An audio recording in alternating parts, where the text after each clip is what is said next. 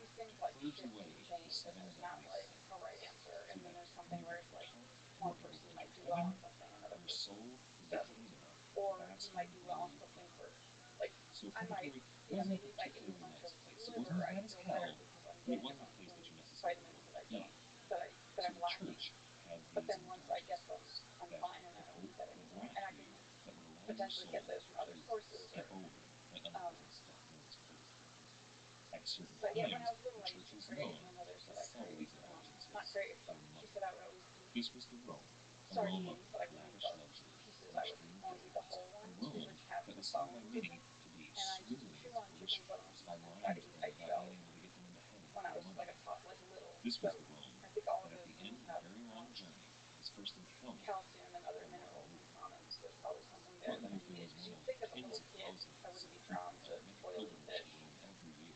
going. And I Yeah, it's interesting because you're saying the explanation for the craving is positive nutrients. Yet when you're imagining the craving, you're not obviously imagining the nutrients. You're imagining the texture, the taste, the feel, a lot of things that we actually experience when we're eating. That's our brain probably tricking us. right, but do you love tomatoes? Well, I think we've determined that love is impossibly defined. Do So you are you extremely fond of? Do you think tomatoes are like one of the most delicious foods? no, no, but maybe But yet you crave them. maybe it's So I can't. generational. It was the big Russian thing that they have some tomatoes, and because it's good with vodka, Right. salty. We were talking about the menu on the early days of the restaurant. Sure. So what was on the menu? What kind of foods were you playing with? Do you remember? Was that one of the challenging things? Was putting together because you're like crafting a new thing in New York where it's extremely Right. competitive. Well, over time it got easier and easier, and then also I had, I wasn't coming up with new dishes. It was the people that worked there. So I feel like if I could take credit for something, it would be recognizing talent and um, and when dishes were developed. This is when I was on my own. So it was opened with Matthew and Jeffrey, and then within a year Matthew was out, and Jeffrey was still involved with like the corporate side of it. But then over time, um, I separated from that infrastructure as well, and then was completely on my own. And part I did that because I was growing one more product on the side, and that was growing and growing and growing, and I knew there was something there, and yet the two businesses were completely intertwined, and so um, potential investors would come at me and they would see this very messy situation where I owned One Lucky Duck and Jeffrey Trotter owned the restaurant, and how do we move forward from there? And then the people would say I should shut down the restaurant and just focus on One Lucky Duck, and I wanted them all to be together under one umbrella and move forward where everybody's incentives were aligned. And What was the magic? Why was it so successful so quickly? I wanted to have jokingly, but not jokingly, sort of say that it was about the love and the food and the space. It was fine, huh? But there was something special. So I always, when people ask me about opening a restaurant, I say I don't want to get back into restaurant business unless it's the same restaurant in the same space, because there was something about that space that felt, um, I guess, felt magical for lack of a better word, and the energy of a lot of the people there, and I think that if people really cared about it, and so for whatever reason, there was an energy about the place Would that you ever do it again? yes, You ever consider in the same reopening? space. But it's something in New York, but you're thinking of okay, It's there. it's there. Let me ask you this question. I've been searching for that myself, like asking myself this question. If I, the last real question, like what's the best meal you've ever eaten in your life? Like if I had to murder you at the end of this, you get one meal where you can travel anywhere in the world. What would you eat? It's one of those questions where I feel like I should have an answer prepared. No, it's too difficult to pick favorites. But if somebody were, forced you to I choose, had a, I was eating something once, and I had the thought that if I was going to die, this was, I would come here and order plate after plate of this and eat this. do you remember what it was? Yes. Some diner in the middle of nowhere. No, it was Pure Food Wine was on Irving Place, and then the kitchen connected to the One Lucky Duck Juice Bar, which had an entrance on 17th Street, so it's kind of like this L shape, and then there's a huge garden in the back. On the corner was Camp Ramona and Bar Ramon, which was Mario Batali and Joe Bastiani were behind that, and it was very focused on meat, but also like organs and strange, unusual. Restaurant. Oh, I love the Brazil juice. Yeah, it was really good. But this was so funny that we surrounded it. But Bar Ramon was this tiny little bar, and I went in there once. This was open late, and I don't know why we ended up going there, but it was right before they moved. And carrying red wine, and they had tomato bread, and it's just like a baguette, although it's a Spanish bread or whatever. It's like a bread like a baguette, like a thin that they toast, and I think they rub it with garlic, and they don't even put tomato slices on it. It's like they rub it, and the tomato juice is all over it. It was just bread and tomato juice with probably some garlic flavor and a little bit of salt, and red wine. And we sat there, ordered a plate, ate it, ordered another one, ate it, ordered another one. I think we had like 6 plates, and I remember sitting there thinking, I could just eat this until my stomach bursts. And so this is like, if somebody was like, "What's the last?" I would just want to sit there and eat plate after plate Do after you think plate. if you went back there and did the same thing, it would be tasting how this is? Was there something magical about that night, about the way that bread was made on that night, the way you felt at that night, the wine, just something? Or do you think, like, what was the power of that restaurant? Was it the food itself, or was it the environment? I'm sure it's both, but like if somebody brought a plate of it here right now, it would be completely delicious. Yeah. But it might not feel as kind of, not that it felt magical, but it was the whole warmth of the experience, and the red wine, and You have so many senses right now, so it's different. I keep forgetting and thinking it's late at night. Yeah, we're surrounded by this whole place is at times feeling like there's no like Well, it's prohibited in the afternoon or evening, except for these bright lights. If they were lower down, if they were like down below, then they're hitting the tops of our eyes. But it's the light coming from above that's destructive at night, because it's hitting the bottom of your eyes. It's like mimicking the sun, which is signaling to your body that it's time to be awake.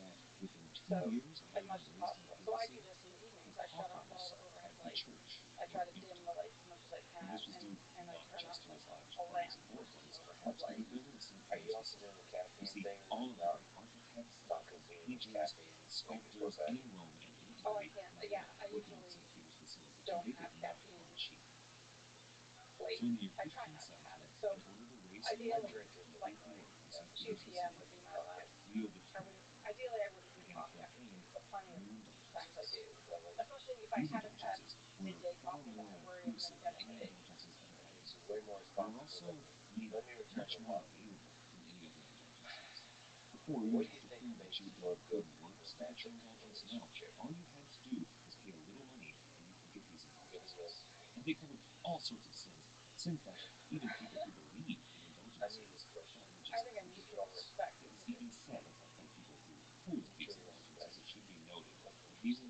Well, and understanding it in a way that you want what's best for the other person, not in a way that you would sacrifice yourself for them necessarily, but in a very healthy way. So I think a healthy relationship is where you want what's best for the other person. So I always find it tragic. Um, like, say you started dating somebody who then would get jealous or upset if you spent time working on something. Okay, but that's like your life. So if you're working on some robotics thing and you're having some breakthrough, and so you just want to spend a lot of time wherever you spend a lot of time doing those things, and then that other person got all bent out of shape and it became like a competition. That to me seems very unhealthy, because if it was like a genuine, healthy love, she would want you to be doing those things. Yeah, that's a good observation, but to me, I think the way to achieve that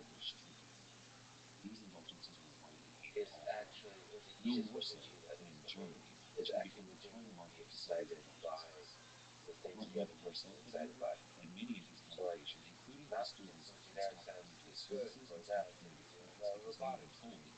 Like, it's more like they become a fan of all the cool things that they're doing in their life. So, like, I definitely have this.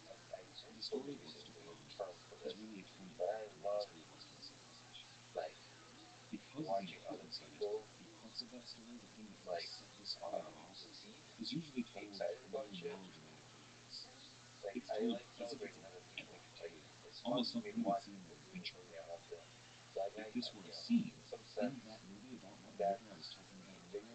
me and exciting to me. So one of the things for me in the relationship is like you get excited by watching the person do the thing they're excited about. It's not like I intellectually know it's good for them to have their own thing and it's like I legit get excited by the whole thing. In other Right, words, because that's what I mean. It's like that person would be excited because you're excited, and but they would. I think the easiest way to achieve that is actually to submit. What am I trying to say? It's like it's not like saying you should be excited. It's like you can't help yourself but be excited. Right. right. But I think that's possible. But it's possible for that to be the case for somebody that like might have an appreciation for what you're doing, but isn't like that's not what that person's going to go spend their time on, Yeah. on doing. Right? So they might, the other person might, be really good at a musical instrument that requires a lot of practice, and you're not looking at that musical instrument, but you appreciate that music and understand that that person is getting something out of it, so you would be excited when they get a chance to practice and whatnot. You know, so that kind of a Well, it's so cool though. well, it might be inherently complicated. I really ask him that stuff. Forget what he says. I've had interesting feelings about Yeah. That's conversation number like 7 actually. well, what was interesting that I found well, listening to the Cincinnati. I think you asked about it, not about personally, but about the work. And so it was like his well energy. He tried to kind of like move things forward, knowing that the heart of God gets there. We talked about like something related to this bunch of tree. Yeah. Right. He's kind of a rocky guy. But whatever you were asking him about like something that he accomplished, and he said yes, but not in his lifetime. But he's going to keep pushing forward anyway. So I felt like that was a really, you know, to put so much of yourself into something just to kind of move the baton forward was demanding. It really struck me as an admirable thing. Where there's no great reward at the end of the day. You're gonna, you're gonna see that invention happen, or you're gonna see Mars colonized, or whatever it is. But you're willing to put in all this work and brain power to kind of push it along. And thinking about the greatest possible impact on the world. Thinking about humanity, all of us are contributing to humanity, and it's good to think of it that way. When you run a restaurant, you make people happy. I don't know. That's part of that. It's good to think like that. And Elon does it definitely. But when I ask him about love, just knowing him personally enough, I'm asking about the personal question about love, but I'm giving him the freedom to escape it until he does. Very generous. Because I don't want to trap him. I understand it's difficult. So he's better to tell me engineering about talking about love. The other thing he's really good at is going for the joke. So for him, uh, you know, for him, love, for all intents and things, especially those kind of cliche sounding things, are the supplements of the easiest way you can talk about it. Same with trauma, like personal trauma. The easiest stuff for him to talk about is nicotine. Just laugh about it. He has a very tough privately or on podcasts to talk about personal, like difficult stuff. And for me, obviously, that's often the most interesting stuff because he's humans like oyster darts, but for him, it's tough. For a lot of people, it's tough, but it's important to look at things personally for privacy of your own mind. And I think, bringing it back to the relationship thing of wanting to, like, understand and accept those things about somebody else. I mean, so cliche to say that you can't change anybody's, um, and you don't want to also like try to change yourself for somebody, but you too get to figure things out and be willing to make adjustments and navigate for the sake of something that's working. And sometimes that comes from understanding something might require a lot of effort. And Yeah. like in any business, somebody's kind of very different from you. Yeah. And being fragile yourself and being your flaws and seeing more about theirs and getting to see the beauty in that. Because that's tough.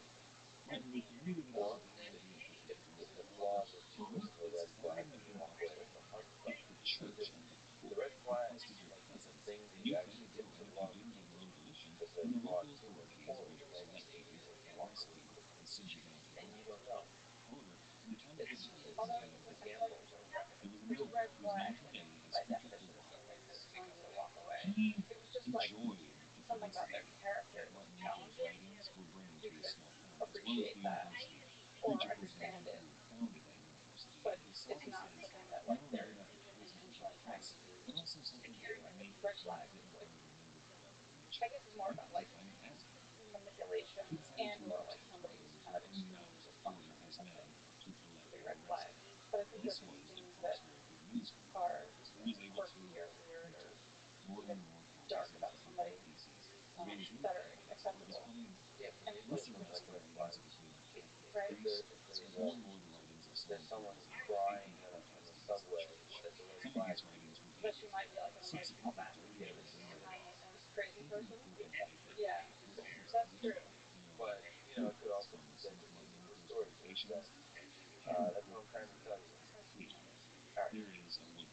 What advice would you give to young folks today that want to launch a restaurant in New York City and then message somebody on Twitter?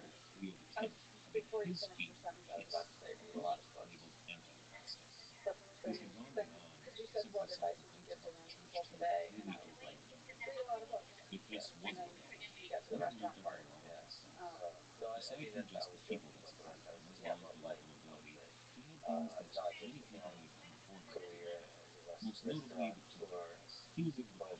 but just in life how to be successful, how to live a life that you're fulfilling, how to live a life that you're proud of.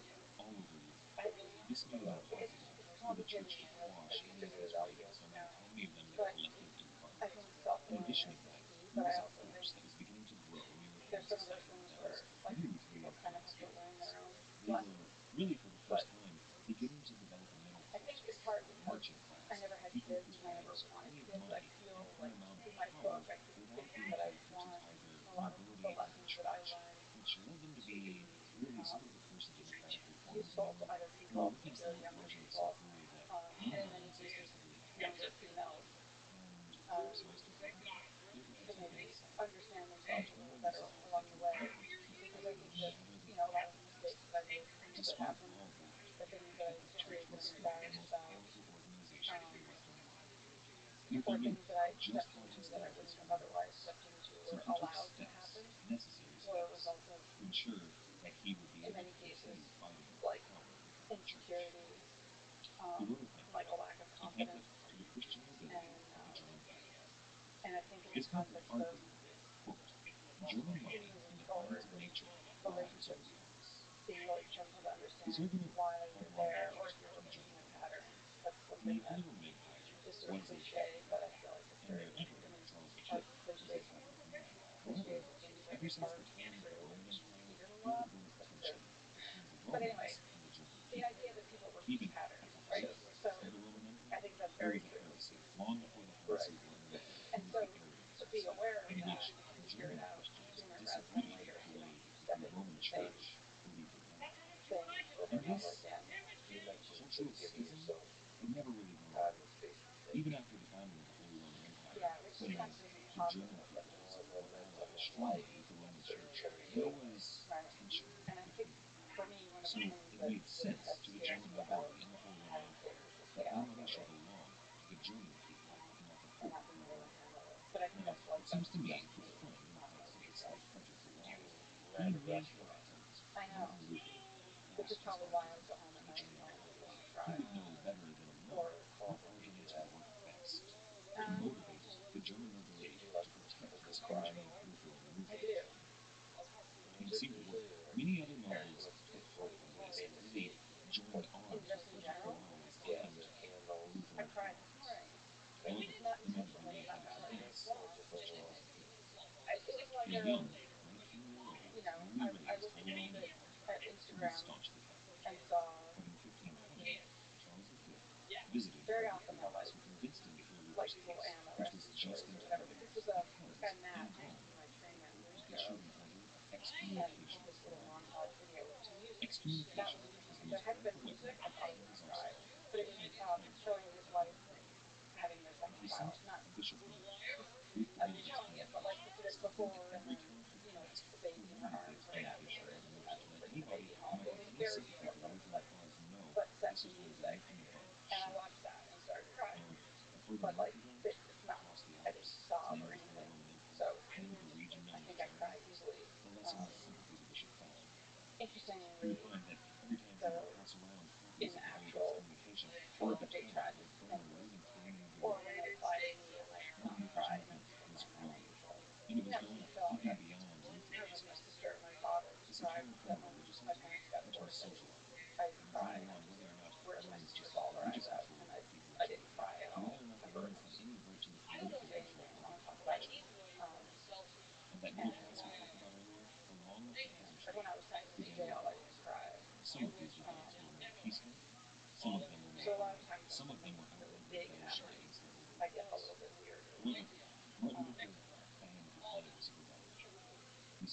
but I very often People like speak really all quickly, so you kind of cry it out later, slowly, right, maybe years later. maybe years later. Yeah, maybe that's what I'm really crying about when I cried. The video. I don't know, but I'm glad for it because I feel like it always feels like home. Well, let me ask this because it's interesting what you would say. Do you have regrets about living your life? I do have regrets, but if there's one day you could live again, what each day would you choose? Like relive any different chapter. Well, like one obvious thing could be the day that I let Anthony straight through the door. If I hadn't said, if at any time early on I hadn't said, help him out, that my life would be wildly different. It's hard to, So that's the biggest mistake of your life, you would say, letting Anthony do your I life. think, yes, I think most would argue that's the biggest mistake. But then at the same time, you never know. Like when I was in a sort of a dark relationship that then led to the restaurant I might have as one of my best brands. So I felt like that darkness.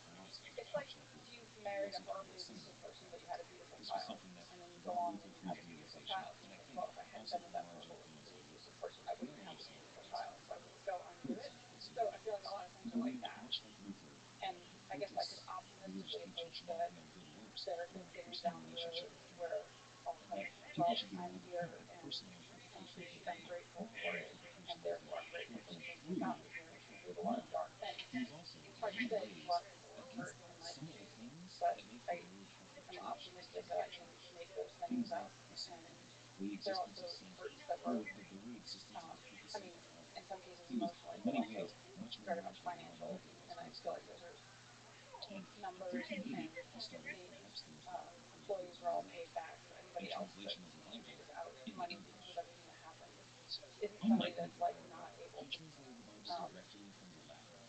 know, feed themselves. Everybody, most of the people have plenty of money, and it's like not a big deal. But I still want to repay all of it. And it's numbers. It's not.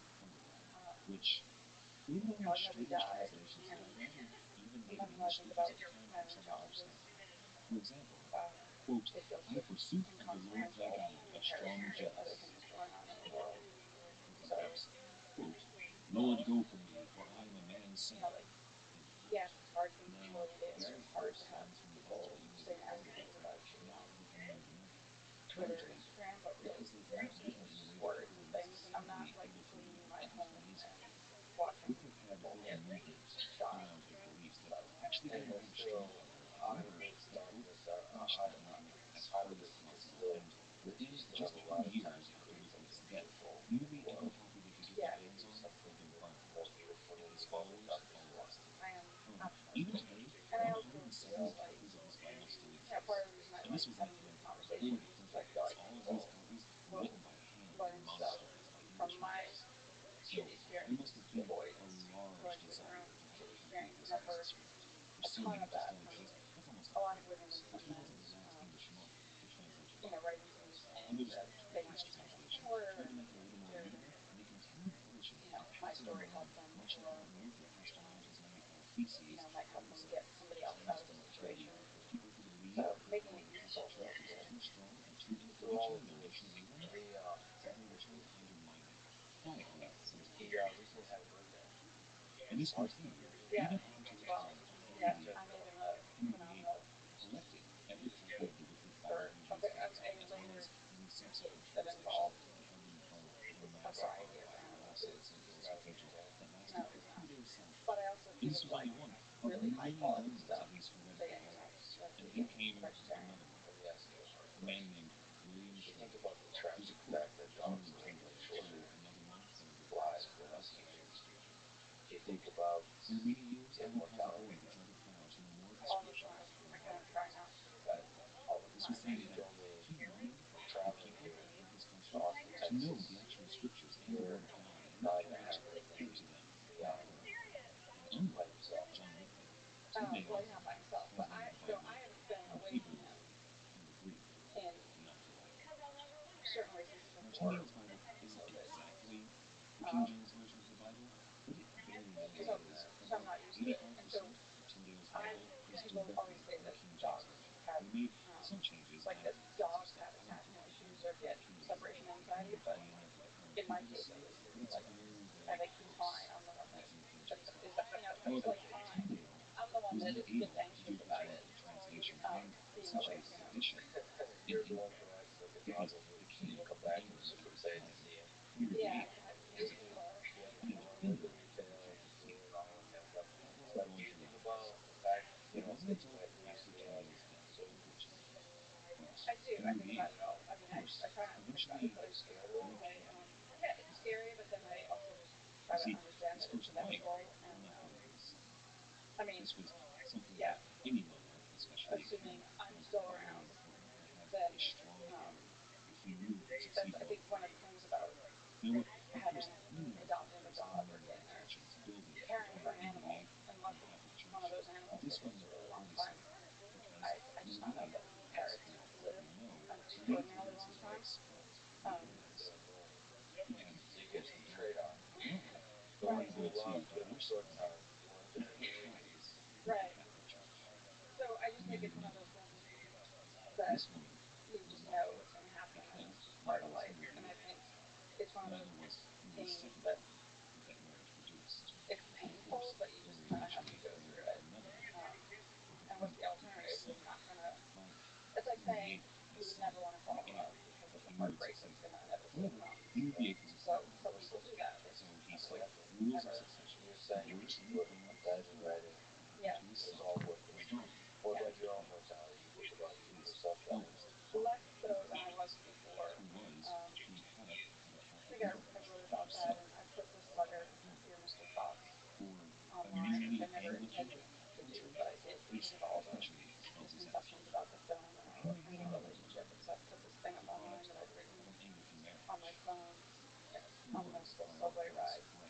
And at the end of it, I talk about, especially then when just the height of everything was gone, and what do I have to live for? I sort of noticed and wrote about how differently I felt about things. Whereas I used to be afraid. I used to have like a healthy fear of being pushed in front of a train because that happens, in New York or anywhere. Or I had a healthy fear of like I don't know walking down a dark street at night. But I noticed that at the time I didn't really have those fears because I was like, man, what do I believe? Like, who cares? I don't have anything anymore. What do I believe? That'll do it for this but week, something everybody. about Thank you those for listening. I feelings really hope you enjoyed this episode. lingered And where I hope I I'm got less offended afraid of anybody's it, religious sensibilities by talking or about what is more just still for a lot of less people afraid of very it, but controversial hoping it's and not in like sort emotional of a topics. gruesome way. It was my I mean, intent that, some people are really even though I afraid of discuss a lot flying, of and I feel negative like, things, to well, try and be as statistically, it's balanced extremely as safe. possible. And if it's going to So happen, it's going to hopefully happen. you'll tune in There's next nothing week. you can do. Our theme music this week was, Like, as always, the really ultra nothing you high can and do unless fantastic you want to, Colin like, Creedy. If you've been enjoying the podcast be so with that far, I guy really in think you a might enjoy wounded this. the Why other not day go on and over help and him check move it out? over. You can get that from Like, but I mean, like, it's more RabbiRothschild like, so it's like, if you're going to die, you're going to After die. a little bit, why not Crying go out, on over to really knows that culthistorypodcast.com, leave a comment I there. would probably And then you can go on prefer to over to have Twitter, an follow awareness Keep Up that, Flagcast, or on Facebook. you know, it's like, Every bit of rather it. I have would really somebody, appreciate that. Thank you so much if for you're going to get listening. shot, you'd rather have somebody shoot you in the back of the head and you didn't see it coming and just boom, lights out, versus somebody holding a gun to your head and you're going to feel all this fear after, like, you know, all of that. Which ultimately, you know, animal suffering in a way that some people would argue that because of the conditions and fear that's like in their body when they're killed. Yeah, I totally get that.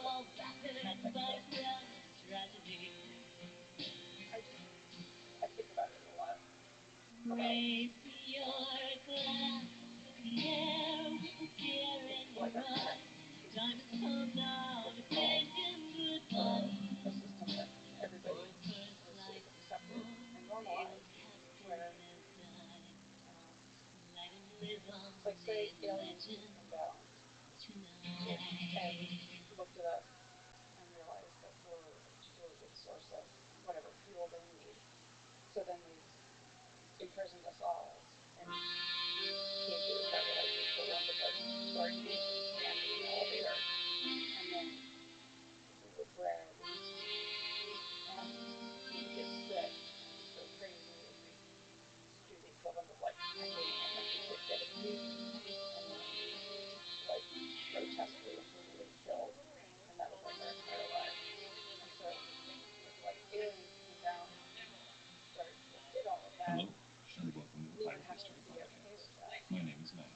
Thank you for Which is listening. something that my For the next few weeks, we're going to be said to covering me after events that watching a movie occur called Our during Dated one Threat many particular years time ago. in England.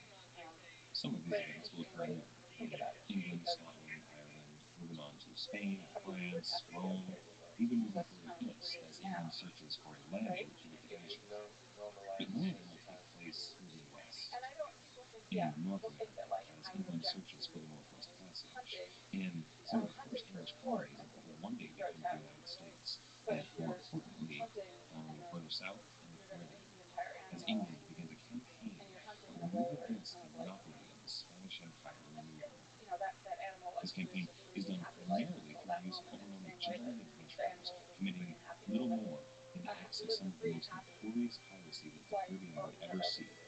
but And these lives events a would free eventually life take us until all the way around the the globe lion in came search of Spanish down.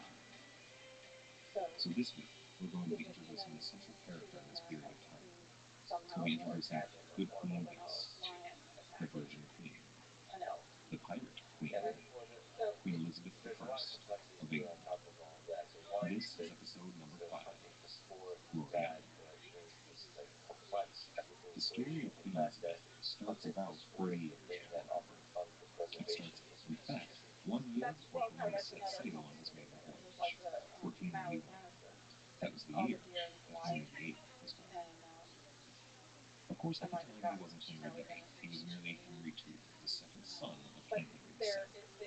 His older brother, Arthur, those deer was the heir apparent. Now, Arthur is a way was of trained as a preserving. knight and a soldier Yeah, and so a maybe noble things in are competition. complicated, but that's why I All of don't the things, bother in with short, that you needed to know to be somebody king. While shooting out his younger a brother random Henry elk was sent and off with his eating it. sisters Like my, to live with their mother, who was you know, like Henry's a first elk queen. jerky or things This like is that. important That's one because of those Henry was situations born where near the end of I what's would known as the Wars of the Roses, morally have a a period problem of with it. time in And for England me, it's when also, there were two I'm not causes vied for those people control that of think the English throne. like you or even me. Henry's father It's more was like a member I of don't one want of those to add houses, what was stress known on that as list, the and I wouldn't want Lancasters. However, to like his back mother farm was actually a member of the opposing house, known as the House necessarily, of York. unless I'm in prison. So while he Otherwise, I was find a way. Nominally a Tudor, a member of the Lancaster side, he was trained by and reportedly looked a lot like his Yorkish mother. Now, this shouldn't have been a concern because his older brother Arthur, who was not trained like his Yorkish mother and looked very little like her, was going to be king. However, Arthur died before his ascension to the throne. Of course, there was the beginnings of the Yorkish Rebellion, another civil war, another war of the Roses. However, both sides were appeased because a Lancaster would be on the throne, but he was so much of a 2.12, the Yorkish side, and he looked so much like them, that both sides would accept Henry as king. On the day of his coronation, it could be argued that Henry ended the Wars of the Roses by becoming Henry VIII, King of England. Not too bad if you're first day of office. Henry's older brother, Arthur, had been promised to and eventually married the Spanish noblewoman, a woman named Catherine of Aragon. She was actually the daughter of Ferdinand and Isabella, the Catholic monarchs who we've talked about a fair amount before now. However, she was widowed upon the death of Arthur. Now, her work as a diplomatic marriage had been so good that diplomatic tie between Spain and England was already pretty strong, but for a long time, Henry had loved his brother's wife from afar, so he insisted that it was his father's dying wish that he marry his brother's widow, and he did so. Now, it's argued that perhaps that wasn't the case. There were better diplomatic alliances that could have been made, but at the time, it was a pretty important alliance because England and Spain were allied against a common enemy of France, which both countries had been fighting for a long, long time. Henry was on top of the world. He was a young, handsome, charismatic, powerful monarch with the girl of his dreams, who was heavy with child while he was off on a continent fighting wars that were gaining him huge amounts of respect and recognition. His wife gave him a child, a beautiful daughter, whom he named Mary. He named her Mary largely because Henry was a very proud Catholic. He even wrote a book. He was the first English monarch to write a book since Alfred the Great centuries before. Henry's book was entitled A Sophia Septem Sacramentorum, or in English, Defense of the Seven Sacraments, which earned him the title Defender of the Faith from Pope Leo X. Now, this was, of course, in response to the Lutheran heresy, which was gaining traction on the continent at an astonishing speed. Henry felt, and it's a fair bet that his wife, the daughter of the Catholic monarchs, felt, that it was a responsibility of any good Catholic monarch to write such a work. They were both very proud Catholics. However, Henry's faith and pride in the Catholic Church wasn't going to last. Henry's star began to fade. While once he had been a European superstar, handsome, young, adventurous in his wars on the continent, those wars left the realm in dire need of money. So he retired back to England to while away the time, hunting boar, passing his days. And his wife, well, she had still only borne him one child, a girl, unfit to be his heir. As the years passed, Henry spent more and more of his time with mistresses, which wasn't unheard of at the time. A marriage between two monarchs was a diplomatic alliance meant to create children that would carry on their lineage. It had very little to do with love or even sex, which they managed to find with many of their partners. Catherine herself had lovers outside of Henry, and that was perfectly acceptable. However, Henry had a mistress, Mary Boleyn, who was one of Catherine's ladies-in-waiting. This was pretty typical at the time. What was atypical was that Henry began to develop feelings for Mary's younger sister, Anne Boleyn. Anne was something of a mystery to him.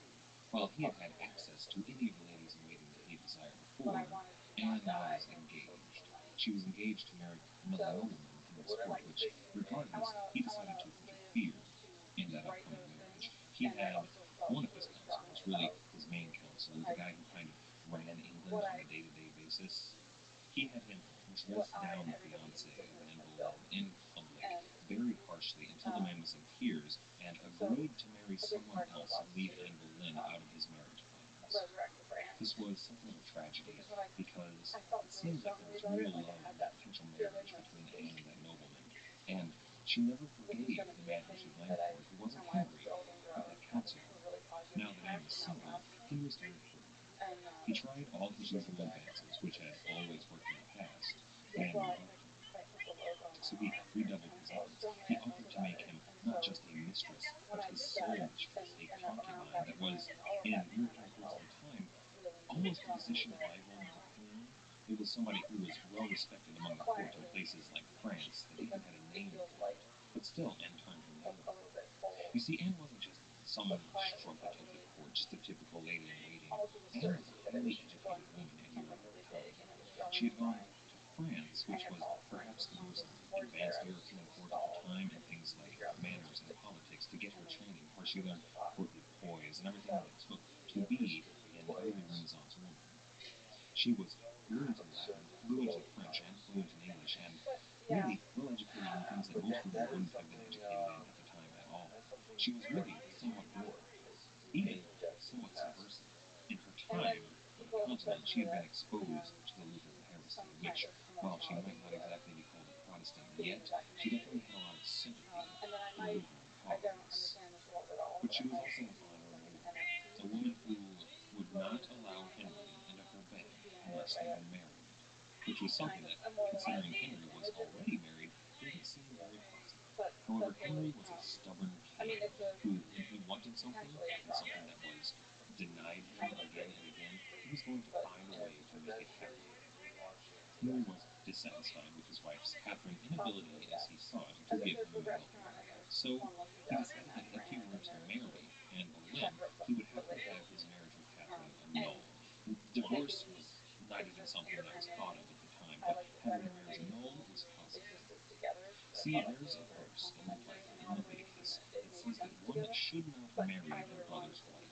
However, Henry had gotten a special dispensation from the Pope, allowing him to do this. He pleaded with the Pope to annul the marriage, saying that it was a mistake to have allowed this marriage in the first place.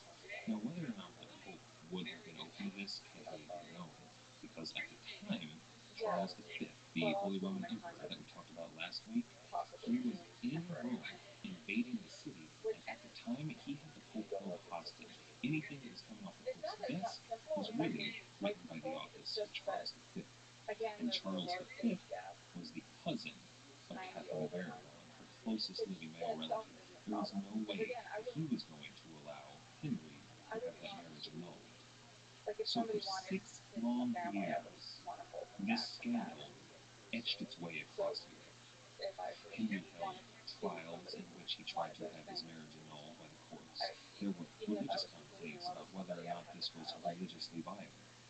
But no matter what he did, Henry could not get his way, which was something that was alien to him. So he decided to really take it a step beyond, to just cut ties with Rome entirely. This may have been on the advice of the woman whom he loved and desired beyond all else, Anne Boleyn, who, sympathetic to the Lutheran cause, may have suggested that he cut ties with Rome. If he were to do that, then he would be able to marry her, which is exactly what happened. There were, of course, other systemic problems that England was having with Rome at the time. The Lutheran heresy was growing all throughout Europe, and a lot of English people were sympathetic to it. However, it really hadn't taken hold on the island yet. But once Henry decided that Rome was no longer the spiritual power in England, he made himself the head of the English church, essentially being a rival pope for his nation of England. Now that the Pope held no sway in England, he was allowed to annul his marriage with Catherine and marry Anne Boleyn, which he did, in secret at first, but within only a few weeks she was pregnant, and so Henry was able to marry her much more publicly and announce to all the nations of Europe that the Pope no longer held sway in the nation of England, and now what would be known as the Anglican Church was the Protestant religion of England. Unfortunately, that first pregnancy ended in a miscarriage. However, this was not tremendously uncommon at the time. She was pregnant again shortly thereafter. All of Henry's advisors and astronomers and doctors told him this child was certain to be a male heir. So Henry prepared extensively to have this child baptized. He had seen everything taken care of, every minute detail. This was going to be the first Protestant heir born in any European country, and he meant to see it done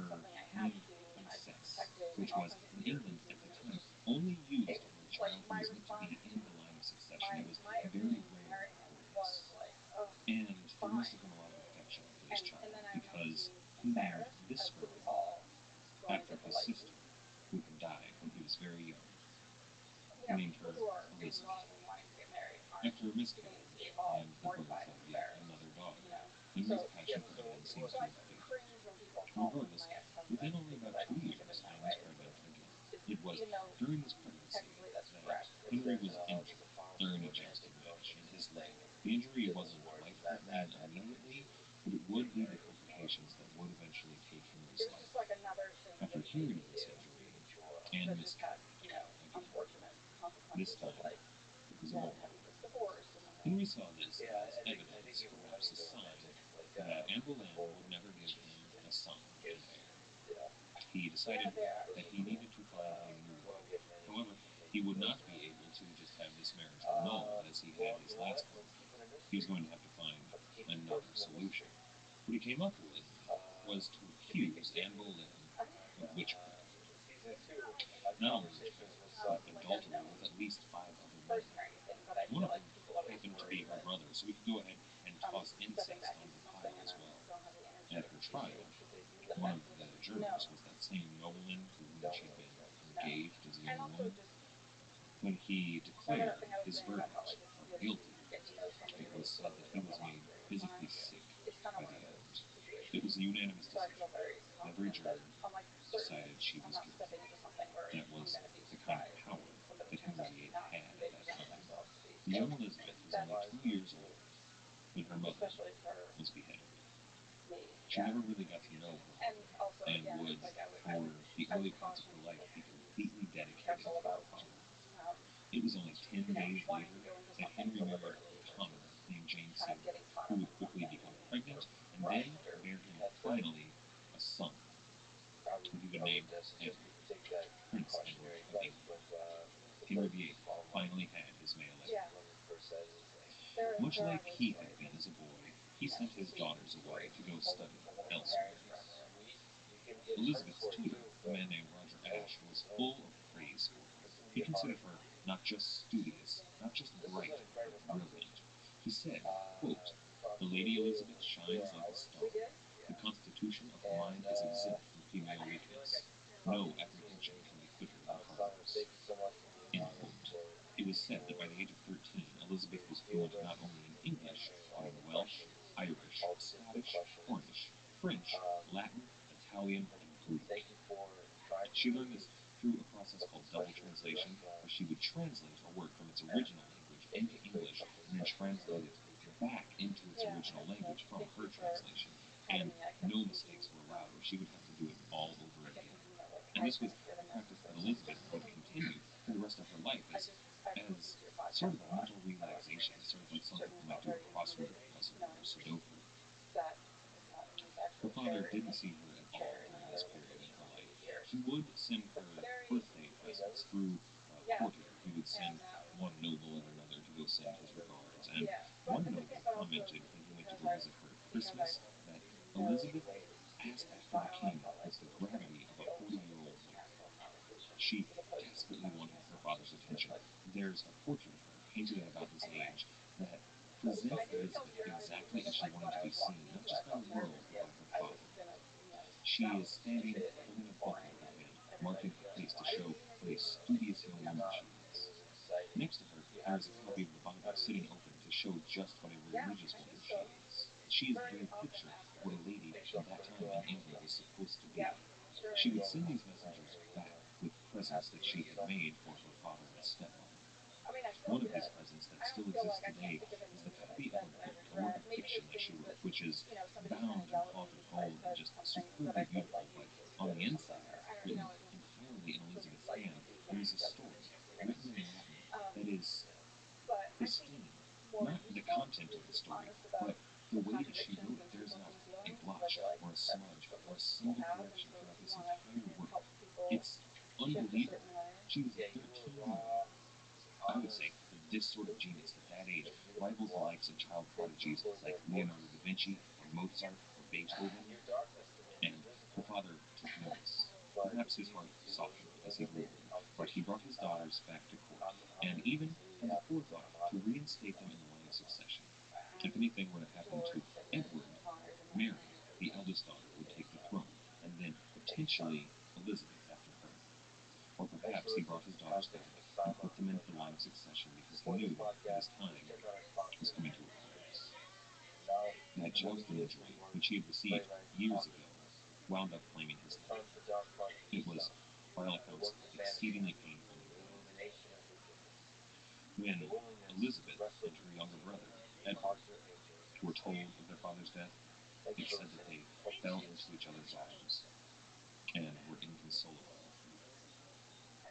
Their older sister, Mary, however, was old enough when she saw the injustice done to her mother to remember it vividly, and it was said that she was much less sympathetic to her father's death. So there was Elizabeth, 14 years old. Her brother became available. Her father passed away, having left her a small inheritance in third in line succession. This made her a well-fitting candidate for marriage. There were two brothers at the time, the brothers Seymour, who were potentially the most powerful men in the kingdom. They were uncles to the young King Edward, and the younger brother, Thomas Seymour, had his eye on Elizabeth. Not just Elizabeth, he also proposed to her sister Mary. You see, it was power that he was after. But of course, don't picture him on one knee on a moonlit night, handing a ring to either sister. No, when you're asking for the hand of the king's sisters, you ask the king. And when the king is 11 years old, you're not really asking the king, you're asking the Privy Council, the small group of men that under Henry helped to rule the nation, and now, effectively, with Prince Edward not having reached his majority, ruling the nation in his stead. The Privy Council put the nix on this. Thomas Seymour was not to marry either Mary or Elizabeth, so he took the next best thing. He married Catherine Parr, the widow that Henry had left when he passed away. That was, if we're counting, and we are, his sixth wife. Catherine Parr had been deeply in love with Thomas Seymour for many years, reportedly, so she accepted mightily. However, she was also the legal guardian of the young Elizabeth, so when she married Thomas Seymour, he became not only her stepfather, but her legal guardian. Most of what we know about the following summer comes from a testimony from Elizabeth's governess, Cat Ashley. Cat Ashley would, sometime after the events of that summer, find herself in the Tower of London, and her testimony taken by men who would use it against Elizabeth. Almost immediately after marrying Catherine Parr, Thomas Seymour began acting inappropriately towards Elizabeth. At first, it could be called innocent. Cat Ashley said that they would be found romping through the gardens. They would play hide and seek, or he would chase her through the gardens, and whenever he managed to catch her, he would pick her up in his arms. There was one occasion that Cat Ashley reported in which her stepmother, Catherine Parr, told Elizabeth, while Thomas Seymour pulled his sword and, quote, cut her dress into pieces. It wasn't long before Seymour gained possession of the key to Elizabeth's bedchamber. He reportedly would come into Elizabeth's room very early in the morning, only partly dressed, and crawl into bed with her, and tease her in a way that I don't think anybody would find appropriate for his stepfather in his stepdaughter's bed.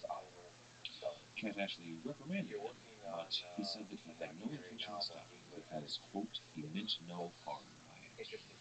Thomas Seymour was 40 years old. By all accounts, he was handsome, charming, and powerful. Elizabeth was only 14. From the account of Cat Ashley, Elizabeth seems to have been conflicted by the actions of her stepfather. There were times early in the morning where she would play hide and seek behind the curtains of her bedroom with him, giggling and laughing. It must have been, after all, somewhat flattering. However, other times she would rise very early, and he would find her when he came to her bedchamber, fully dressed, and there to reprimand him for his inappropriate behavior and offending her maiden honor. But then Catherine Parr became pregnant with his child, and it appears that their relationship evolved into something somewhat more serious. Catherine Parr found out about this, and as soon as she did, she sent Elizabeth away. However, Catherine Parr died shortly after giving birth to this child, and their relationship apparently started up again, in earnest. This time, Elizabeth's government seems to have supported marriage between Thomas and Elizabeth, and Elizabeth herself seems to have been somewhat enthusiastic about the match. However, permission still had to be given by the king and the Privy Council, and they seem to be dragging their feet. What happens next isn't exactly clear. We don't have an exact account of it. But what we do know is that Thomas Seymour was found one day in the bedchamber of King Edward. He was found because King Edward kept many dogs, and they had begun barking. And when the king's guards burst into the room, they found that Thomas Seymour had drawn his sword and run one of King Edward's dogs through. Being in the presence of the king with your sword drawn and obviously bloody, that was treason. It's possible that he found out that the king was not going to allow him to marry his sister Elizabeth. It's also possible that he believed that were he to kill the king, a newly proclamation would not allow the king's oldest sister, Mary, a Catholic, to be queen, so that he could marry newly raised Queen Elizabeth. However, being arrested for treason put a little bit of a crimp in his plans. Cat Ashley, the governess of Elizabeth, was also arrested. This is when we get that account from her interrogators that they used against Elizabeth. Now, Elizabeth wasn't arrested, but she was interrogated harshly. It was believed that she had taken part and helped plan this attempt on the king's life, which would have, of course, made her treasonous as well. There were rumors at the time that Elizabeth was in fact pregnant with Thomas Seymour's child, and that only added fuel to the fire of the rumor mill around the young Princess Elizabeth. However, there was no strong evidence to support her belief, and when that pregnancy never materialized, she was able to claim that she was still a virgin, she was still chaste, and still completely innocent of any treason against King Edward. Thomas Seymour would, in short order, be beheaded on Tower Hill. Elizabeth had been pushed forcefully into the world of adult politics and adult sexuality. It had begun with her being abused and almost certainly traumatized, and ended with her nearly losing her head for treason. She had also learned an important lesson. She had learned that any man who showed interest in her had eyes not only for her, but for the throne. It was shortly after this that it would begin to appear in Elizabeth's journal writings and correspondences that she wished to remain unmarried forever, that she found solace in the state of spinsterhood. She was only 15, and it seems that the events of the previous year had led her to wish never to marry. Despite surviving the attack on his life, King Edward died shortly thereafter of tuberculosis. During his short reign, he had continued the policies of his father, Henry VIII, in persecuting Catholics across his realm and enforcing the English Church upon them. He was staunchly against the Catholics. He had decided, knowing that he was going to die, that he couldn't allow his oldest sister Mary to become queen. So he had her removed from the line of succession on the grounds that she was a bastard from an illegitimate marriage. His logic in removing his eldest sister also removed his middle sister, Elizabeth, from the line of succession. He chose a Protestant cousin, Lady Jane Grey, to be his successor, and after his death, she took the throne. But then, an army of loyal royalists, as well as a number of Catholics who desperately wanted an end to seeing Protestants on the throne, arose to support the queenship of Mary. It seems that there was very little support for Lady Jane Grey because this army marched through the countryside and into London, meeting very little resistance essentially, and immediately deposed Lady Jane Grey, and very quickly Queen Mary ascended to the throne. It's a strange twist of fate that this army, comprised largely of Catholics who wanted an end to Protestant rule in England, put Mary on the throne, but that also put Elizabeth, a Protestant, back in the line of succession. But that was still some time off. While Mary may not have had much love for her father, she had certainly learned a lot from him. Henry's reign had been terrible for any Catholics serving in England that dared to oppose his change to a Protestant church. However, Mary immediately decided to try and undo all of those changes, and she did so with unprecedented cruelty. Her persecution of the Protestants was every bit as terrible as her father's of Catholics had been.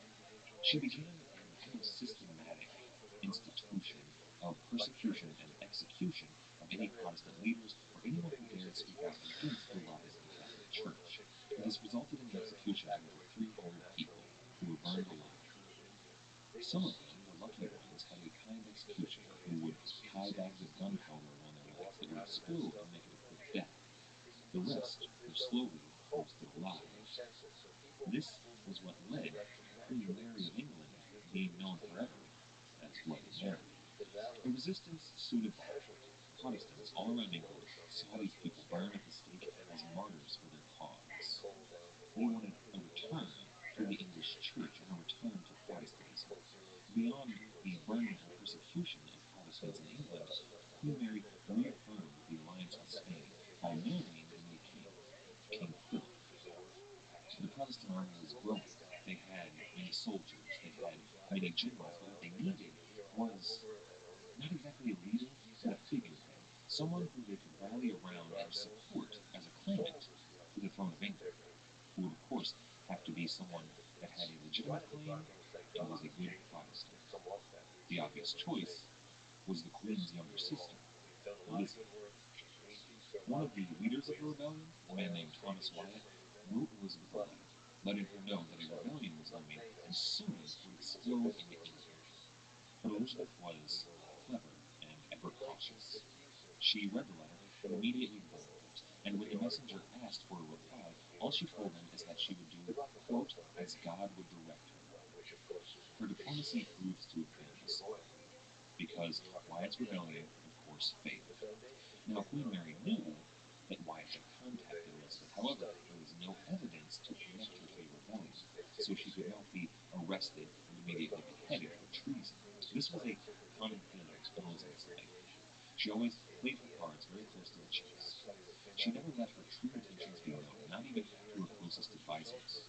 This would prove very important to our story because later, fighting de facto wars against the Spanish, she would use tactics that could not be traced back to her exactly, while they still put a heavy clink in Spain's financial prospects and allowed that money to flow directly into England's coffers.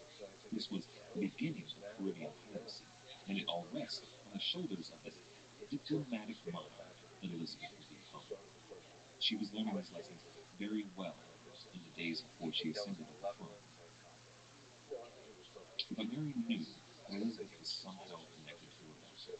While there wasn't enough evidence to behead her, she had her arrested and locked in the Tower of London and then removed from the line of succession. Elizabeth had made some important contacts and friends while locked in the tower, but after some time, Mary had her released, largely because she believed she was pregnant with an heir that would legitimize her reign and keep Elizabeth from ever really being pregnant. This pregnancy was, however, not a pregnancy. It was a tumor that would wind up taking her life. It became clear to everybody in the court and in the nation, and especially her Catholic husband, King Philip of Spain, that Mary wasn't born for this world. However, much like the Catholic army that helped put Elizabeth back in the line of succession, it was that Catholic monarch who helped Elizabeth gain the throne. Elizabeth had been removed from the line of succession and continued to be so even after she was released from the Tower of London. However, if she were not put back into the line of succession, the person who would have succeeded her on the throne would have been another woman named Mary. That would be Mary Stuart, Queen of Scots. You see, she had grown up in France and married the young French king, which would have made her the queen of not only France and subsequently Scotland, which she had a right to, but had she taken the English throne, that would have also made her Queen of England, Queen of Ireland, and Queen of Wales. This was unacceptable to King Philip, to see his old enemy, the French king, have that much influence to his north. He would have been essentially alone in Europe in his alliance against the French, so he could not allow this woman, Mary Queen of Scots, to take the throne. So he convinced his wife, Bloody Mary, allow Elizabeth back into the line of succession, which just a few days before her death, she did. It's reported that upon learning of the death of her sister, Elizabeth said, "This is the Lord's doing, and it is marvelous in our eyes." Now that may be true, or that may be a little bit of propaganda, but considering who Elizabeth has come through to get to the position she is in, I think we can allow her a little bit of propaganda. One of the key figures that we'll be talking about next week is a man that Elizabeth is going to have many clashes with. And that will be the Spanish ambassador in England, which he had very recently had a place at court that was esteemed. King Philip of Spain was, after all, also King of England through his marriage with Mary, and now he was going to clash repeatedly with the new queen, Elizabeth. He was reported saying in a letter to the Spanish king about Elizabeth, quote, "She is a very vain and clever woman. She puts great store by all the people who put her in her present position, and she will not acknowledge that your majesty or the nobility of the realm had any part in it. She is determined to be governed by no one." And Elizabeth would not be. For the entirety of her life, Elizabeth would be an independent monarch that fought not only to keep her position and her place, but to improve England's position in Europe and in the world. Another character who we're going to be talking about at some length next week is a man named John Dee. He was a scientist, an astronomer, but also something of an occultist at a time when it was seen as a relevant science. He advised her that the best date to hold her coronation would be Sunday, the 15th of January, 1559. And on that day, Princess Elizabeth became Queen Elizabeth I of England. Next week, we're going to talk about the nation that Elizabeth reigned over. The state that England is in is somewhat dark. We'll talk about the many people that helped Elizabeth secure her position throughout England and throughout Europe. These will be men like John Dee, her astronomer, her Privy Council, many of whom are hugely important figures in the history of England. And we'll be talking about her gentlemen adventurers. And we'll introduce the primary character in the next few weeks of this podcast, Sir Francis Drake. But that will do it for this week. I hope that this gave a good picture of the woman who was ruling England and who would be a central player in everything that's going to happen over the next few decades and the next couple of centuries. This would change the face of the world forever, and a large part of that drama will involve the gold and silver in the Caribbean, on the Spanish Main, and encompassing the world. I'd like to thank everybody that's been listening to the show. I've been getting a lot of positive feedback, and I really appreciate that. If there are any people out there that are truly enjoying the show, I urge you to leave a review, either at iTunes or Stitcher or TuneIn, all of which we are on. After you're done with that, why not go check out the musicians who did the theme music for our show? That would be, as always, Brilliant, and the song is The Old Captain, who is absolutely spectacular. If you enjoy it, why not go check them out at brillig.com.au. That's BRILLIG.com.au. Then you can go on over to our website at piratehistorypodcast.com. Over there you can listen to episodes, see some supplemental materials, and leave a comment if you'd like. We also are accepting donations through the website, which really helps keep the podcast afloat. It helps us cover the cost of research materials as well as offset a little bit of the cost of hosting. Then you can go on over to our Facebook page, the Pirate History Podcast on Facebook, and why not give us a like over there, or go on over to Twitter and follow us for Short Flag. Every little bit really helps keep the podcast on.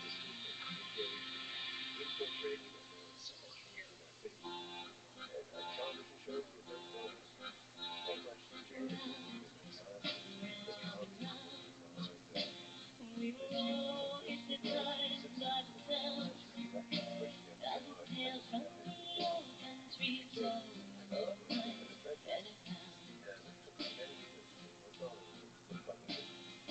stories inside the sea, from a voice like a shake down the tree, and the face of an angel all battered by crash tragedy. Raise your glass, the air will clear in your eyes. Time has come now to bid him goodbye. For just like his mom, your captain has died. Let him live on in legend tonight.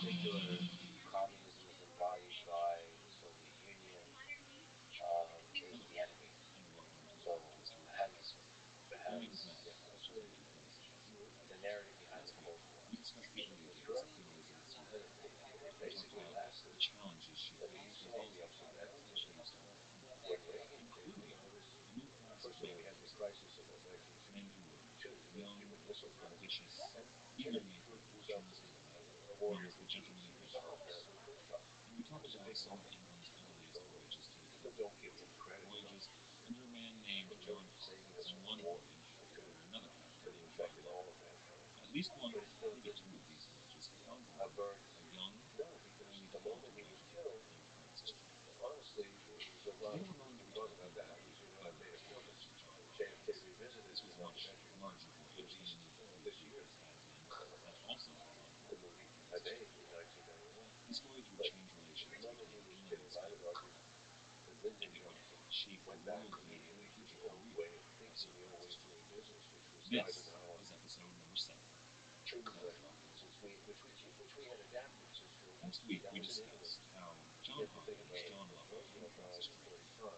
Roosevelt has an interim of 15 years where he has no other Democratic lead. He recognizes the Soviet Union for the first time since the revolution, and he actually has a relationship with them. He sends ambassadors who are friendly, and he has a relationship with Stalin, etc. And at Yalta, and sort of like Tehran, obviously, where he had the Nike. You think of JFK and Lynn not having much in common? Absolutely not. We break down on that. So those are all the issues around the world. Kennedy was being very anti-imperialist at the same time, and many people don't understand that. But you have to look at all the policies of the Middle East with Nasser, with had a relationship with Sukarno in Indonesia, with Latin America. He made a big effort for the Alliance for Progress, and but Africa above all with Lumumba. He was very prompt to defend, and he tried to defend the people that he effectively conquered. That was in Congo with that counter-terrorism. Unfortunately, his account listed as Diamond was killed in 1956, and Congo defended him in the chaos of Congo's dictatorship. But finally, I was a pirate in Congo. So and I say that because I want to come back to that just to show Biden that Irish was a different kind of Irish. It was all Catholic Irish, but Kennedy really changed the imperialist mindset. He's still strong in America and again.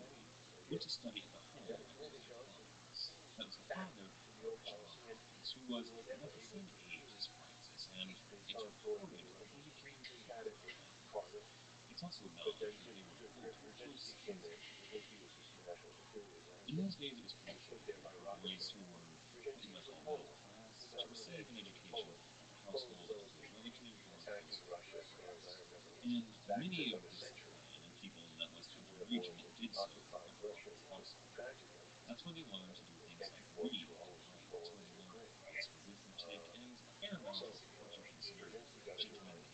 Carter ended up being the enemy of the Soviet Union and created the atmosphere as Brzezinski took pride in it. He created the atmosphere to trap the Soviets to go into Afghanistan or Central America. That trap was set, he said, create. So it was never except for brief moments of détente with the Soviet Union. And I grew up under that. You didn't know that what was going on because I was one of the few making movies that tried to get Jonathan to listen up. I wasn't thinking about this. Then when Reagan took over for a year, we did it as a relief. The old deep state was there, the Ottoman Empire. friends to Spain from both countries, and even occasionally the Mediterranean. They watched and learned as their elders bartered slave deals or begged to negotiate better terms, and sometimes, when the ship would come upon a small, unsuspecting ship, they would watch as their elders approached that ship and would negotiate a transfer of goods that could come to safety. Now, we don't have any proof that Francis Drake was on board any of these trading voyages, but he's probably not. We do know that John Hawkins was on board many of these trading voyages, and so it can be assumed that Francis was a good sailor. Our first records of Francis Drake on board a ship don't appear to have been from Scandinavian waters, but then we do know that he was sailing on ships owned by the Hawkins family. Now, these voyages were voyages that went primarily into French waters, had a single goal: the zapping of plunder, and sometimes outright theft of these French ships. Now, this wasn't exactly a respectable vocation at the time, even in that West Country area, but it was known in a positive light, and something that the government, all the way from military officials all the way through to the Queen of internal propaganda, Francis did pretty well because of it. In fact, we know that by the age of probably 20, maybe 21, he was actively invested in other more legitimate voyages of the Hawkins family. I'd like to take a step back and for a minute take a look at the process of investing in non-voyages. I've made mention of it, but I don't believe I thoroughly mentioned it yet. Any voyage at sea is, of course, going to be something relatively expensive. You need, of course, a seaworthy ship. You needed a captain and other officers. You needed a crew, as well as provisions to keep the crew alive. You would need to take care of the maintenance of the ship while it was in port. You would need things like rope, tar, lumber, and other things that would actually keep the ship going together. Sails.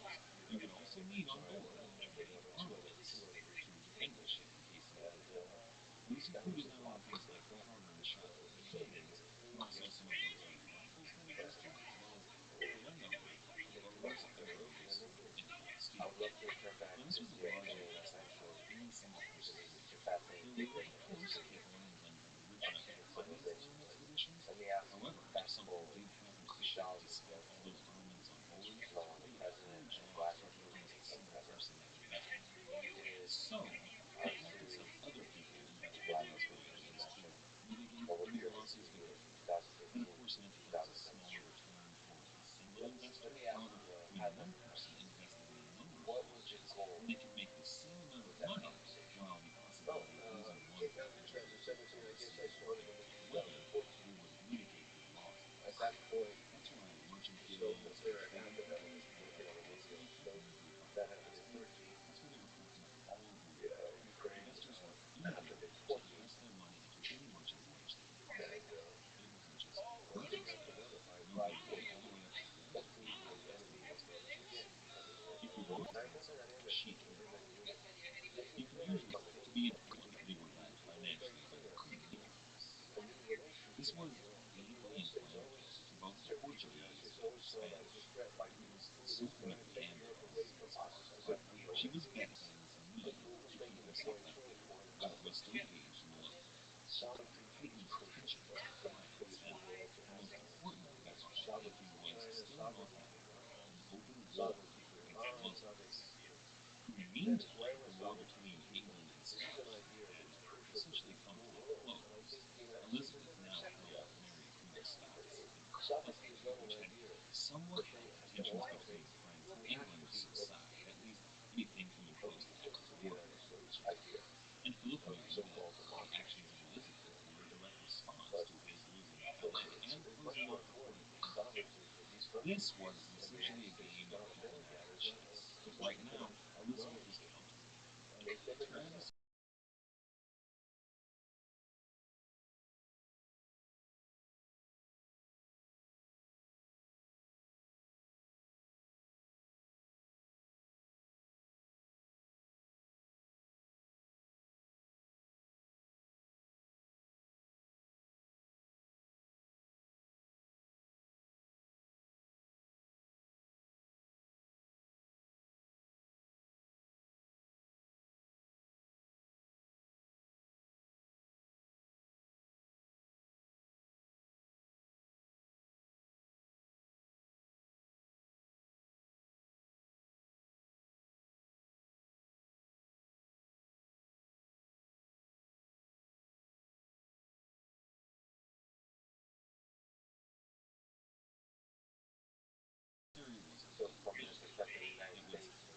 power centers arise in the world, He was the women man that start really to protected oppose those, every move of Queen. because not because of He the confronted ideas, but her because they openly on the second immune voyage of to John their power. Hawkins and her romance.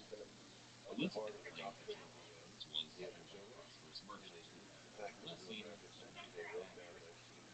However, all that Silver really had to do was listen to his next voyage to know that she wasn't exactly where the truth was with him. And that's exactly what alerted her. She wanted Isolde, as well as Camilla, to know that this was a direct challenge to Philip's music and power. She would tell Isolde that the seas were hungry, and that by their trade Caribbean could help the Spanish seas. Cruising the Silver wrote again and again to King Philip, and King Philip was obviously outraged, but he didn't really give Isolde any ammunition that he could use to stop Elizabeth. The Portuguese ambassador was given an even more extensive briefing. When he came to protest the actions of John Hawkins' first voyage, the Queen told him that his protests were essentially pointless because he had already sailed for the sea. Some of John Hawkins' very first stops were reprisals against the Portuguese, where he attacked fishing villages, trading outposts, and made a small fortune in gold, wax, ivory, and pearls. These attacks in his second voyage against the Portuguese and the Spanish were a large part of the reason that John Lovell's voyage was completed. However, when John Hawkins began to prepare a couple of years later for his third voyage, hopes were high. He was seen as a much better captain, commander, and trader than John Lovell.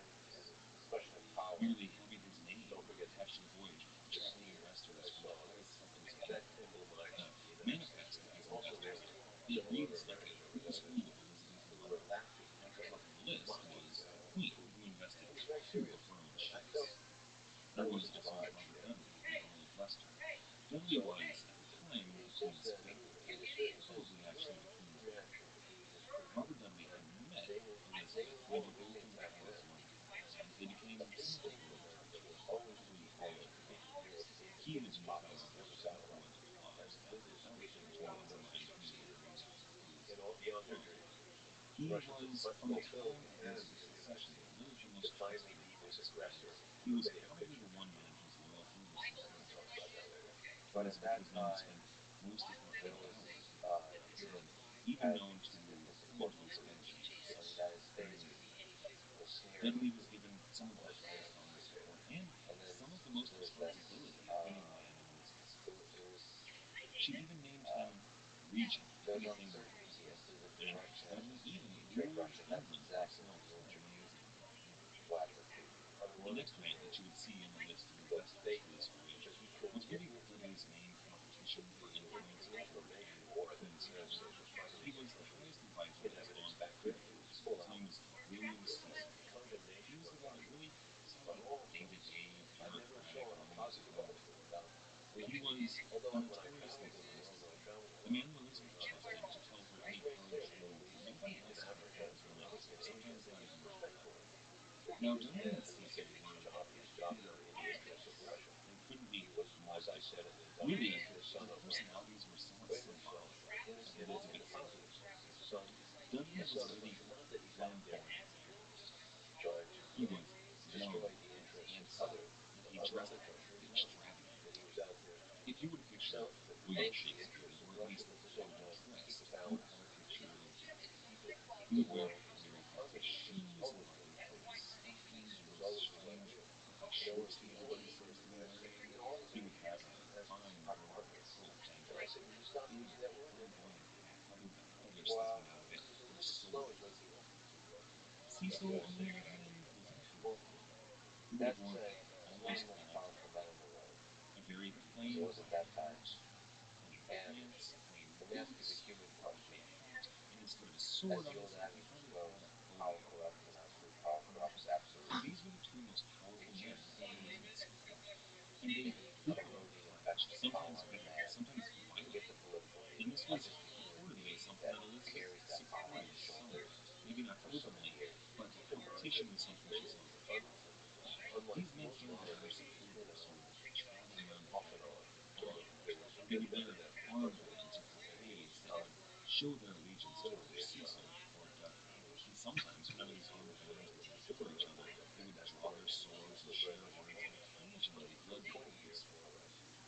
he had said that he didn't approve of these violent interactions. He was a man who thought that that was inappropriate. However, he believed that different scenes. Similar to how he said that he didn't approve of these maritime adventures all over the world, or those who invested in them. However, in John Hawkins' time, he invested as much as anyone else after seeing some of the returns that he expects in clients like himself. And then came essentially everybody else in the London elite. Other lords, Dudley's own brother, the Earl of Orange, the Earl of Haywood, the Lord Admiral of the Navy, William Winter, who we spoke about last week, and Tommy George, who was Dudley George, and John Hawkins' older brother, William. Then came essentially all of the merchant families in the world, the major guilds, the leaders of the commercial sector, not just from London, but from all over, especially from Plymouth, John Hawkins' hometown. Everyone who was anyone wanted to share in this voyage, and they all bought in. John Hawkins was extremely wealthy. He had all the money, provisions, and ordnance he could need, but a cruel sin for mankind. Voyages throughout the imposed on him by reputation, and men who sailed on those voyages frequently got paid off. And even those who did only made the money. They didn't get equal shares by any means. They got paid a stipend, and they would be away from home for years. It wasn't worth it to any mariners, and sometimes it was seriously oppressive. They would get men drunk if they were lucky, but sometimes just attack them in an alleyway, knock them over the head, and then as time was, quickly leave them on board the ship on their way to other markets. As families were rich, and after only a few days, they had the men they needed to fetch off the ships, and they were ready to set sail. Can I just ask you, as a And on great October 7th, filmmaker, 1567, as a human being, what was it like there were 6 talking ships to one of the tied most in the powerful harbor. men in the The 2 world? that belonged to the Queen were the Honestly, 7th and the retirement of Jesus' beloved, which was the flagship captained by John Hawkins himself, and the 3 cruiser Marine Enterprise. The other 4 ships belonged to Hawkins' brothers, Edward and John. First of all, the Apple, Edward and John. Then there was the Swallow, the Angel, and the Judy. Now, we know Francis Drake was aboard the Judy. However, reports are conflicting as to what his rank on the Judy was. Later on, Francis Drake would say that he was captain, probably in the SSC. There were also testimonies from some of his men that said that he was a captain and then a lieutenant. These testimonies, however, weren't taken as official positions, and the local Times were as much hesitant to implicate Francis Drake in as many crimes as possible as they were. So, these testimonies had things advantageous to him, that he was, at the time, at least on board the ship. It's also important to mention that this was more than just a leisure voyage. This was a national undertaking, and these ships were heavily armed. The Jesus' beloved flew the Queen's own colors alongside others stationed on the Continental. They were bristling with cannon, and the men aboard them were, in many cases, highly trained soldiers of the Queen's own army. And John Hawkins had in his possession a commission from Queen Elizabeth II. However, he happened to have been a late ally of his great neighbor, King of Spain. However, John Hawkins had no intentions of following his orders, and he possibly disobeyed them in numerous occasions. Just a few days after setting sail, the fleet was struck by a terrible storm. Nearly all ships lost sight of each other, and the Jesus' beloved took severe damage. It was so bad that just a few days after setting out, John Hawkins seriously considered turning back and going back home. But almost as soon as the storm abated, the Angel managed to find the Jesus' beloved. They decided that the best course of action would be to go ahead and continue their voyage to go to Canadians, which every ship in the fleet knew was the nearest destination. The Minion, the William and John, and the Swallow had found each other as well, and they were heading to Canadians. However, Drake's ship, the Judy, was nowhere to be found, and it was presumably sunk. It took a few days, but when John Hawkins had nearly made it to Fort Lee Canaries, that came along with the Judy. Francis Drake, who was almost certainly a captain by now, had sailed straight to the storm, with no loss of life and almost no damage to the ship. This had to be kind of impressive to John Hawkins, who was an all-time highly accomplished ship skipper, and he was living on the waters. Drake fired off salutes to his admiral, and they discussed what to do. Drake had been to this same port on a voyage of Europeans just a few years before, and they had been very badly at sea, so he didn't want to sail any more times.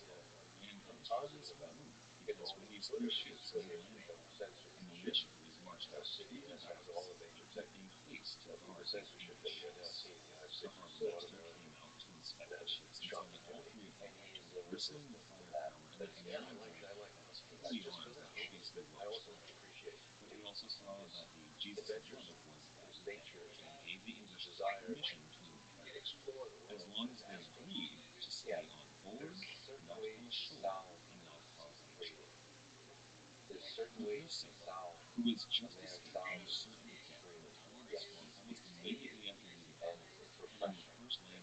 No matter whether you're rich or not, it doesn't matter. When you speak freely, it's refreshing. You must do it. But you made a major point on going back to nuclear energy. He never believed in it at first, apparently. He was going for batteries, right? And he put a lot of money into batteries. He made bigger and bigger batteries. But it's just what, as Bill Gates has said, it's not going to get us there. And now I think once we saw the one path, the other saying yeah, he will form a movement.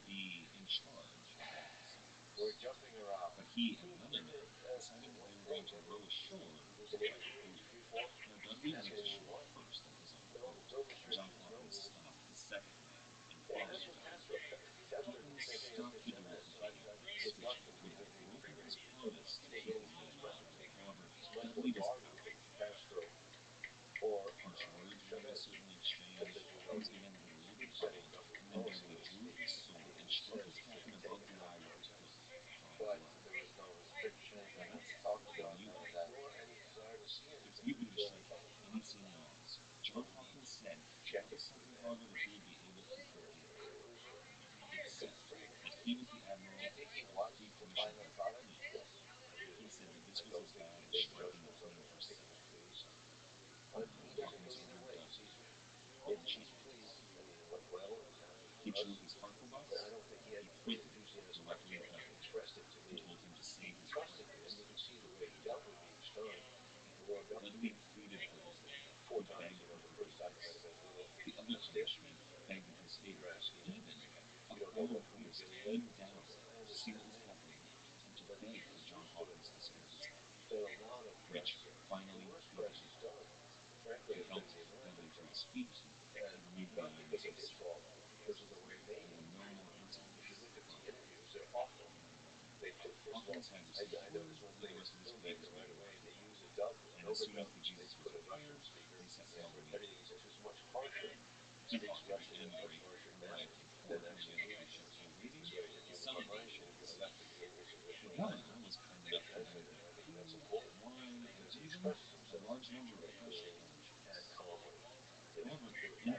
is the American broadcasters are delusional because they look like they're about to bang your shoe in his head. And secondly, the questions are highly aggressive from the beginning. There's no sense of rapport. There's no sense of why should we be worried about this? Why should we curtail this shit? Why do you military? What? What? And then you tell them. Yeah, it's not just aggressive, but obviously speak Russian. Send it to DC, told me the original chapters.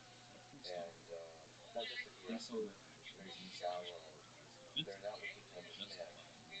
Aggression is okay once you approach it, but there should be underlying empathy for another human being in order to be able to understand. And so some of the worst things I've ever listened to is financial sites and things like that. So NBC and all those kinds of organizations, it's very painful to watch. And you saw the reception to the movies in America without seeing it.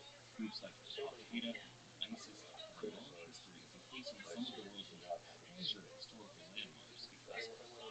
went on a show talking to this famous Coldwell comedians, and I was shocked on the show to find out that he actually finished it for 4 hours because he had to. I mean, truthfully, I was complicit therefore. I was a true supporter, and the show became a disaster.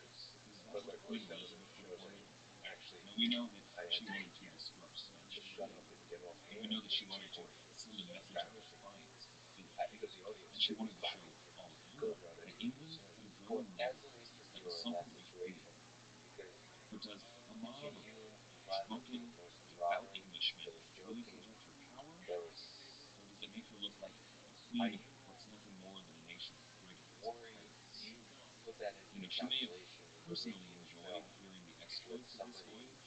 It may have brought her some satisfaction, just to know her job wholehearted in dealing with Spain and Portugal. So, naturally, as soon as they sobered up, the latest chase went wrong, and they decided to move on with their journey. So they began harassing primarily Portuguese, but some Spanish fishing villages, similar to Algonquin settlers. They started capturing slaves, and they tried to do this on their own at first, but that didn't end well for them. So they started looking for a French presence. Soon, they came upon a French fort, and they decided to take the ships that were waiting in the harbor.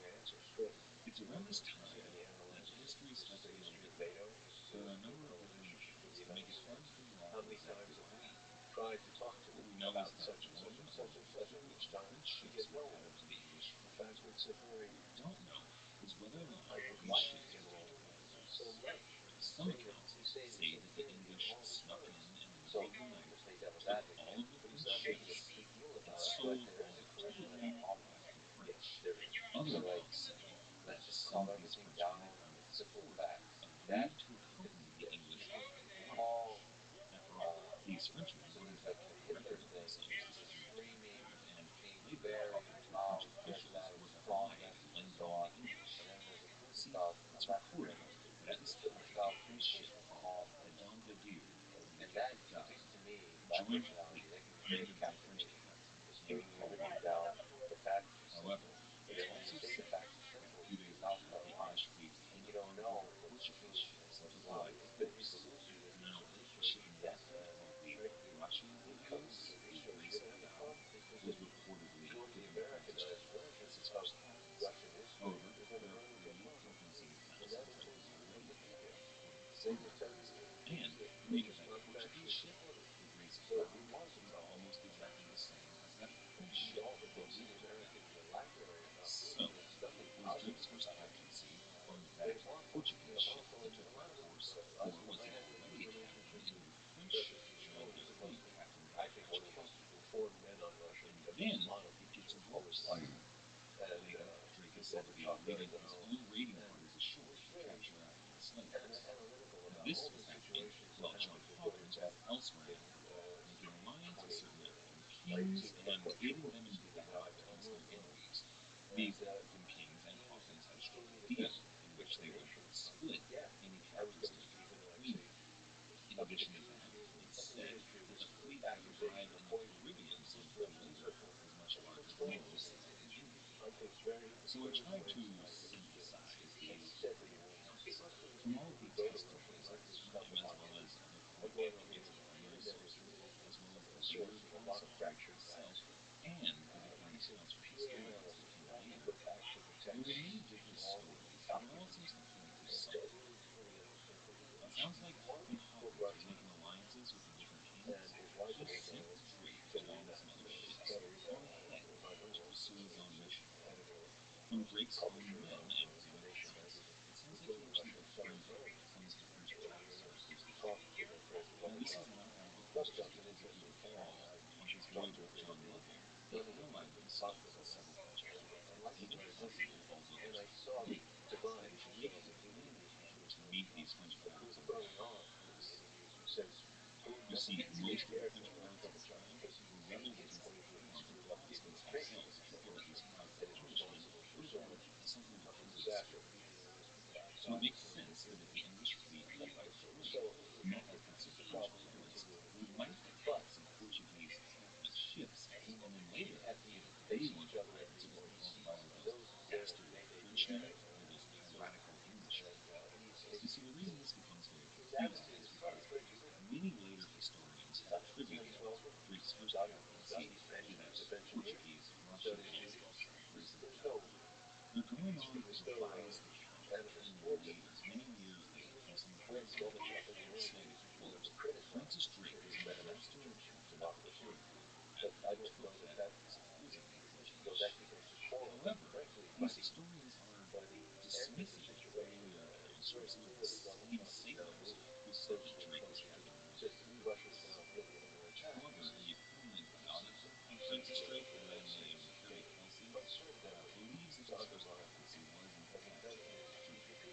So it seems to me that Drake has probably made some sort of hidden form of device technology using his own talents and potency, which we know he has had a long career in clearly, to join up with some notorious French pilots and have their ships deployed, which they will use to harass enemy conflicts on the Atlantic coast, as well as end a clear number of slave traffickers.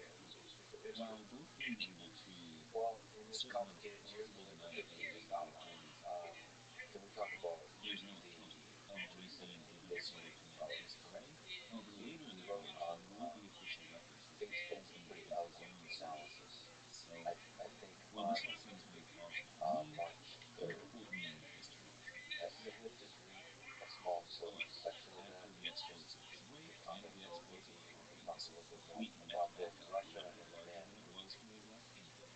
They had about 5 or 6 slaves, and at this point, Francis Drake was indisputably Captain Francis Drake. The fleet crossed the Atlantic and made it to Italy. Their first landfall was at Genoa. However, there was no European settlement effectively there, so they got their first timber, restocked their water, and moved on. To once again quote Sir Robert Rothschild, 4. Of his next port of call to Marguerite, the English found upon landing the second fort an amount of spoils regarded, with the walls of the house scrawled in charcoal and ablaze in French language, "Vengeance for your cruelty." Now, the Hawkins and his Spanish admiral, the Florida Indians, had virtually destroyed the remaining Spanish fleet by this time, in early 1568. After the crowd conflict, Hawkins had about 100 French horse, after which their Spanish troops were overwhelmed in 9 days of heroic trading and full and peaceful plotting. In April, after their brisk trade, the English left Marguerite on their way to their next destination, as a place called Bouverat, and they ran Bouverat as well, about 1 mile south of French. Once again, Hawkins sent men out to raise acknowledgments to them, and instead of answering, they continued to fort on the beach.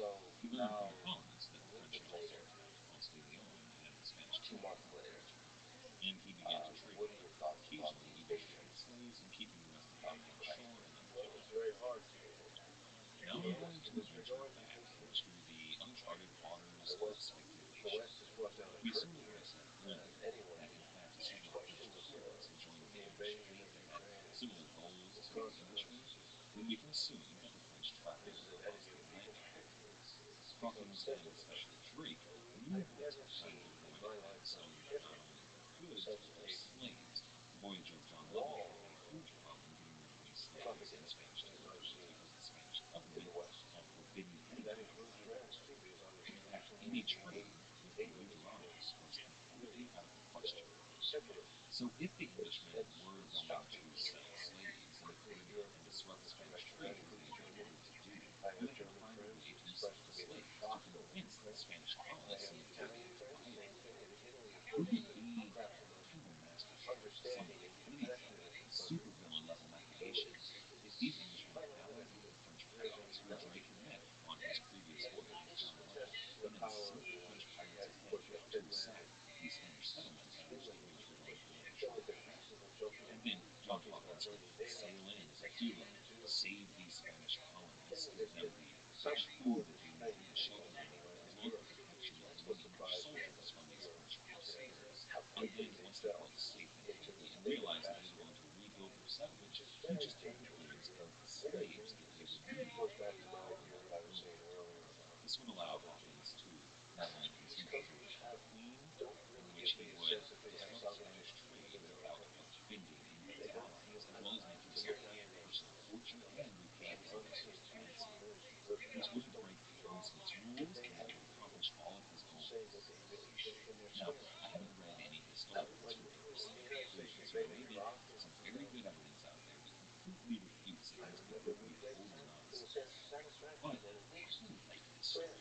The idea that these two men who were in countries recently at war could join their fleets together to work in tandem to make money off of the Spanish and disrupt this captive trade, which they both despised. Now, at his seaside emporium, Hawkins would brisk trade in other goods, but his slaves, when they sold food, were mostly not being sold. The colonists were fine. So he ordered his ships to be careened completely, cleaned of all the barnacles and other nasty things that ships can have while they're at sea, and wrote a letter to those who were going. He also wrote a letter to the local fishermen, reminding them that he would get most likely go back as slaves. However, it took a long time and little success, but eventually Faustino did write off his letter and said, quote, "Before my eyes I saw the governor of Madagascar clear the way into Spain and give license to the country to traffic with the naturalized being. An example for me, I call not to make life delicious."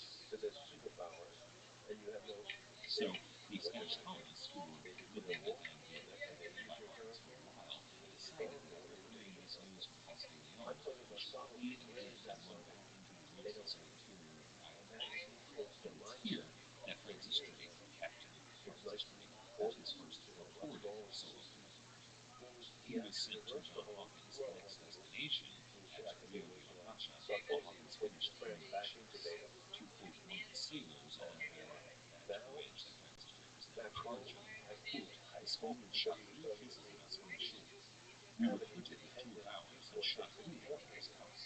We weighed anchor and anchored again without shot or patrol. We rode for 5 days, in spite of the Spanish in our ship."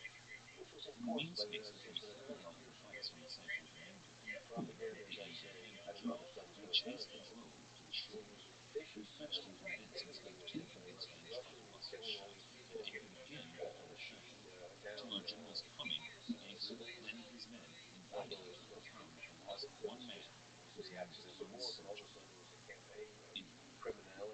John Hawkins had seen Francis Drake anchoring 2 other ships to test the waters of Port Rio de la Plata, which had probably been warned by Ponce de Leon not to trade with these nations. And when Drake got there, the welcome was not exactly warm. They traded gunfire, there was some fighting, and then Drake retreated back into the ocean to wait for John Hawkins and the rest of the fleet to arrive. At which point, Hawkins landed with many trained English soldiers on shore, and they took the town by force. The English were untruths, as the Spanish tell. They killed any defenders except men who surrendered to them. They raided the Spanish treasury, and they, quite literally, swiped the stage of the entire town. And when Rio de la Plata was finally completely at the mercy of the English, they decided that they would sell the slaves that they had on board to the Spanish. This was truly from respect force. This was a tactic that John Hawkins and John London had attempted to use in their previous voyages, but it was really, at that point, more of a road race. Now, on this voyage, it was really the order of the day. They were actively attacking, fighting, and killing the Spanish so that they would be able to sell them their slaves. After unloading much of his cargo, they left Rio de la Plata and headed to Cartagena. Cartagena was to be their last port of call. It was a much richer port than anywhere they had seen, and desperately in need of slaves, so they thought that they would be able to make all their profit here. However, Cartagena had gotten the same notice from Ponce de Leon, and they found it a much better defended port than any they had visited previously. So once again, Hawkins resorted to arms. He fired off his cannons several times into the town. However, Cartagena was able to respond and land, and they were unable to land and unable to sell any of their slaves in Cartagena. And it was getting close to time to land. The weather was going to be dangerous, very shallow, hurricane season was on, and they realized that they could not wait any longer to put into port. So they decided to cover their losses and head north, which really there were hardly any losses at all. I mean, to cap our losses, nobody was going anywhere. They raced north to catch the trade winds that would take them back to England. However, when they reached the Strait of Florida, the men said later that they could smell defeat. These were accomplished seamen, men who had spent their entire lives on the ocean, and they had seen storms brewing on the horizon before. They knew these signs well. John Hawkins, who was aboard the Jesus Columbus, said later that his ship was, quote, "not able to bear the sea level. We're in her stern on either side of the stern post, her plates did open and shut with every sea, the seas being without number, and leaks so big as the thickness of a man's arm. The living fish did swim upon her ballast as in the sea." End quote. The storm winds battered the ships endlessly, as well as the men on board. They worked the water constantly and filled every hole only to have another one take its place. The captains ordered parts of their ships demolished to try and make them as light as possible. They dumped cargo, and more than once John Hawkins thought about taking the owners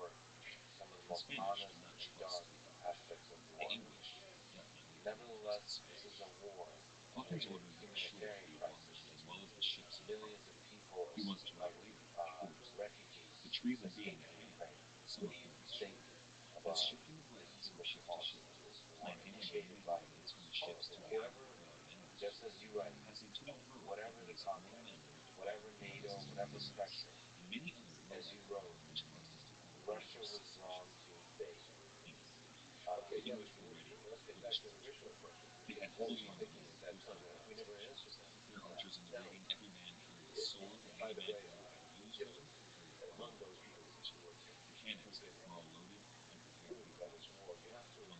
from 2014 to 2022.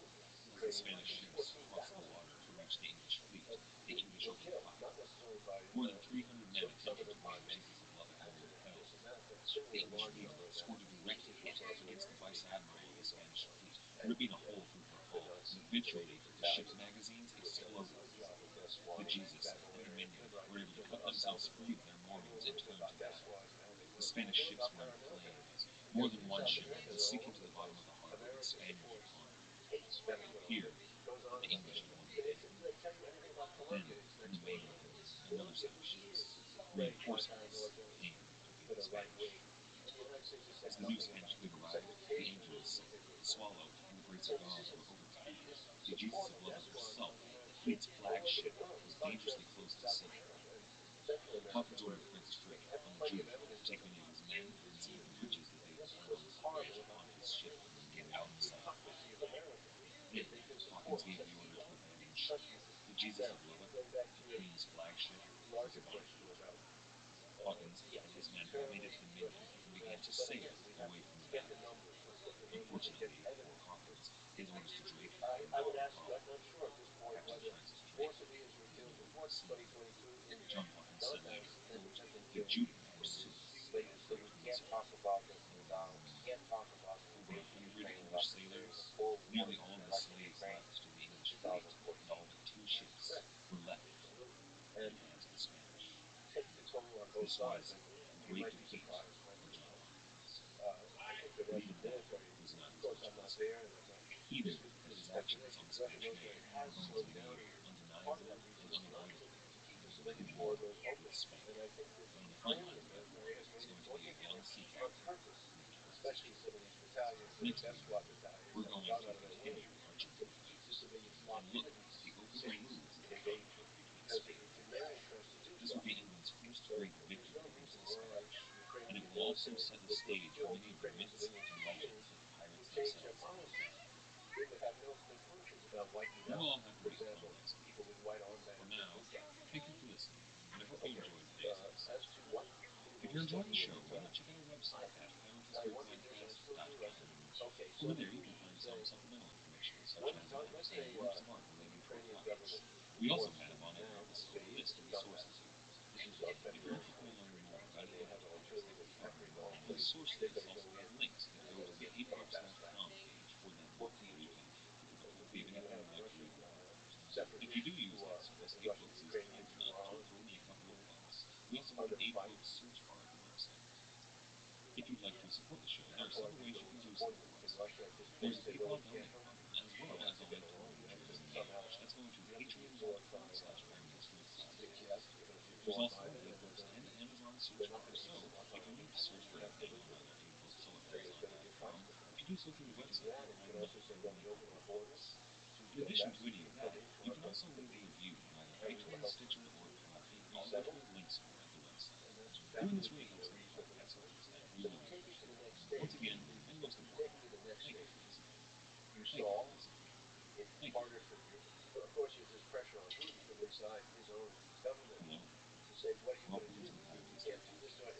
name is Will. Thank you for listening. And we'll talk often.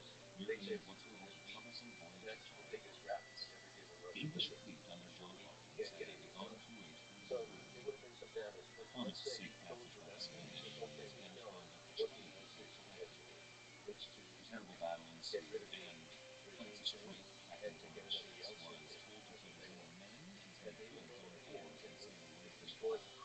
The only other ship that made it out carried on board the admiral of the fleet, John Hawkins himself. After the battle, John Hawkins was unable to find Francis Drake. He was nowhere to be seen, so John Hawkins headed back to England. It was a long and painful voyage. His ship was in very poor repair, and the men on board not much better. They had been through both a hurricane and a battle. Many of them were injured. Before long, all of them were hungry. Some of them even starving. The winds weren't in their favor, and the voyage took longer than it should have. When they were finally able to reach a port where they could resupply, some of the men ate so much that they became ill. Even a few of them died. This is a big deal. It does happen. Back in World War II, many Allied soldiers were given orders only to dig concentration camp victims, camps that had been liberated, or even the water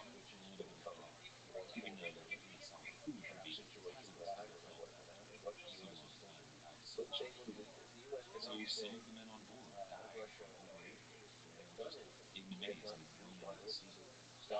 When they finally reached Europe, they were forced to land in a Spanish port.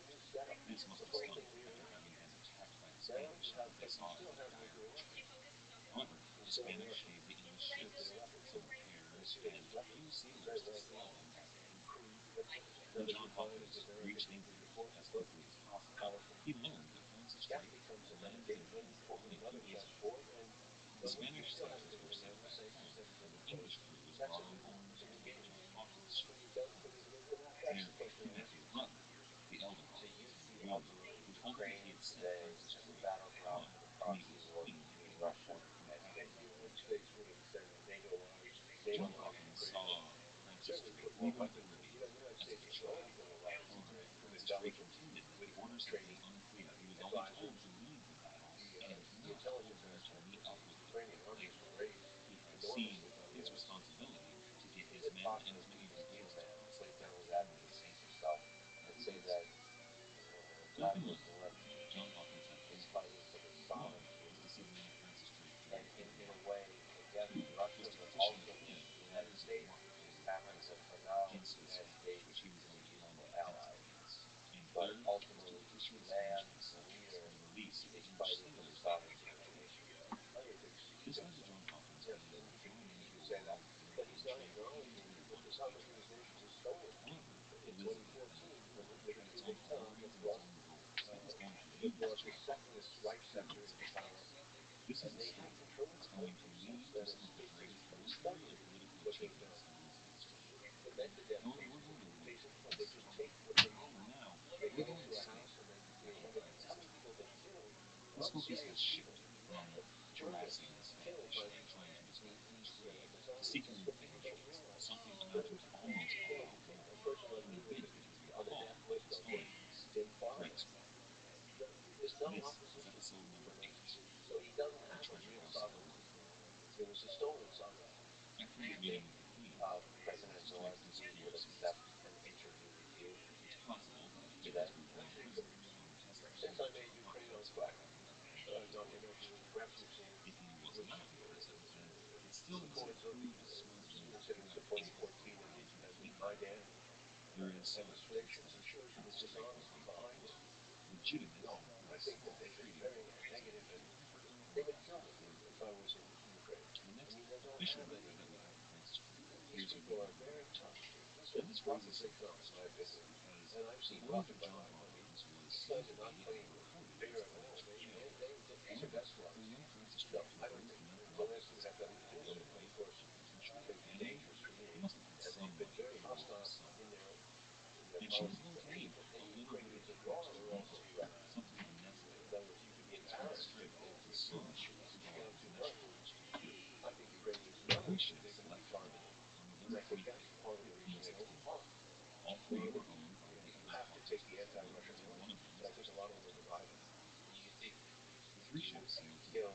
They traded some legitimate goods. There was no slavery involved, some English goods or African goods, and the ship of William Hawkins sailed first to India, while the other two ships, the Swan and the Raleigh, sailed west across the Atlantic to back to the Caribbean. This voyage wasn't tremendously eventful.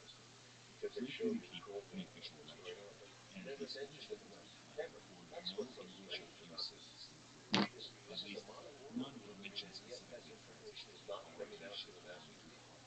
There were references of Gascons or Portuguese, but these were probably French or German vessels. The Spanish never made mention of any Caribbean ports. This may have been just another simple trading trip, or it may have been what Francis Drake references in a voyage where he intended to learn as much as he could from his English brothers. He harbored other ill-will against the Spanish, sometimes probably rage or hatred for what they had done to him and for John Hawkins, but he intended to see if they could help.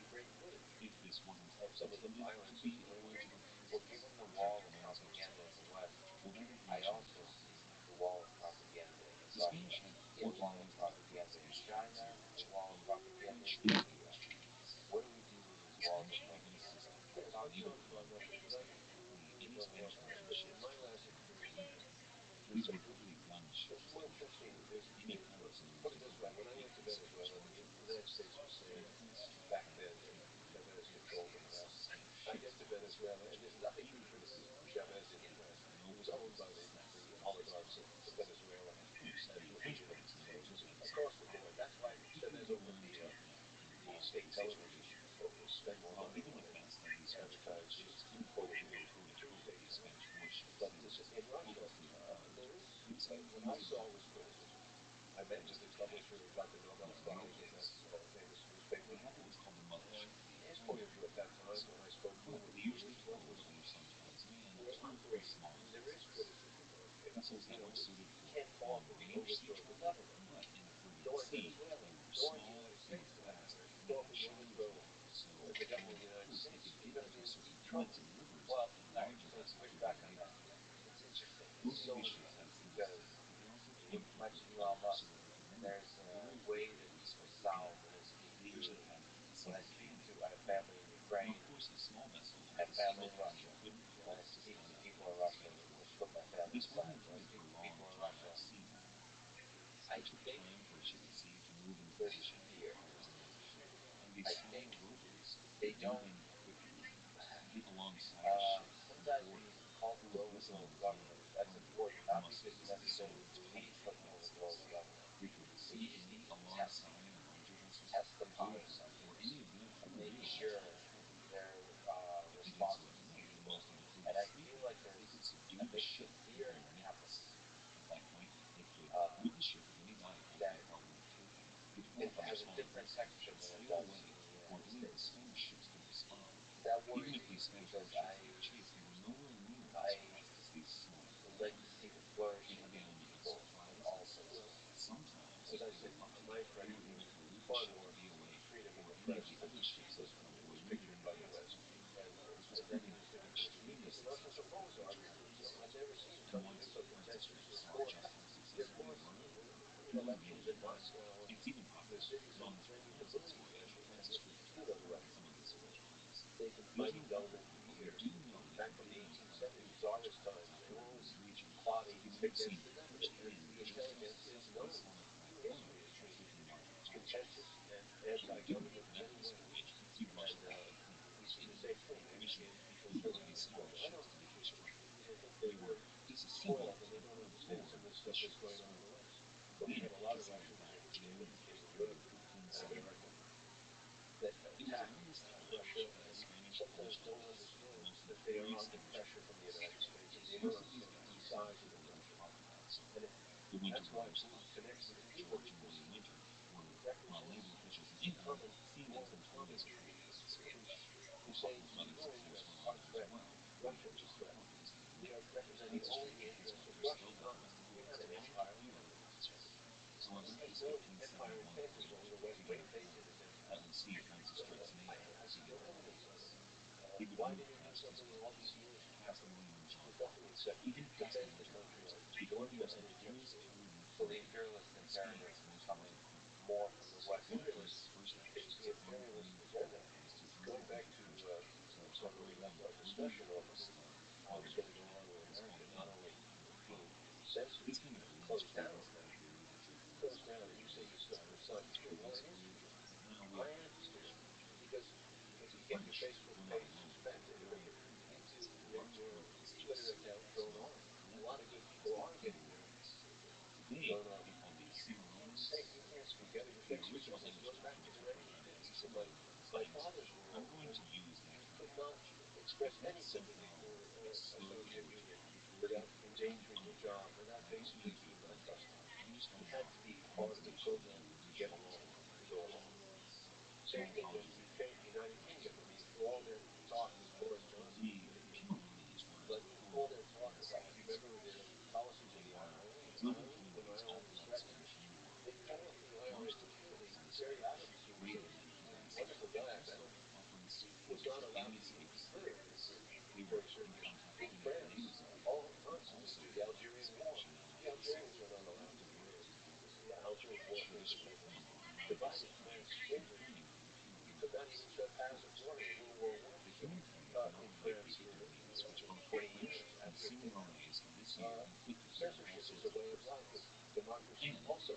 Negroes who arrived annually 300 or more to scare away the world. And these were men and women who had been brought forcibly into the Spanish colonies and then allowed to roam freely, obviously, as Negroes were, but allowed to roam all over American colonies, learning the day-to-day activities of the Spanish, both their merchant activities and their military activities. They knew the ins and outs of the Spanish Navy better than anyone else, and so they formed a powerful ally with the French.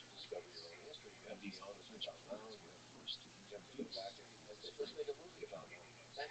Now, despite his first few voyages to the Caribbean being on board vessels that were appropriately enslaving vessels, such as the Jesus of Love, magistrates didn't look down on these escaped slaves.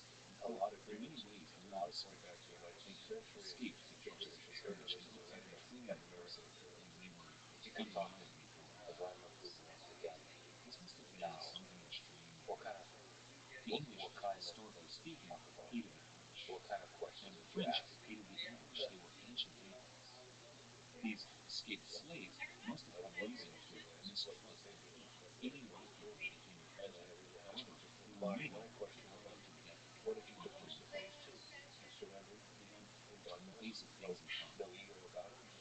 First of all, all of the members of these three groups were rebels who operated outside of the law of their respective kingdoms and continents. Now, while the Cameroons had no law, they were slaves, they had previously belonged to Spanish England, and they were definitely operating outside of the Spanish law of England. These French pirates were fugitive rebels who were in civil war against the French crown. And while Francis Drake was a hugely patriotic man who loved Queen Elizabeth, this was not an official naval wars of voyage. This was personal impact he was seeing on the Caribbean. Now, this is Second, projection, and most speculation, importantly in this but meeting, there's something all different three of about these them groups in the ultimately past hated the several Spanish. months. It could The be the three groups COVID that thing, the joined isolation forces. you mentioned. Drake had I basically two: listened to a lot of Brent-made interviews vessels, and which were speeches in manned by Russia, his and English and several French there's something frigates. about The power over Cameroons time sent a popular man named changing that can Fabre, isolate a man you. who knew the land extremely well and who figured out that he was going to lead them safely and quietly, like the rivers of Canada, through which the Spanish settlers passed. And Fabre was to lead a small colony with the real Carigous. The real Carigous was an extremely important group, and still is today. It's the basis for the modern Panama Canal.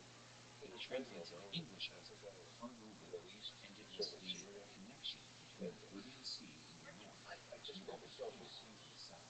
What it connected up in Panama was a But small town perhaps called there's a Panama. calculation This is that can be today calculated Panama's wrong capital in and terms of nation. what This happens town of if it Panama doesn't make was it. where all of the Perhaps there was docks a from the calculation former that Emperor perhaps he had a problem with Faber's their men mind in Colombia, and he Ecuador, and calculated wrong.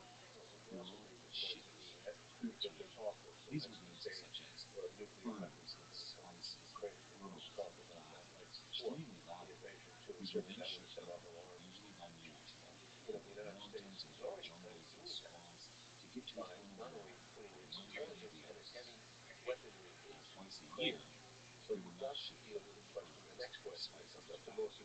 At particular times, twice a year, they would ship all of the minted gold and silver from Spanish South America to the Port of Panama to go to the marine towns overland.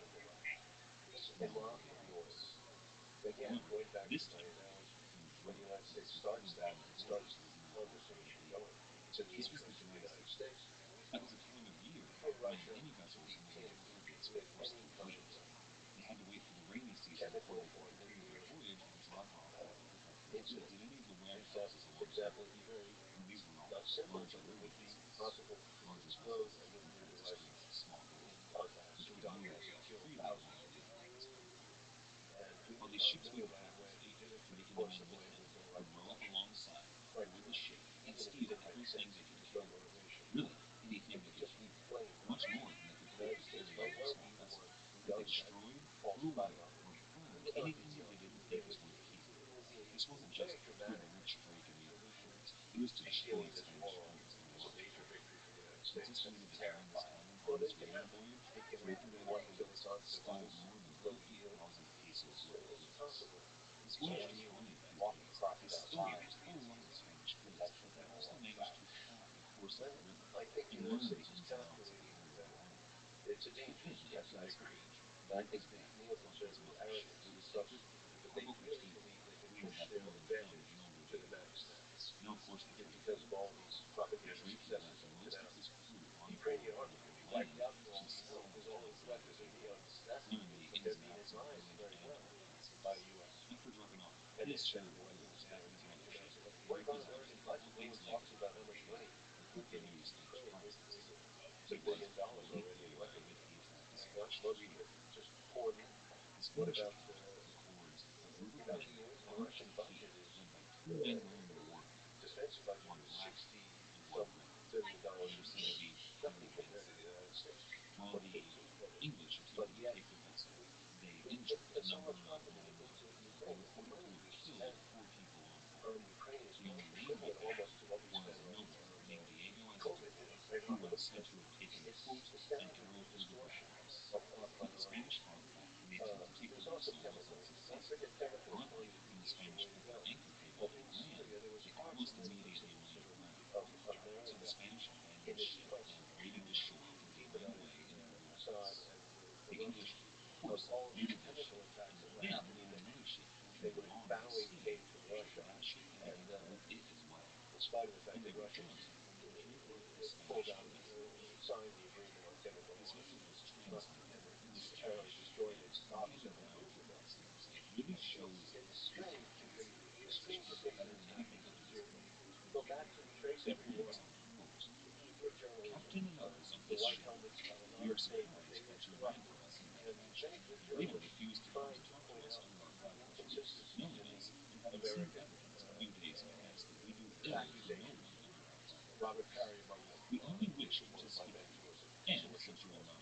One of them, you have to go back and trace these, like you would trace each time they made an accusation against William Burton. You need that same kind of sharp, intensity, investigation, and they don't do it. They use the United Nations and the chemical, not the United Nations, especially the chemical agency, that organization has been tampered with. If you remember correctly, there was accusations that the chemical investigation of the Navy was tampered with, and people quit.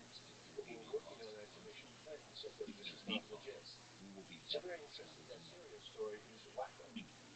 So yes, there's a guarantee for chemical in Syria. Is it 3/4 times true? That President Trump was challenged that he did not attack after a chemical incident in Syria.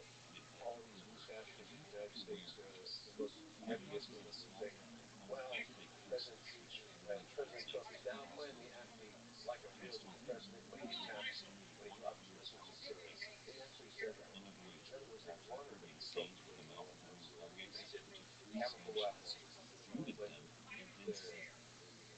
do you think, now, combine this with that lady Joyce in your interview with RabbiRothschild to watch Stanley Kubrick's Dr. Strangelove, or How I Learned to Stop Worrying and Love the Problem.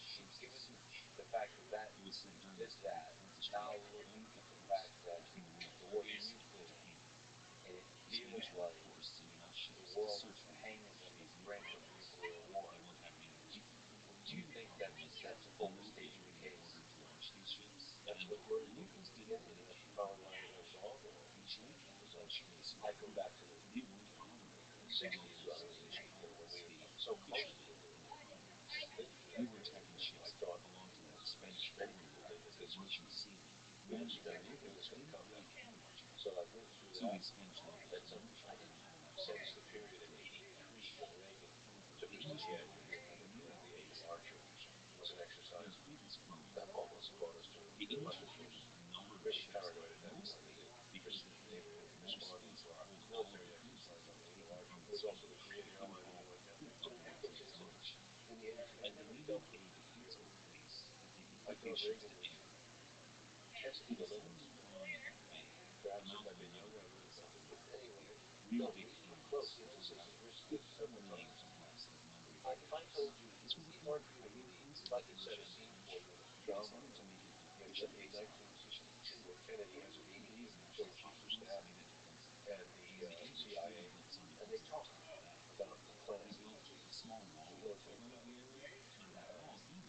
strikes that the Soviet Union and China continually fought each other. It was an Eisenhower plan that had been put into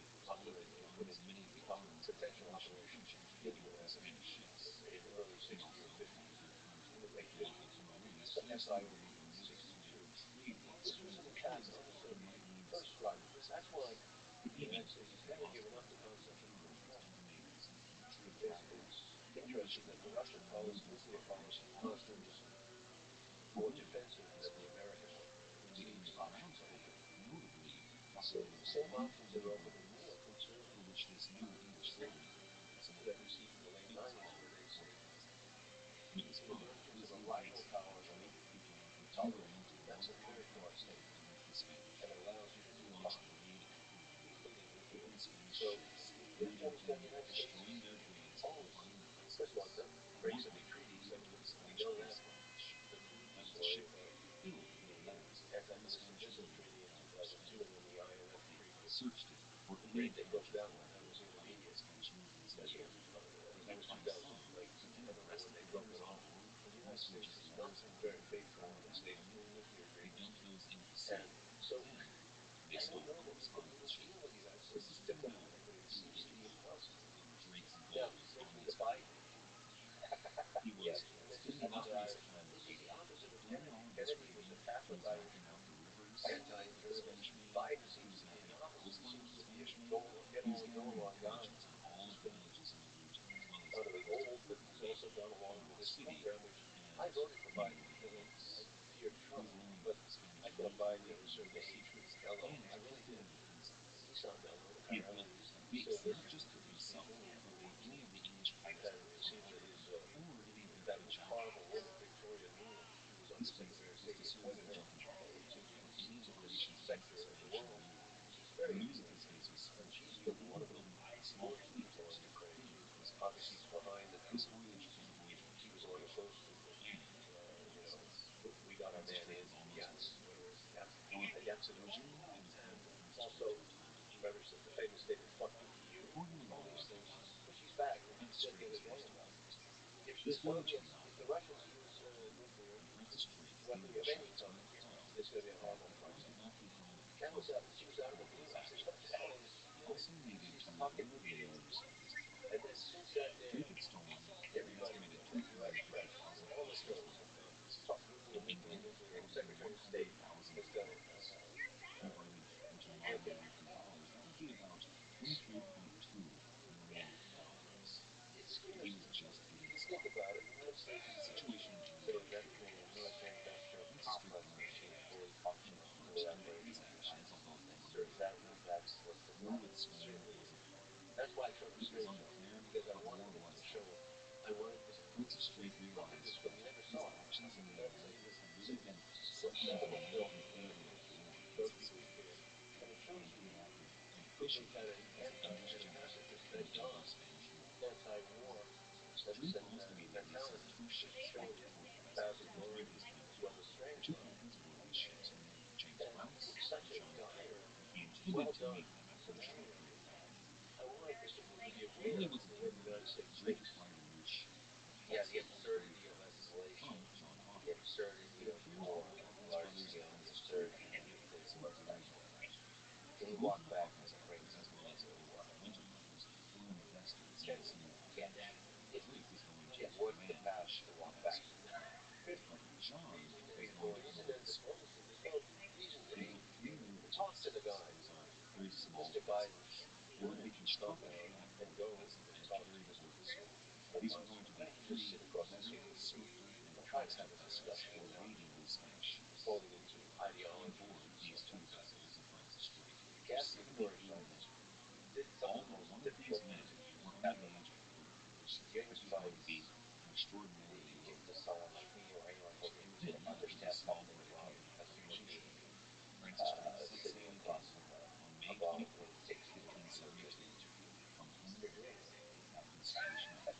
Well, there's a level here, and interviewing somebody like Vladimir Putin, also language barrier, sit across from a man, try to keep an open mind, try not to ask challenging questions, but not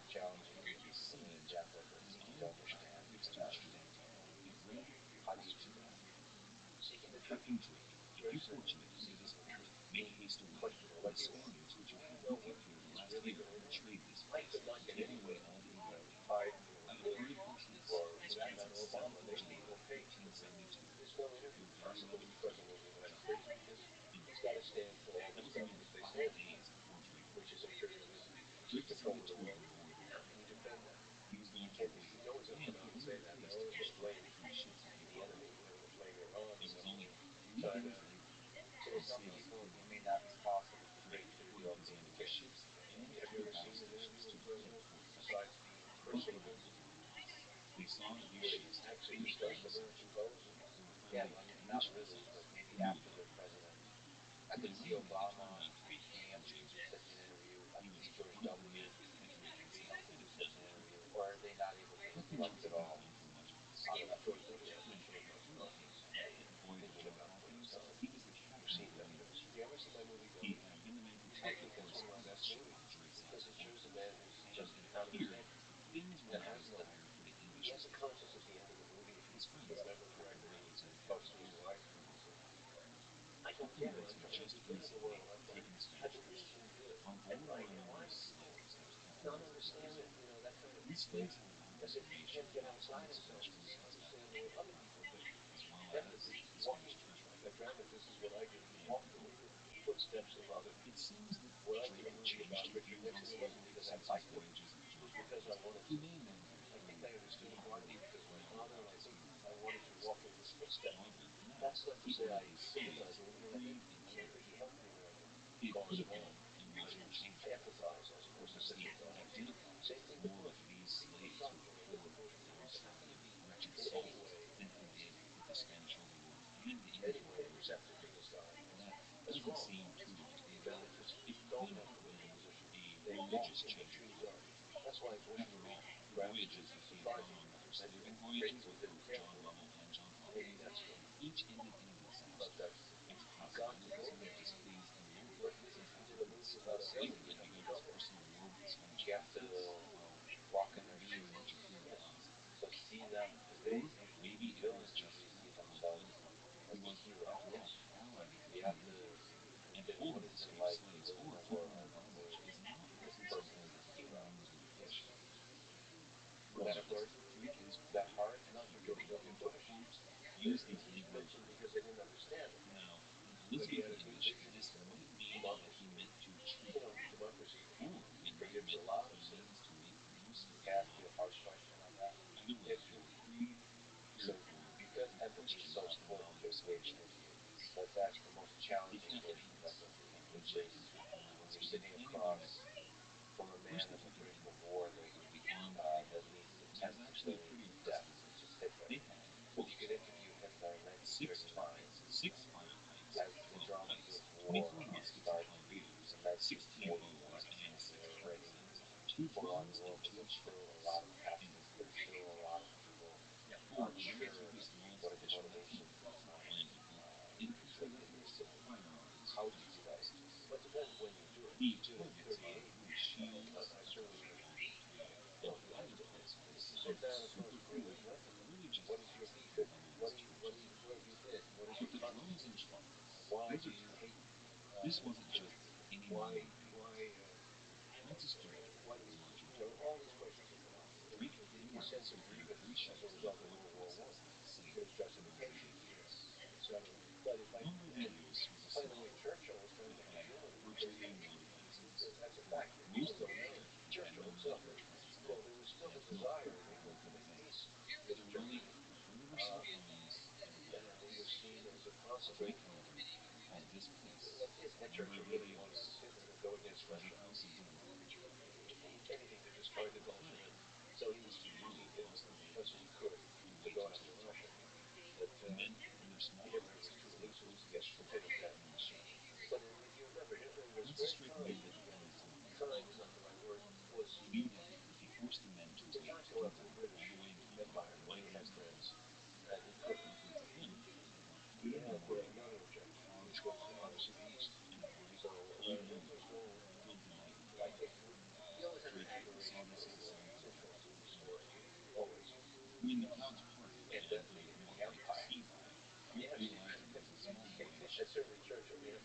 what's now in history the tradition is that the church was a school church. It was good after it was a good ship, and yet preserving the natives of India and all that, Middle East, the church would fought the entire war to preserve the tradition.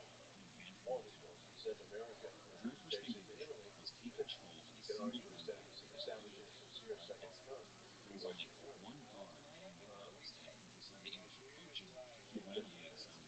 So I wasn't trying to joke. I think that was Fraser the same way. In 1939, it was a particular story because at that point he had attacked Poland and in 1940 France.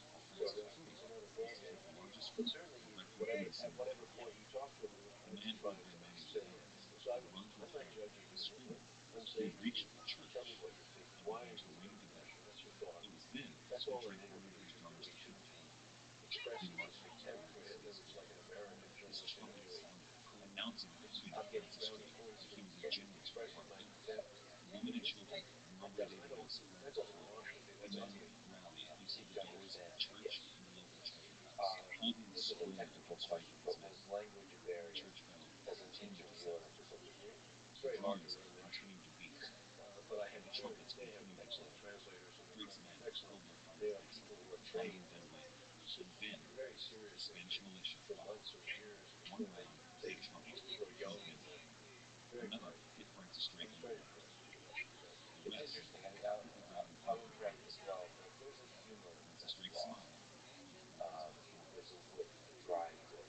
There's stuff that's between the lines.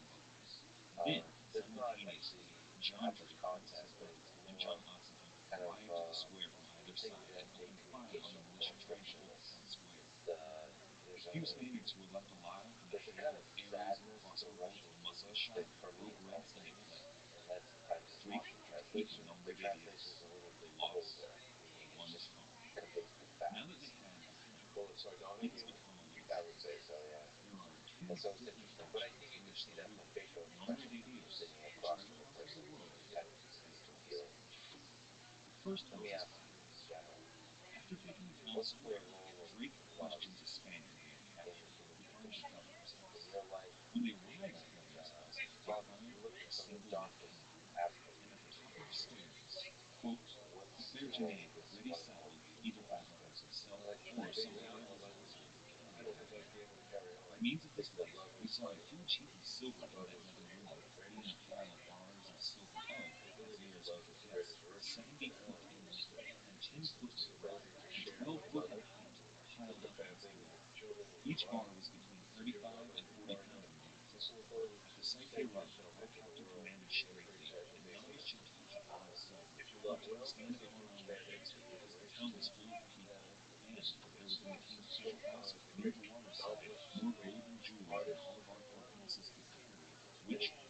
It's so fond of the great novelists, the great artists, many.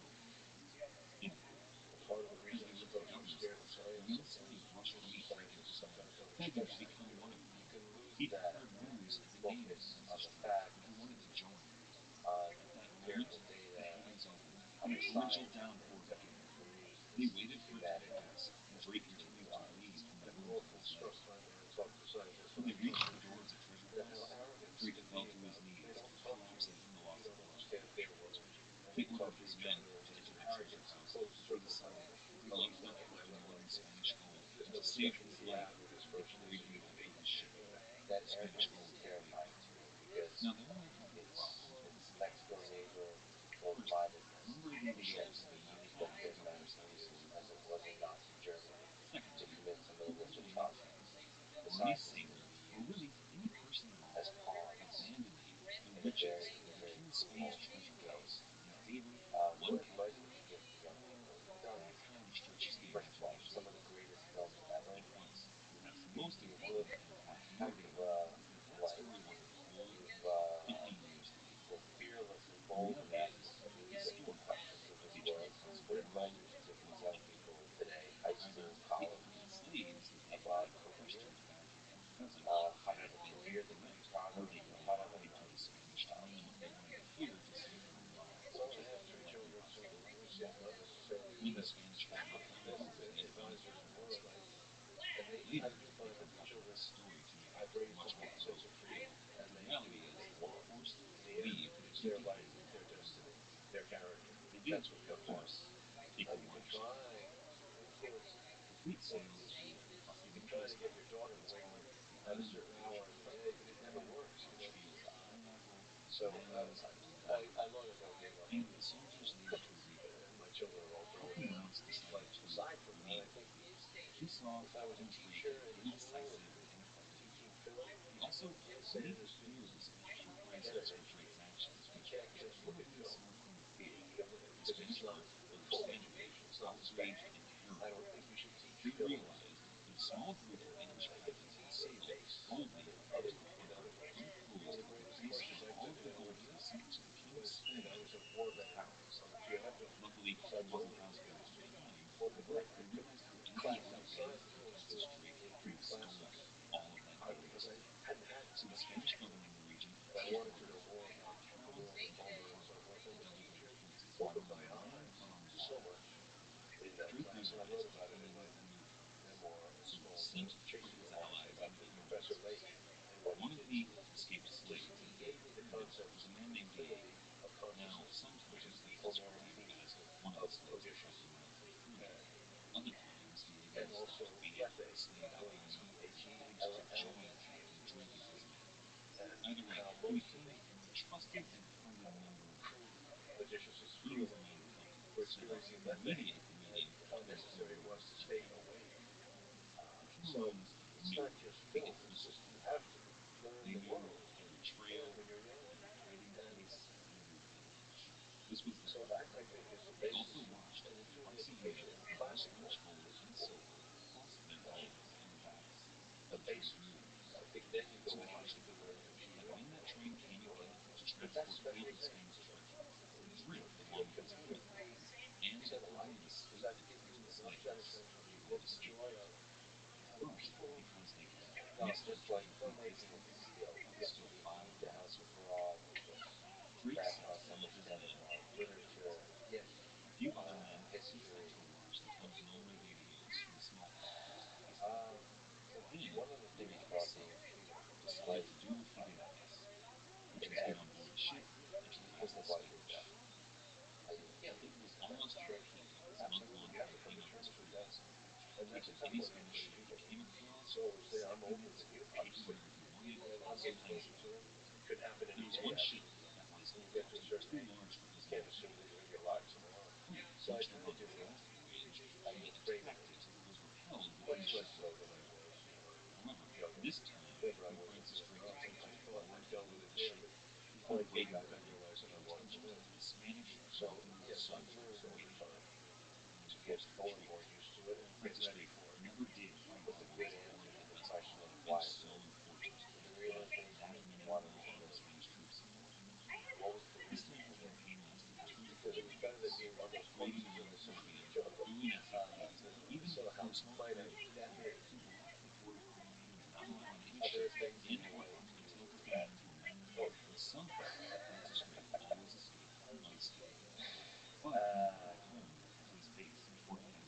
is there something you wish you could have done differently?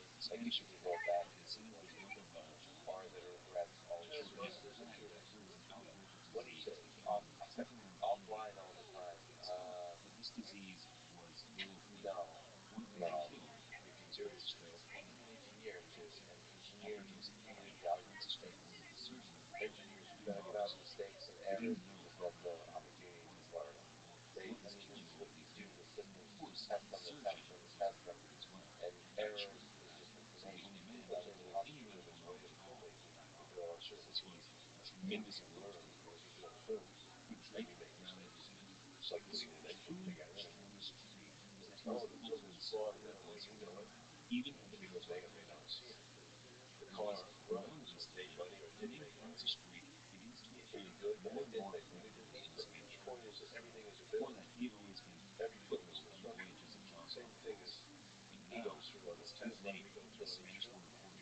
But films are art. Yeah, the thing is, one film does not lead to a lifetime guarantee of copyright. Well, yeah, you have the movie game, as it's called,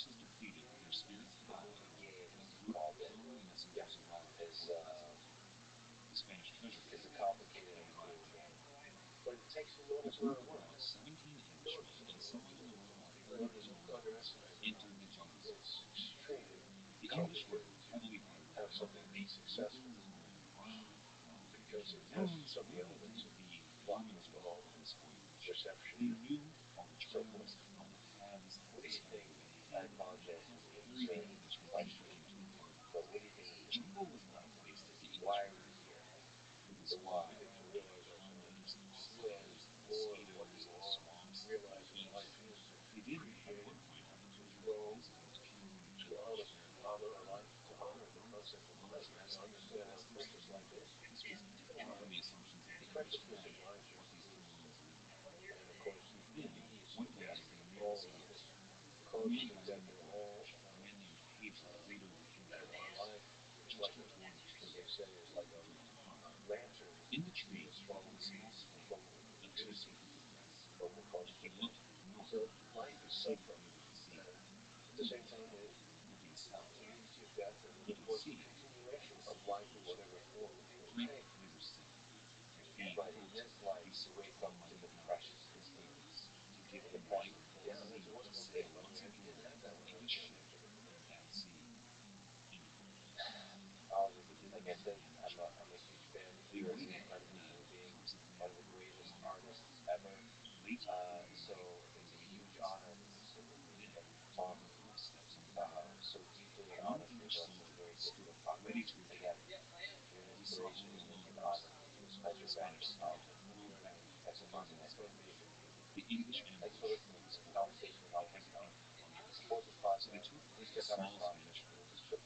They attacked and they killed as many people as possible. The only people killed were very few who didn't supposedly think that the English first. And Drake issued a message that everyone in town was to remain inviolate. He actually went from door to door, assuring every woman in every home that they were not going to be around when the English were there. And when these reports got south of Icarus, they actually come from the Spanish themselves. They said that Drake and his men were respected and courteous and reasonable as far as the language went. But this was just for rumors. They knew it was not accurate because they had no reason to know. They just attacked the village, stole a few animals in hopes that the Spanish would believe what they heard and they would let them go. But wait for the Spanish to lower their guard and to involve the Normans themselves, the English left immediately. The months that followed were even less positive. It wasn't an awful individual war. However, they met by a very welcome crowd and a very respectful people of the town. It was a French horseman who was greatly approved, named Leon Testu. They started to join the forces with this horseman. Lieutenant Drake and Testu knew they heard of each other's exploits, but they had never met before. However, from the time they were together, apparently they grew very close. They didn't speak to each other, but really they began to admire each other as time went on in their friendship. Once again, the combined force of English and Emperor men were going to march into the jungle and steal the Spanish goods. This time they waited closer to know where they'd be met.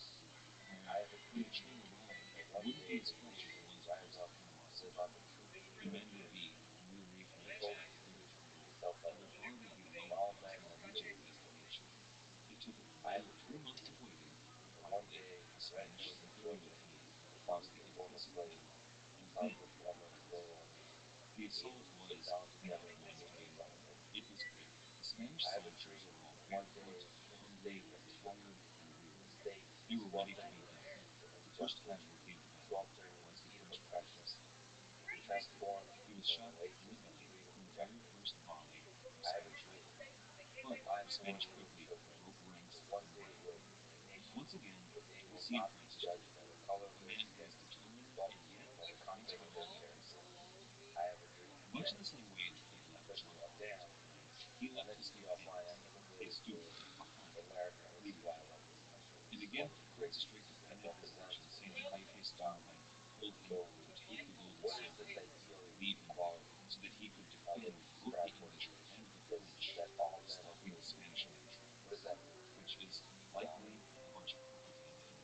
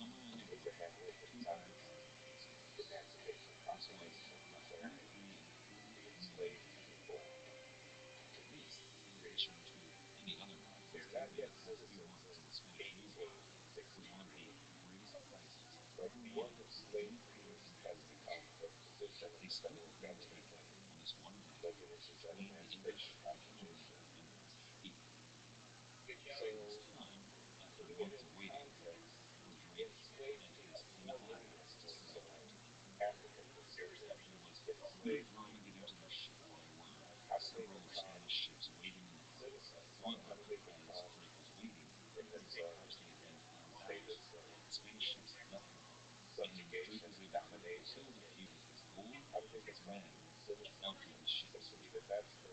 Now Drake didn't take all of the gold and silver to feud. He was only able to carry so much of it, so he took the most valuable jewels and his gold, and then the silver he buried strategically, thinking that he would be able to share it with the people. However, it was well known and passed down from man to man that Drake would never be able to come back and reclaim all of this silver. And this was how our silver generation to generation would go on to form the basis for all of our myths, both for the pirates in the golden age of piracy and the many stories told today of buried treasure. And it was said that Drake would make maps of where he buried his treasure, and this always made history. Drake's voyage back to England was a success. It was very fruitful and was before that quite a few years. And on August 9th, 1572, Francis Drake returned to England.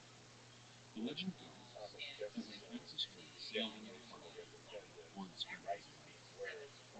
Most of the men and women in town were in St. Andrew's Church filling the pews. They began to whisper. The whisper turned into a murmur. And then people began to rise from their seats, and one by one started to leave. Slowly, of course, but faster and faster, until there was a torrent of people leaving the church, until finally they left their pastor all alone, preaching to an empty room. All of the people in town left to go to the docks to welcome home Francis Drake, the new national hero. Things in England were getting close. The war with Spain was taking its toll. However, England had several victories to fall back. Next week, we're not yet going to go into this conflict with Spain. We're going to stay with Francis Drake. After he declared England as a national hero, he spends a little time basking in glory. Then, it's calm, but really it's very private reading. This is something that's relatively uncommon. She even sent her royal guards out of the room because no one, besides Elizabeth herself, and the newly knighted Sir Francis Drake, were to hear what she had to say to them. Whatever she said was neither here nor there. Francis Drake studied secrecy. However, shortly thereafter, he set sail on the voyage of history, a voyage that would make him and also men in England to this very day a national hero to the English and Spain's most wanted criminal, and the reason school children all across the world, even today, know the name of Francis Drake. If you're enjoying the show, why not check out our website, RabbiRothschild.com. Over there, you can find songs like Willow, featuring such as Star Wars, Final War, and others. We also have on every episode a list of the sources used. If you're interested in learning more about any of our episodes, those source lists include links to go to the ableist.com article where you can read directly through the information. If you do use those links, they help us out to keep producing content. We also have an ableist system. In the podcast description, there are several YouTube videos as well. There's a Facebook audio account as well as a Twitter account. Just go to patreon.com/RabbiRothschild. There's also a LinkedIn and Podstars page, so if you're new to the service, I'd like to welcome you. She also opens up some automatic message posts. In addition to reading that, you can also read the reviews on iTunes, Stitcher, or Spotify, all of which are free. Doing this really helps out us and supports the growing service. Once again, from yours truly, thank you. Thank you.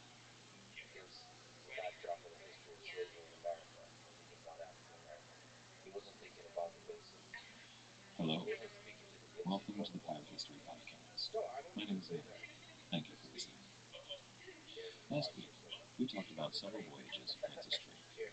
Voyages that included raids on Spanish shipping, attacks on Spanish towns, and finally, an attack on the Spanish treasure fleet as it crossed overland on the backs of a mule train.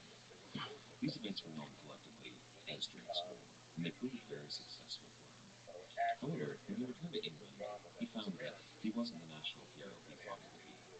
London was very tense at the time because of the international political situation, as well as some of the internal politics at Elizabeth's court.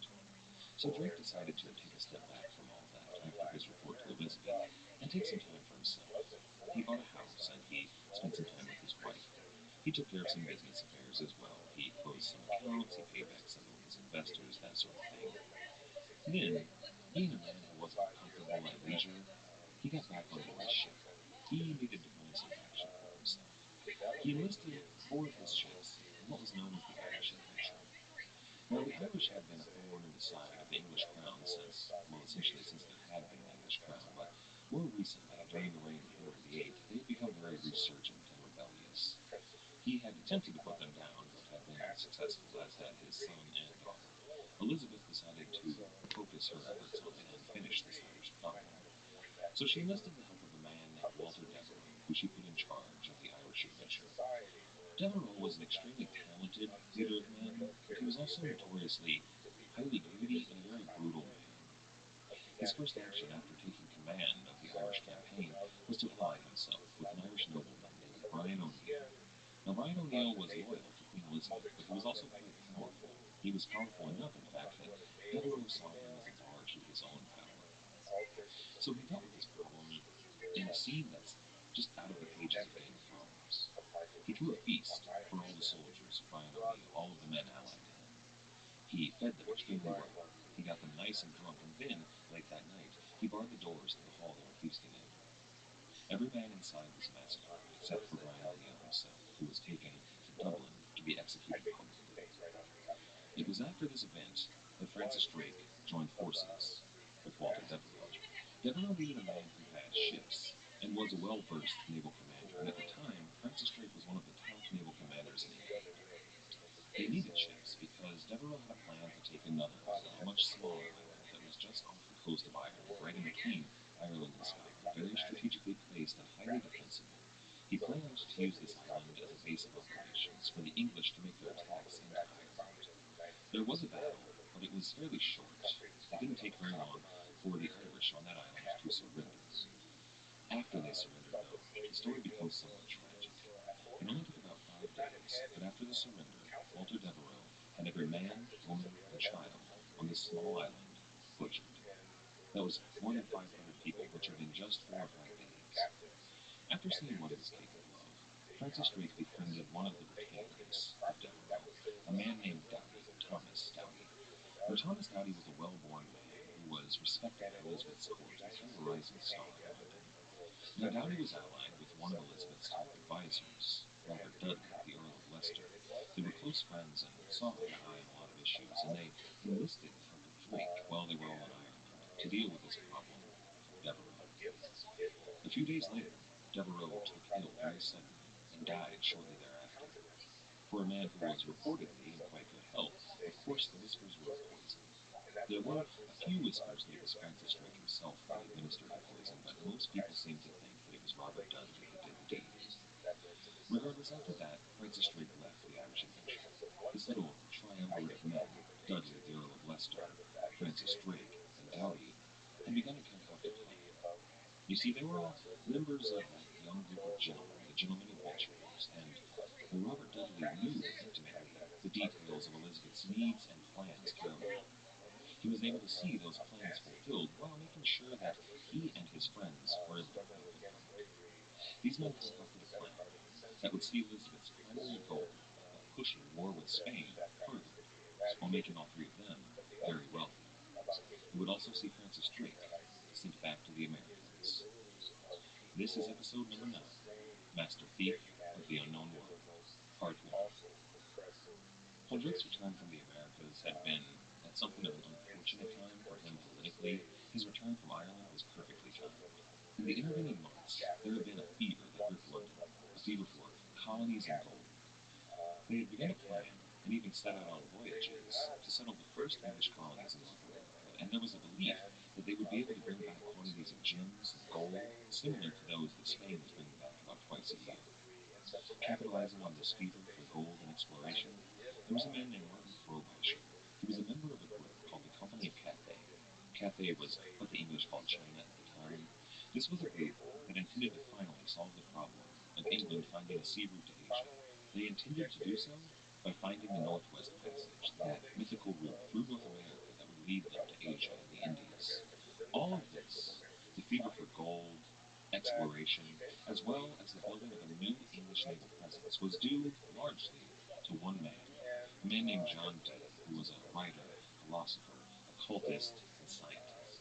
While Drake was in Ireland, he wrote a work titled General and Rare Memorials Pertaining to the Perfect Art of Navigation that contained a smaller work, just a paper inside it, called a Petty Royal Manual. Now, this work was intended for the people of England, more importantly, the people of London, and most importantly, John Dee wrote this work specifically for his most august ruler, Queen Elizabeth herself, who read everything that John Dee published and took his counsel very seriously. Now, this trio of Drake, Dudley, and Doughty, they decided to capitalize on this fever in London and in the Queen's heart. They formulated a plan, and then they presented it to the Queen. Now, this plan is not well documented. It's shrouded in secrecy, and many of the documents pertaining to it were destroyed. However, there is a small, partial document that remains. It's burned on the edges, and most of the top is gone. But there is a small portion of the document that is still legible, which I'd like to read to you now. Quote, far to the northwards, as along the sailed coast, as, and then there's some missing, as of the other to find our, and then there's some more missing, to have traffic for the benefit of her Majesty's realms.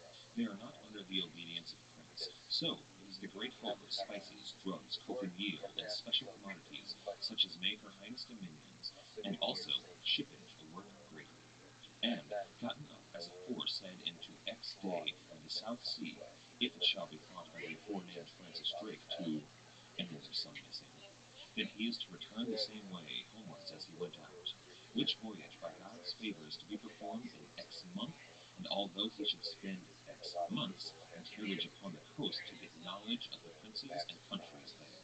End quote. Now, this document is incomplete, and the language is somewhat difficult to understand. However, basically what it's saying is that Francis Drake is going to return to the Americas. He is going to sail to the west coast of South America, an area that only the Spanish ships ever sailed in. He was going to sail there, steal as much as he could from them, and learn about the geography and culture of the area, as well as any of the defenses and settlements they might have there. This was a voyage of exploration on which Francis Drake was to engage in acts of piracy to pay not only himself but his investors back. This was how Elizabeth operated. She didn't like to spend her own coin on these naval voyages, so she allowed men who were essentially her Royal Navy to take part in piracy. In many ways, this was just going to be a repeat of his voyages in 1572 and 1573, except on the western coast of South America. The primary difference, however, is that he was not to attack any settlements on land. It was to be a purely naval voyage.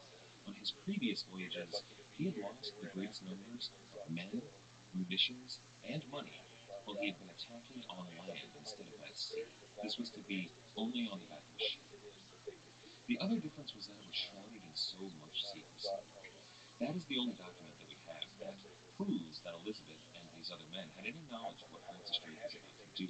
But we have a host of other documents that prove beyond a shadow of a doubt that this voyage of Francis Drake was intended only to go to the city of Alexandria as a trading mission, which we all know now is complete nonsense. It was mere propaganda at the time so that she could prove to any of her enemies in Europe that she did not officially back the actions of Francis Drake. This is a tactic that we've seen before, but this time Elizabeth was taking it further because she realized just how audacious this trip was going to be. She went so far as to swear all of the men who knew the truth of this voyage, that is, Thomas Doughty, even her possible lover, Robert Dudley, Francis Drake, the Lords Burghley and Cecil, she swore them to secrecy on pain of death. And then she took it a step farther. She held a secret meeting with Francis Drake. She sent all of her advisors out of the room. She even sent her guards out. This was something that was almost unheard of. Queen Elizabeth was never alone with anybody in her court except for possibly her very closest friends. For her to be alone with a man who was relatively unknown to her, she must have had something deeply secretive to say. Unfortunately, he swore upon his life that he would never speak of what was said in that room, and he never did. So we don't know exactly what Elizabeth said, but we do know of the actions that Francis Drake was to take, as well as the actions of a couple of other seamen that can kind of point us in the direction what Elizabeth's orders probably were. We do know what Francis Drake asked Elizabeth, however. He asked merely for one small ship, along with all of the tackle and necessaries for running that ship, that would be used basically just to carry so that other investors along them would back his voyage. He also asked for a few documents that would claim, falsely, from the Queen's own hand, that this voyage was going on for Alexandria, so that he could prove to anybody who asked that they were merely going to Egypt. This was actually something of a big deal because he was asking the Queen to put down in writing something that she knew to be false. And she must have put some trust in him because she gave him the documents that he asked for. Now, after the secret meeting with the Queen's ship, the documents that he had asked for, and a fair amount of money invested from people all over London, he was ready to set sail. He had a small fleet. There was the 100-ton ship, the Pelican, the 80-ton Elizabeth, then there was the Swan, the Marigold, and the Christopher. Those last two ships are hardly worth noting. They were essentially a ship that was there to carry any goods that they might take or need on the voyage, and a very small ship that was meant just for ferrying messages back and forth between the larger vessels. Neither of these were out for the war, but they were both necessary to the voyage. Then, on November 15th, 1577, the fleet set sail from Plymouth Sound. Almost immediately, they were hit by a storm. It was one of those channel storms that blew up around this time of year that were sudden and deadly. They had to cut the mainmast on two of the ships to try and save them, but even so, the Marigold blew into some rocks that were there nearby. They had to sail back into Plymouth Harbor to have repairs done on the ships. However, that proved to be somewhat fortuitous because, as they were sailing back, Francis Drake noticed something. He saw that the levels of fresh water and food on board were not nearly enough for the voyage that they were undertaking. Now, the man who was responsible for this, Francis Drake, lashed out and kicked off the voyage. Now, this upset some of the other crew, including one of the men who had helped plan this voyage, a member of that trio, Thomas Dowson. He was on board and a major player on this voyage, and he accused Drake of dismissing a, quote, essential member of our crew. Now, this is notable for a couple of reasons. First of all, for the people that were responsible for buying the food and water for these sorts of voyages would frequently buy food and water of a lower quality, and sometimes not even enough of it, and pocket the rest of the money. Now, for a relatively short voyage to Alexandria, that wouldn't be a problem, and that was what the man who was buying these victuals, as well as almost everybody else on board, thought they were doing. Nearly every member of his crew thought they were just going to Egypt for a trading voyage. But Thomas Dowdy knew better. He was one of the men that had come up with the actual plan to travel to the Americas. However, he used this as an excuse to start bashing Francis Drake, talking about his irresponsibility as a captain for getting rid of this very important member of their crew. It was a purely selfish argument on his part, and he found himself gathering quite a few listeners on board. But then it's possible that Dowdy didn't know the whole story. While most of the crew thought they were going to Alexandria, and Thomas Dowdy, along with a few other select officers, knew they were going to the west coast of South America, Francis Drake probably knew something else. In that secret meeting with Elizabeth, we can't know for certain, but she almost certainly gave him special orders that would send him farther than any English crew had ever gone before. So you can understand how he would be upset when he found out that they didn't have nearly enough food and water on board. While their ships were being repaired, Francis Drake resupplied and made sure that they had ample provisions. However, he left plenty of space in their holds for carrying treasure. After they set out, they sailed south. To reach Alexandria, they would have had to sail around the Iberian Peninsula and then through the Strait of Gibraltar to enter the Mediterranean Sea. However, they did not enter the Strait of Gibraltar. They continued on south to the Guinea coast of Africa. Now, this may have worried some of the men, but it shouldn't have been too surprising to them at this time. They all knew the reputation of Francis Drake. They knew that he was one of the most successful pirates in the world. That's why they signed up. They intended to travel south to Africa, where there were many Spanish and Portuguese ships they could take at their will. This was something that Thomas Dowdy, again, would have disapproved of. He did not think that piracy was a gentlemanly activity. However, none of the men on board any of these ships would have put up with these rumblings. They were here to take these Spanish and Portuguese ships and anything on board. Their first prize was just a few small Spanish ships, little more than fishing vessels. However, they managed to take some supplies, wine, wood, tar, ropes, that sort of thing, but it really wasn't anything to write home about. Then they came across three Portuguese caravans. These were much richer prizes. On board, they found many African riches, things that would fetch a good price either in the Caribbean or back in England.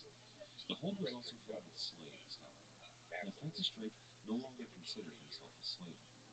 After looting the ships of all of their goods, Francis Drake set these African slaves free, and then set the Portuguese back on their ships and freed them. Now this surprised a number of the men. Some of them were surprised that he would free the African slaves. Others were surprised that he would allow these Portuguese sailors to go free. But this early in the voyage, Francis Drake didn't want to make any more enemies than necessary. He had a long way to go after this first initial encounter. However, after taking these Portuguese caravels, the men thought that they would be traveling back north towards the Strait of Gibraltar. But they didn't. The fleet turned west and headed toward the Cape Verde Islands. When they neared their first island, they were met with cannon fire. Word of the English pirates had fled before them, and they were not welcomed in the port. However, there was a ship outside of the range of cannon fire that Francis Drake's crew managed to take. It was called the Santa Maria. This ship carried the most valuable treasure that they had found so far. Now it held plenty of valuables and goods, but that wasn't what was so important. The captain of this ship was a very experienced Portuguese pirate, a man named Nunes de Silva. De Silva had a rich trove of maps that he had made and that others had made on the South American coast, as well as in his head an intimate knowledge of the eastern coast of Brazil. Now Drake told De Silva that they were going to take the Santa Maria with him, along with he and his crew. However, when they reached Brazil, they were going to be set free. Drake needed time to study his maps along the voyage ahead. But after leaving the Cape Verde Islands, the men on board realized that they were absolutely not heading to Alexandria, that this was going to be a voyage heading to the Americas. Now, most of these men had told their wives and families that they would be gone a few weeks, maybe a couple of months at least. Alexandria was not that far away, respectively. But they realized that they were going to be gone for a much longer period of time. So on every crew, on every ship in the fleet, discord began to spread. It was a delicate balancing act for Drake, along with the other captains on the other ships who had to keep the men on board happy while keeping them in line. And this was when Doughty really began preaching against Francis Drake, and began going following and sowing the seeds of what would eventually turn into his plans for mutiny. He spoke of the injustice of this voyage, of the men being lied to. He spoke of the arrogance of Drake and the other captains. He tried to paint himself as a man who was just another member of the crew, one of these men who had been lied to by Drake and the other captains, despite the fact that he knew of these plans, in fact helped create these plans from the outset to travel to the Americas. This was a clear attempt to undermine Drake's authority and bolster his own on this voyage. And then he tried a new tactic. As his followers grew, Doughty was becoming ever bolder. So after taking the Santa Maria, Doughty accused Francis Drake's younger brother, Thomas, of stealing from the loot that they had taken from the Maria that was to go into a communal flat and putting it in his own possessions. Now this enraged Francis Drake, and it's pretty understandable why. After questioning his brother and Doughty and the other men on board, a priest named Francis Fletcher claimed that it was in fact Doughty who had been stealing these goods and not Thomas Drake. Now Fletcher was not on Francis Drake's side. He was a priest, a man who was known to be completely honest. So for him to make this testimony against Doughty, well, it was almost unrefutable truth. But when Francis Drake and some of the other officers searched Doughty's cabin, they found absolutely unrefutable proof. They found Portuguese goods in his own personal holdings. Now Doughty claimed that these were gifts given to him from Portuguese sailors in order to gain themselves preferential treatment. But Drake saw through this immediately. He knew that while Doughty had been stealing from the goods taken for the communal use of the crew, he had tried to blame it on Thomas Drake's brother to undermine the authority of both of the Drakes. So Drake decided to stay on board the Santa Maria, which he rechristened the Mary. It had some of the best provisions in the fleet, as well as the many maps and charts and Portuguese sailors that he needed to study while they crossed the Atlantic. And he sent Doughty back to the flagship of the fleet, the Pelican, and made him the captain. Now this was little more than a band-aid for the situation. It kept Doughty's pride intact, but it stopped the confrontation between Doughty and Drake, which might have ended in blood. But it also emboldened him. He saw himself now as the captain of the flagship of the fleet, undeniably the man in charge of this voyage. And he began to grow ever more egotistical, even to the point of what you might call near madness. He claimed to the men on board the Pelican that he could bring down, quote, the devil to bear down upon the ship's company, end quote, and then he threatened them with what he called his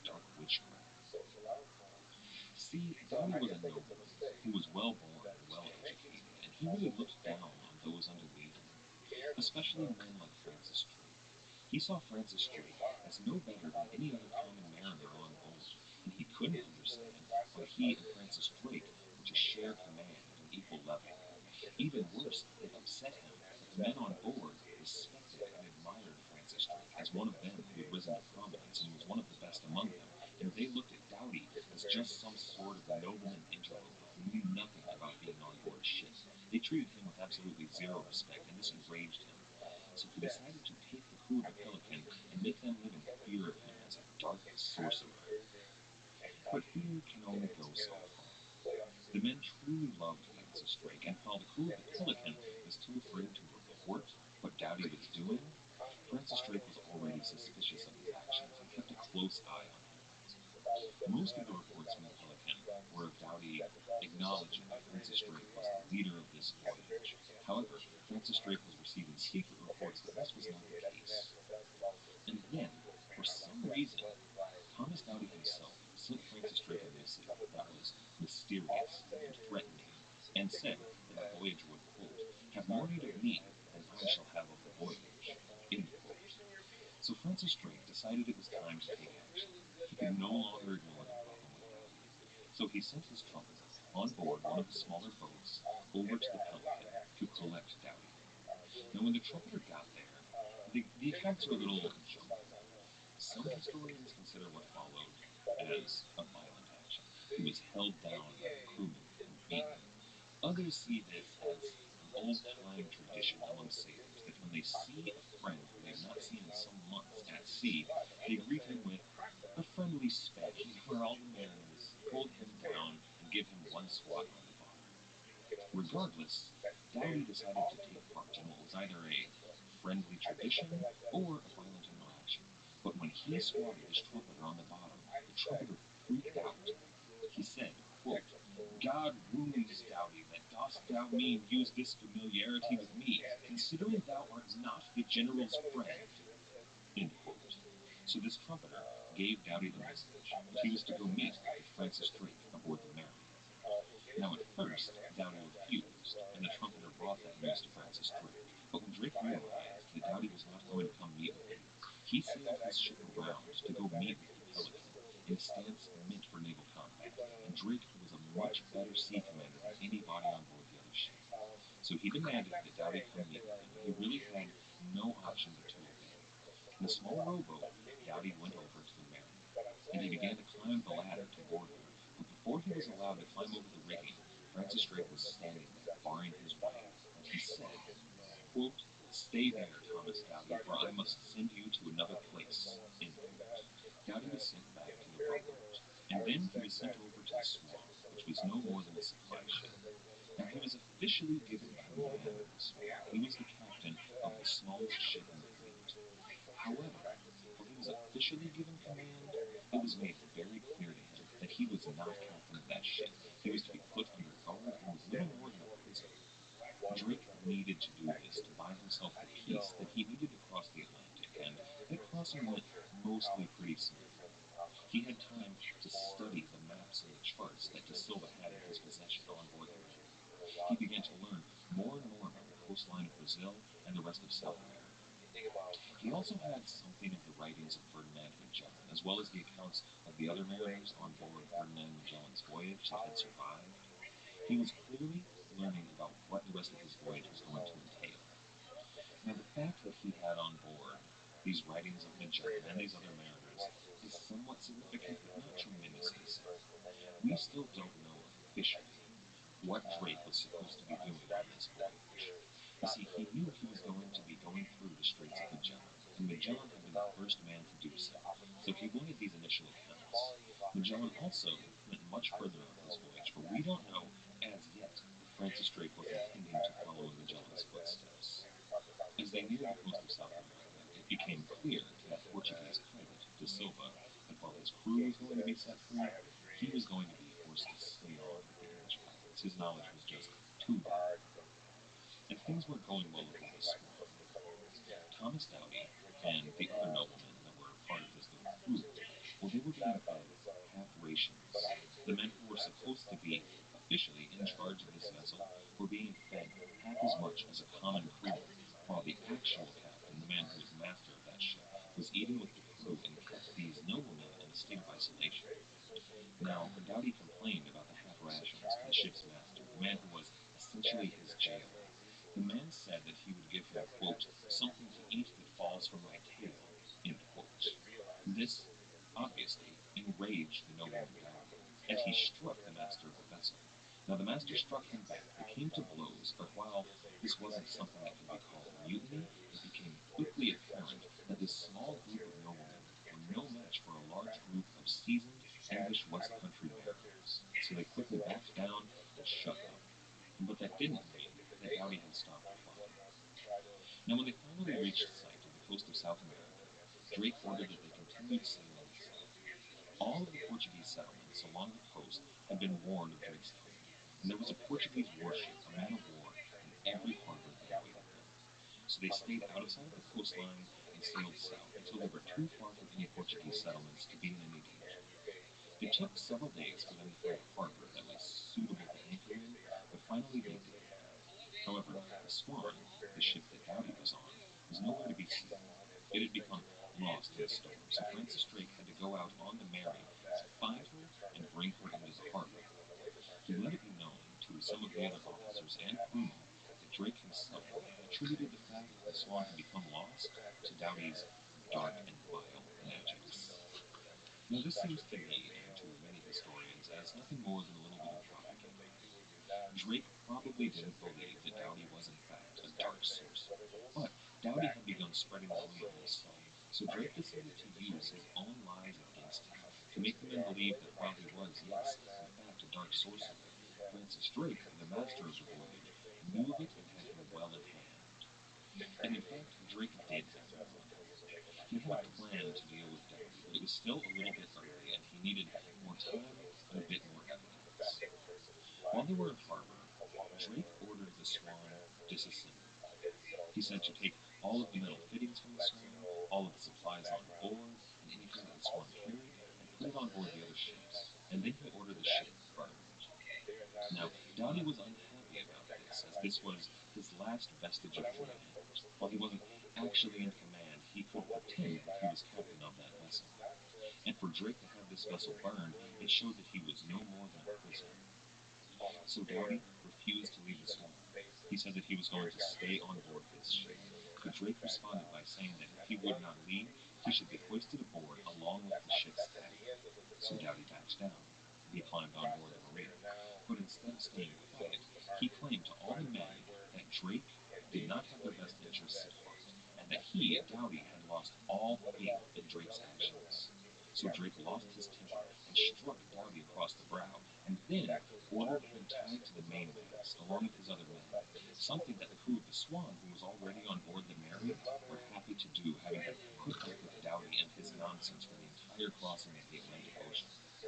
So after they cut him free, but before they set sail, Drake ordered Doughty aboard the Christopher, the next smallest ship in the fleet, and he sent the captain of the Christopher a message saying that he was sending them, quote, a very bad couple of men. And he continues, the which he did not know how to carry along with him. Thomas Doughty is a conjurer, a seditious fellow, and his brother a witch, a poisoner, and such a one as the world can judge of. I cannot tell from whence he came, but from the devil. End quote. While these noblemen were kept on board, under guard, not allowed to leave the ship, nearly every other crew, including all of the officers and Drake himself, went ashore, where they met a tribe of natives. Now this tribe was friendly and met them with a very warm welcome.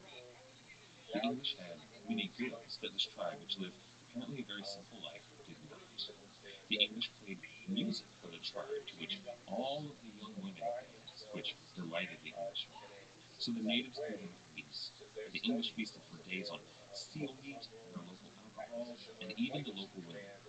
It appears that this tribe didn't have any belief in the institution of marriage, and they were allowed to couple freely with any English sailor that they took a shine to. Now, this tribe didn't have much to trade in return, but the English enjoyed their time with them so much that they left them gifts of very rich value. Even Francis Drake, giving a man who had taken a liking to his fancy red velvet cap, he gave him that hat to wear, just out of the kindness of his heart. Now, this may have been something further that Francis Drake was doing to discredit Dowdy. While Dowdy had to be on board and under guard, Francis Drake saw that his men were having the time of their lives in this tropical paradise, and that he himself was a giving and friendly man to these natives. Then, after leaving port, again, the ship that Dowdy was on, the Christopher, became separated from the fleet. Now, there's no evidence to support it, but it seems to me that Francis Drake was building a very solid case against Thomas Dowdy. So he may have sailed faster than the smallest ship in the fleet, the Christopher, could follow. Regardless, when they reached their next port, their next anchorage, he ordered the Christopher dismantled, all of its cargo taken off, and the ship burned. Drake claimed that he believed that any ship that had had Doughty aboard was infected by his dark sorceress magic, so they needed to be destroyed. Now, this became somewhat worrying to the men, I imagine, because if Doughty was to stay with them and they had to keep burning any boat that Doughty was aboard quickly, they were going to run out of ships. But Drake knew better. Just a few days after burning the Christopher, the fleet arrived at Port St. Julian. Port St. Julian was the location where, on his historic voyage 58 years before Francis Drake's, Ferdinand Magellan decided to spend the winter. It was also the location of an event known as the Eastern Mutiny, where Ferdinand Magellan put the prime mutineer, a man named Luis Mendoza, on trial. In his book Over the Edge of the World, Lawrence Bergreen covers the aftermath of that mutiny. I'd like to read from that book about the aftermath of the mutiny. It's a fairly lengthy quote, but it's also a fairly graphic one, so if there are any kids listening, you might want to skip ahead a couple of minutes. Quote, now that the Eastern Mutiny was finally at an end, Magellan meted out punishment to the guilty parties. The mutineers were about to discover that defying Magellan was even more perilous than the most ferocious storm at sea. To begin, Magellan introduced one of his men to read an indictment, Mendoza as a traitor. The Captain General then ordered his men to draw and quarter Mendoza's body. This complicated and grotesque procedure usually began with hanging the victim, then cutting him down while he was only partially strangling. The executioner, or an assistant, would make an incision in the victim's abdomen, remove his intestines, and, incredibly, burn them in front of the dead victim. When he finally expired, his head and limbs were severed from his body. Parboiled with herbs to preserve them were halberds, and finally displayed to the public. In a variation, the victim's arms and legs were attached to 4 horses, who were made to walk in opposite directions, slowly tearing the victim's limbs from his body. Magellan combined elements of both methods. Mendoza was secured to the flagship's deck with ropes running from his wrists and ankles to the capstans, which consisted of a cable wound around a cylinder to hoist or move heavy objects. On cue, sailors pressed levers to rotate the capstan drum, which contained sockets to check its backward movement. Bit by bit, the pressure applied to the capstans ripped Mendoza's lifeless body to pieces. Magellan directed that the quartered remains be spitted and displayed as a warning of exactly how traitors would be treated. The preserved body parts of Luis de Mendoza remained visible, an indelible lesson concerning the consequences of mutiny. End quote. When the fleet of Francis Drake arrived at Fort St. Julian, there was a ghostly memorial there. Exactly what was there remains disputed. It's clear that there was a scaffold that Magellan had built, still standing. Some of the sailors claimed that Mendoza's armor was still there, and still others claimed that the bleached remains of Mendoza were still on display. Now, I find that somewhat hard to believe, but it definitely leaves an impression. Drake had read about Fort St. Julian in the writings of Magellan. He knew what had happened here, and he suspected that there would be some evidence left. It was here that Francis Drake had been waiting for them. However, he was forced to wait to make his move. As soon as they landed, a group of hostile natives attacked the fleet, and although the natives were repelled, several of the men in Francis Drake's command were killed. Now, Drake saw these men buried with full arms, and then he claimed that this attack was only further evidence of Doughty's witchcraft. So Drake established a court in view of the scaffold of Magellan. Doughty claimed that Drake had no authority to try him here, and strictly speaking, he was actually right. Now, an official naval captain in the Royal Navy had the right to try and marry people at sea. However, Francis Drake was not an official naval captain. While Elizabeth had been for this voyage, it was done in extreme secrecy, so there was no documentation that Francis Drake had the right to try a man like Doughty. Now Drake argued that the Queen had backed the voyage with 1,000 crowns, along with very august names like Hatton, Walsingham, and Leicester. Now these men held a lot of weight to the men on this voyage, and beyond that, Francis Drake argued that the Queen had given him this authority directly and told his men, quote, "Lo, my masters, what this fellow hath done. God will have his treacheries all known, for her majesty gave me special commandment that of all my men the Lord Treasurer should not know it, but to see his own mouth hath betrayed him." End quote. Arguing that Francis Drake had been given this command and these rights by Queen Elizabeth without the knowledge of Thomas Doughty. So the trial commenced. Now Doughty was trained as a lawyer. He was very good at arguing his case, and apparently he did so with great eloquence, the kind of eloquence known only to a gentleman of Elizabethan name. However, Drake appealed to the men's baser desires. Doughty was a man who didn't approve of piracy, and while the Queen remained removed from those issues, Drake claimed that Doughty would attempt to take command and stop any piratical actions, keeping the men from making their share of the glory. These sailors had signed up with Drake, knowing his reputation, expecting to take as much Spanish treasure as possible. They had not known who the voyage would take them, but they knew that they were going to wind up rich men.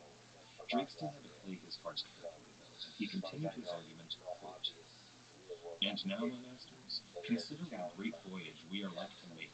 The like was never made out of England, for by the same the worst in this fleet shall become a gentleman. And if this voyage go not forward, which I cannot see how possible it should be if the man live, what a reproach it will be, not only unto our country, but especially unto us, the very simplest here may consider of. Therefore, my masters, they that think this man worthy to die, let them with me hold up their hands." End quote. Drake had argued that if they let Doughty live, the voyage would turn back to England. They would not take any more Spanish treasure. They would not fulfill the orders of the Queen. Not only would they disappoint the Queen and her court, these men would lose out on a fortune that they would have taken in Spanish gold and treasure. Beyond that, Drake knew that they were about to embark on a voyage that would be written about in history books for the rest of time. These men would have their names remembered, and if they did not execute Doughty on this beach, they would not go through with that voyage.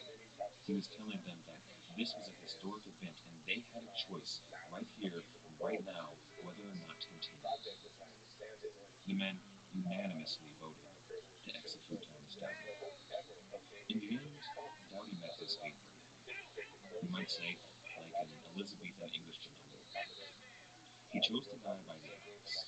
He and Drake shared a sacrament, and then shared a few words that were neither heard nor recorded. Doughty begged for forgiveness, both from the men on the voyage and from God, and then, with one swing, his head was removed. Drake held his head aloft. It was the head of a mutineer, but Drake swore that there would be no further reprisals, either against Doughty's companions or his brother. During the trial, Drake had stirred the men's patriotism. He had stirred their lust for riches and their hatred of the Spanish. He had stirred even further their desire to undertake what would be the greatest voyage that England had ever known. Before setting sail, they burned the Mary. That was the last ship that had been touched by Thomas Doughty. It was also a ship that was unlikely to make it through the Straits of Magellan.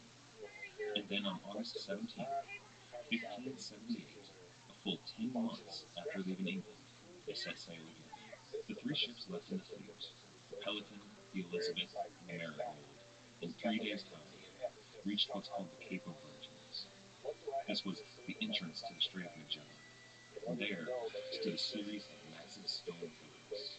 The men described this place solemnly, quote, "full of black stars, against which the sea beating showed, as it were, the sproutings of whales." End quote. This was a place that was alien to the men on board this English fleet. They'd never seen anything like it. And Drake realized that this was something of a historic moment that these men would remember for the rest of their lives. So he chose this as a time to commence with the ceremony. He ordered every ship in the fleet to strike its topsails in honor of Queen Elizabeth, and then commenced with the ceremony that's not really recorded in the histories, but we can be fairly certain that the men prayed, and then what we know is that Francis Drake, to help heal any wounds that were still left after the execution of Thomas Doughty, renamed his flagship. It had been the Pelican, but it was rechristened the Golden Hind. The Golden Hind was the sigil of a man named Christopher Penn, who was a very close friend and a patron of Galilee. But he was still a patron of the voyage and a man that many of the men on board looked up to.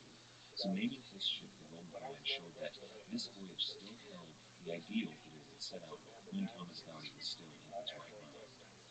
After the ceremony, the men dropped their topsails back down, and the winds began to push them towards the Strait of Magellan. But that's going to do it for this week. This has already been a fairly long story, and while I wanted to cover this entire voyage of Francis Drake in a single episode, we're only about halfway there, and there's still a lot to cover. Francis Drake is only getting started. Next week, Francis Drake will navigate the Strait of Magellan and emerge into a world that no Englishman had ever seen before. If you're enjoying the show, why not check out our website at piratehistorypodcast.com. Over there, you can find some supplemental information, such as maps and works of art relating to our topics. We also have, on every episode, a list of the sources we use. If you're interested in learning more about any of the topics that we cover, those source lists also have links that go to the 8books.com page for that book, where you can pick up a copy of anything you'd like to read more about. If you do use that service, 8books is kind enough to throw me a couple of books. We also have an 8books search bar on the website. If you'd like to support the show, there are several ways you can do so at the website. There's a PayPal donate button, as well as a link to our Patreon page. That's going to patreon.com/piratehistorypodcast. There's also an 8books and Amazon search bar, so if you need to search for anything on either 8books or Amazon.com, if you do so through the website, they're kind enough to throw me a couple of bucks. In addition to any of that, you can also leave a review on either iTunes, Stitcher, or Podbean, all of which we have links for at the website. Doing this really helps get the podcast noticed, and we really appreciate it. Once again, and most importantly, thank you for listening. Thank you for listening. Hello, and welcome to the Pirate History Podcast. My name is Matt. Thank you for listening. Last time, we talked about the first leg of Francis Drake's most famous voyage. That period took him from Plymouth in England, south to Africa and through the Canary Islands, east across the Atlantic Ocean to the western coast of Brazil, down that coast further south until he had reached almost the tip of South America. If everything had gone according to plan, this would have been a relatively memorable voyage. However, due to some of the egos on board and the clashing ideologies of some of the men, there was nearly a mutiny led by a man named Thomas Doughty that Francis Drake eventually had executed. This left Francis Drake with 3 ships, the Pelican, the Elizabeth, and the America. Sailing just a few days south, Francis Drake found the fleet of what's known as the Cape of Virgins. The Cape of Virgins was a place that was peaceful, beautiful, cold, and eerily quiet. For the men on board, according to some of the journals, it was a solemn time, a time for reflection. Francis Drake also reportedly held a ceremony that changed the name of his ship to Pelican to the Golden Hind. For 2 days, the men waited for the winds to pick up and carry them towards the Strait of Magellan, the easiest way for them to cross the continent south. They were 2 days of peace and calm reflection. The men were able to recuperate and rest. For some of the men, these 2 days of calm would be the last days of calm that they would see for many months. And for still others, it would be the last days of calm that they would see for the rest of their lives. This is episode number 10, Master Thief of the Unknown World, Part 2. Before we continue with the voyage, I'd like to point out a couple of things about this period in history and the records that we have. This was a voyage that was clouded in secrecy by design. Francis Drake was ordered by Queen Elizabeth not to keep the best of records of everything that he was doing. Many of these things were secret even to her closest council members in England, so she didn't want any record of them existing. Beyond that, the records that Francis Drake did keep were usually fairly questionable. Francis Drake was a man who was, well, he was a master tactician, not just on the sea, but he was a master of court politics as well. He was a man who would turn even the worst of disasters into a potential success. He had so many great achievements in his career that what was overshadowed the losses. And when things got too bad to be overshadowed, he always managed to find a scapegoat whose while it truly was. There are some historians that believe that Thomas Howell was not, in fact, the villain that Francis Drake made him out to be. He was merely a man that disagreed with many of Francis Drake's plans. And if all that failed, if Francis Drake was unable to achieve what he had planned, well, he could always turn to propaganda, something that he was extremely skilled in using.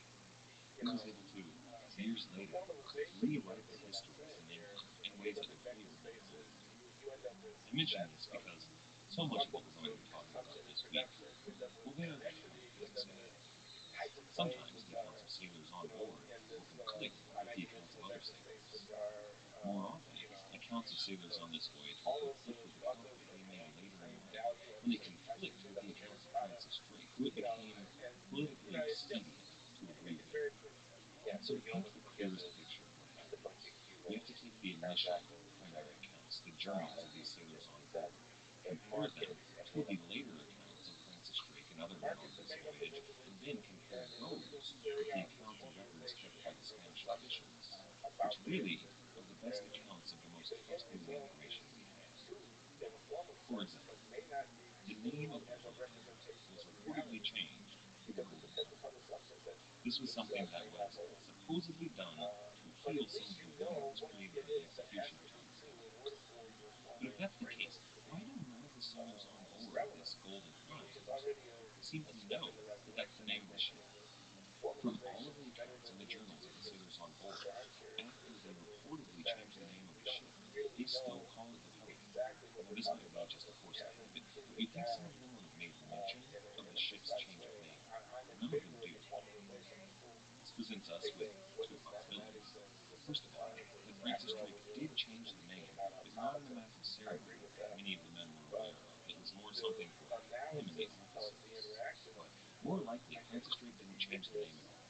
Not, at least, in the lifetime of either Francis Drake or Queen Elizabeth. See, the Pelican was a symbol that Queen Elizabeth had adopted to show her love for the English people and her right to be the head of the English church. It was something that was a very big deal to her, so it seems strange that Francis Drake would have changed it. And really, the first written account that we have of the name of the Golden Hind doesn't come until 1592. And the author even feels the need to clarify that when he's discussing the Golden Hind, he means the ship, the Pelican. It was another 50 years before we see the name the Golden Hind appearing out in sailor magazines. And this was from a work that reportedly was trying to turn Francis Drake from, quote, a real man into a national legend, end quote. Now, I'm going to call the ship the Golden Hind because that's what history accepts it as. And really, the name of the ship is inconsequential, but it points to that larger problem. The histories of this time, where we have a lot of documentation, aren't always exactly the clearest picture of what's happening on a day-to-day basis. To really fill that in, and to really paint a fun picture in a clear narrative, sometimes you have to wade into the waters of myth. So, beware of that for heroes. After 3 days of waiting, the wind finally held and pushed the fleet towards the Strait of Magellan. But almost immediately, we run into these conflicts in the accounts once again. The Fletcher manuscript, one of the primary documents about this voyage, records this event. Quote, within small time, continuing our way, we chanced with 3 islands a little distance from another, at 2 whereof we arrived and gave the names of all. The first we named Elizabeth, the second Bartholomew, the day being called by this name, and the last George, his island, according to the custom of our country. End quote. But then, from contemporary accounts, journals at the time, there are some differences.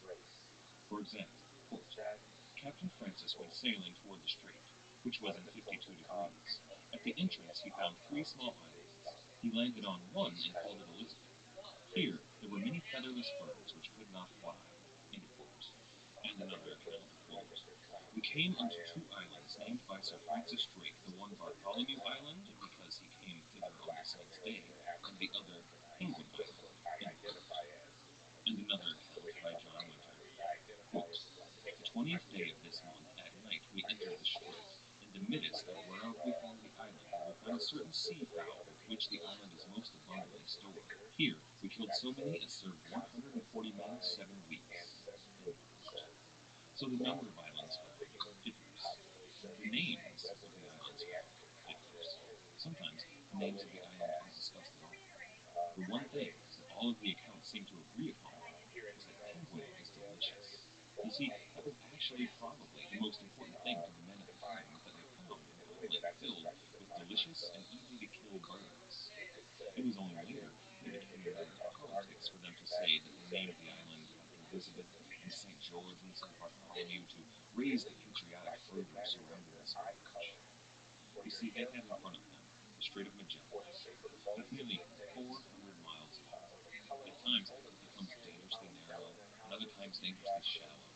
It's a maze of forks and dead ends that's nearly impossible to navigate without using ships. At first, it's a fairly easy voyage, but then, at about 150 miles in, the current changes. The water begins to work against you. There are whirlpools and eddies that threaten to throw you off course. For most of this period, it's impossible to throw a gauge down to see how deep the water is because your rope will begin to fray. And then you begin to lose sight of the horizon. On either side of you, mountains begin to tower above you with snow-capped peaks, and frigid winds begin to blow between them. Drake encountered this. At about the 150-mile point, a storm arose, pushing the ship backward, and they had to fight for the rest of the passage to get through. It was freezing and difficult, and the men got almost no rest. It took a full 14 days for Francis Drake to make it through the Strait of Magellan. It had taken Magellan himself, however, 37. Now you might ask yourself, why, if the Strait of Magellan is so dangerous, is it something that's used? It's located very far south, almost at the tip of South America, so why not just sail around? Well, the seas surrounding that southern tip of South America are nearly constantly assaulted by Arctic storms. The air is filled with fog and ice, and it's extremely difficult to find your way, which is exactly what Francis Drake and his ships encountered when they left the Strait of Magellan. No Englishmen had ever been into the Pacific Ocean. They were working off charts that the Portuguese had. However, they had no Spanish charts, so no definitive information. The Portuguese charts first told them to head northwest, and that's what they did. It took them a full 2 days of seeing nothing but cold, icy blue sea before they decided to turn back and head toward the Strait of Magellan to try and find another way. That is when the fleet became hopelessly lost and turned away. At first, they accidentally re-entered the Strait of Magellan, which they didn't intend to do.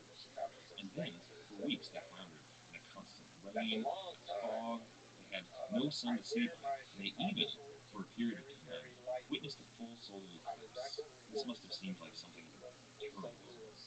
It appears that Drake even sailed very far south, so far south that he found the tip of South America and grounded it before realizing his mistake and turning back.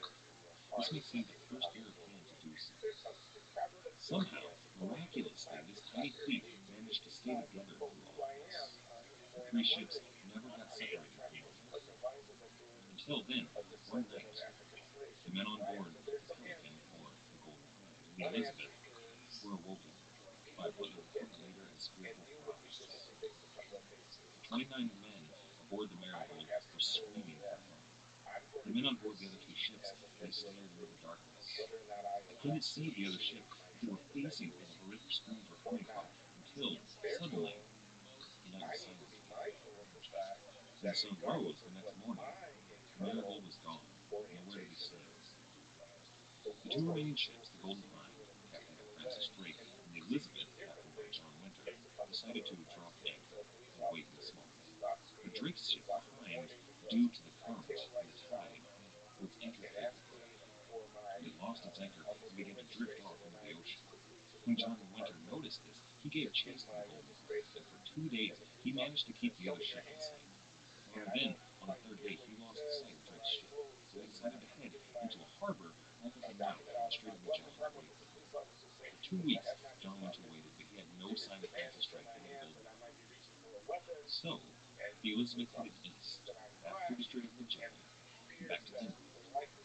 This was the first news that Elizabeth or anybody in London had had of the voyage of Francis Drake. She learned of several of their misfortunes, of the execution of Thomas Doughty, but she also learned that Francis Drake had successfully made it through the Pacific Ocean, the first English captain to do so. What she didn't know was whether or not Francis Drake was still alive. In the years that followed,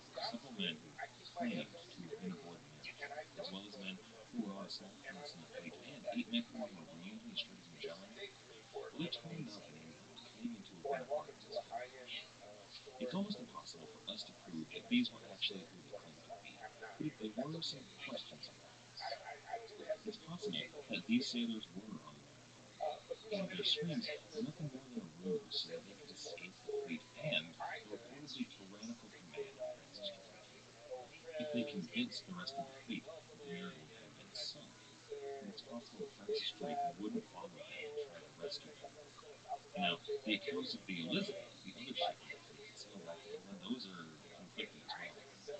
John Winter claimed that he wanted to wait for Francis Drake in the front of the meeting spot, but the men on board decided not to and took command, bringing the ship back to England. However, the men on board claimed that it was John Winter's plan all along, after becoming separated from Francis Drake, that they would sail immediately back to England. It appears that John Winter was believed because he was received warmly by Elizabeth, and there was no retribution against him, which there would have been had he been in action at the start. However, we can't really know what happened on board. There are no records of it. But there's even a third possibility. It's possible that Drake himself was actively trying to lose the rest of his fleet. You see, after becoming separated, John Winter waited in a harbor that he and Francis Drake had agreed upon as a meeting place should they become separated. And Francis Drake, sailing back north, sailed less than a day away from this meeting place. It would have taken him almost no time to go and see if John Winter was at this meeting place.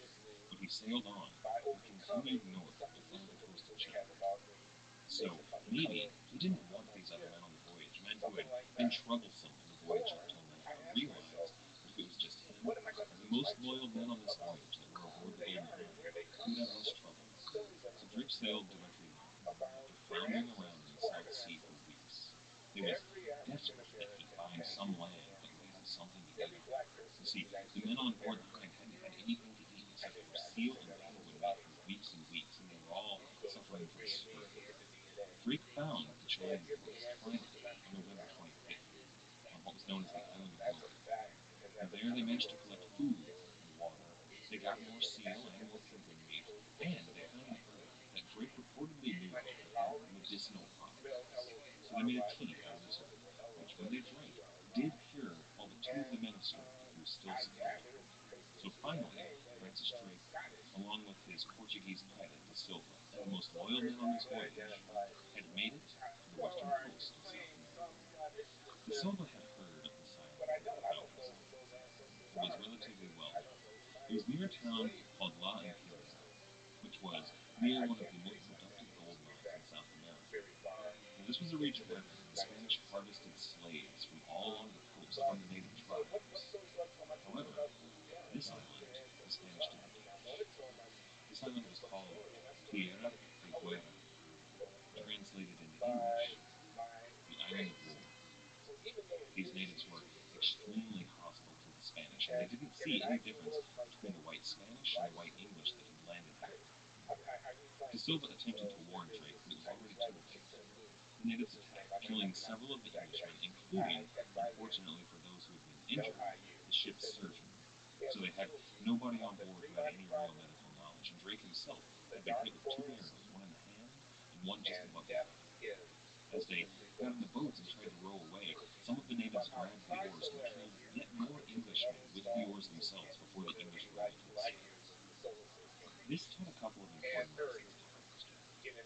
First, he learned exactly how the natives in the region felt about the Spanish and Europeans in general, and realized that he was going to have to be very careful in his dealings with them. But he also learned where he was and how close he was to some of the most productive gold and silver mines in all of the world. His men had just been through hell, and he and his ship were in no way prepared to attack the harbor at La Imperial, where there was certain to be a lot of gold and silver, but they had no hope of taking it. So they retreated just a little further north to a very small harbor, a place called Quintana. It was a perfect harbor, the exact kind that you would imagine from the old stories.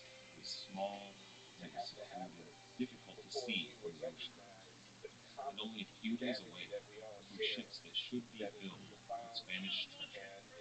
So the English recuperated there for a little while and licked their wounds, when they came across a native man in a canoe who was fishing. They spoke to this man, a man named Felipe, who spoke Spanish, so they were able to communicate with him. But Philippe didn't have any relatives, so to make up for him and Philippe, he said that if Philippe could give them any information or perhaps guide them to any Spanish ships in the region, he would be paid handsomely, which is exactly what Philippe did. You see, there was a port that was even closer to where the English landed, not long carry off, a place called Valparaiso, and there was a single ship in the harbor. Not only was it unguarded, but it was on the Pacific coast of South America, a region that only Spanish ships sailed in. No sailors from England or France or Portugal ever sailed these waters before. For in the golden time sailing in the harbor, it must have been weather-beaten and covered in barnacles and looked just terrible. But this ship had Valparaiso had no reason to suspect that it was anything other than a friendly ship.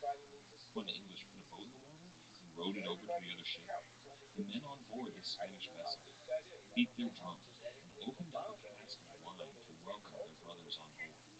But the very first Englishman who climbed aboard, he smiled. He drew his saber, struck the ship's pilot with the hilt above his eye. He screamed, "Abajo, perro!" Below, dog. The crew was launched below decks almost immediately. The Spanish had been caught completely unaware. This was one of the easiest prizes the Francis Drake was ever going to take in his entire career, and it was a pretty rich prize. While the English looted this vessel, they sent 2 boats ashore to loot the town nearby. Now, there wasn't all that much there. They took food and drink and probably took some of the local women, but then they ransacked the local church, where they took a chalice and some of the vestments there and other religious articles, which Francis Drake handed to the ship's pastor as something of a joke, who laughed it off and then threw this paraphernalia overboard and into the ocean. Now, the Spanish vessel, it was called La Capitana, and they found chests of gold equaling somewhere in the realm of, well, there was recorded gold, about 25,000 pesos. And then, it was reported later, a lot of gold that wasn't on the manifest. Gold that probably equaled somewhere upwards of 200,000 pesos. They took that gold, and they took the wine, but then Francis Drake, searching the captain's head, found a treasure that was so valuable that it wound up presenting it to the king upon returning home.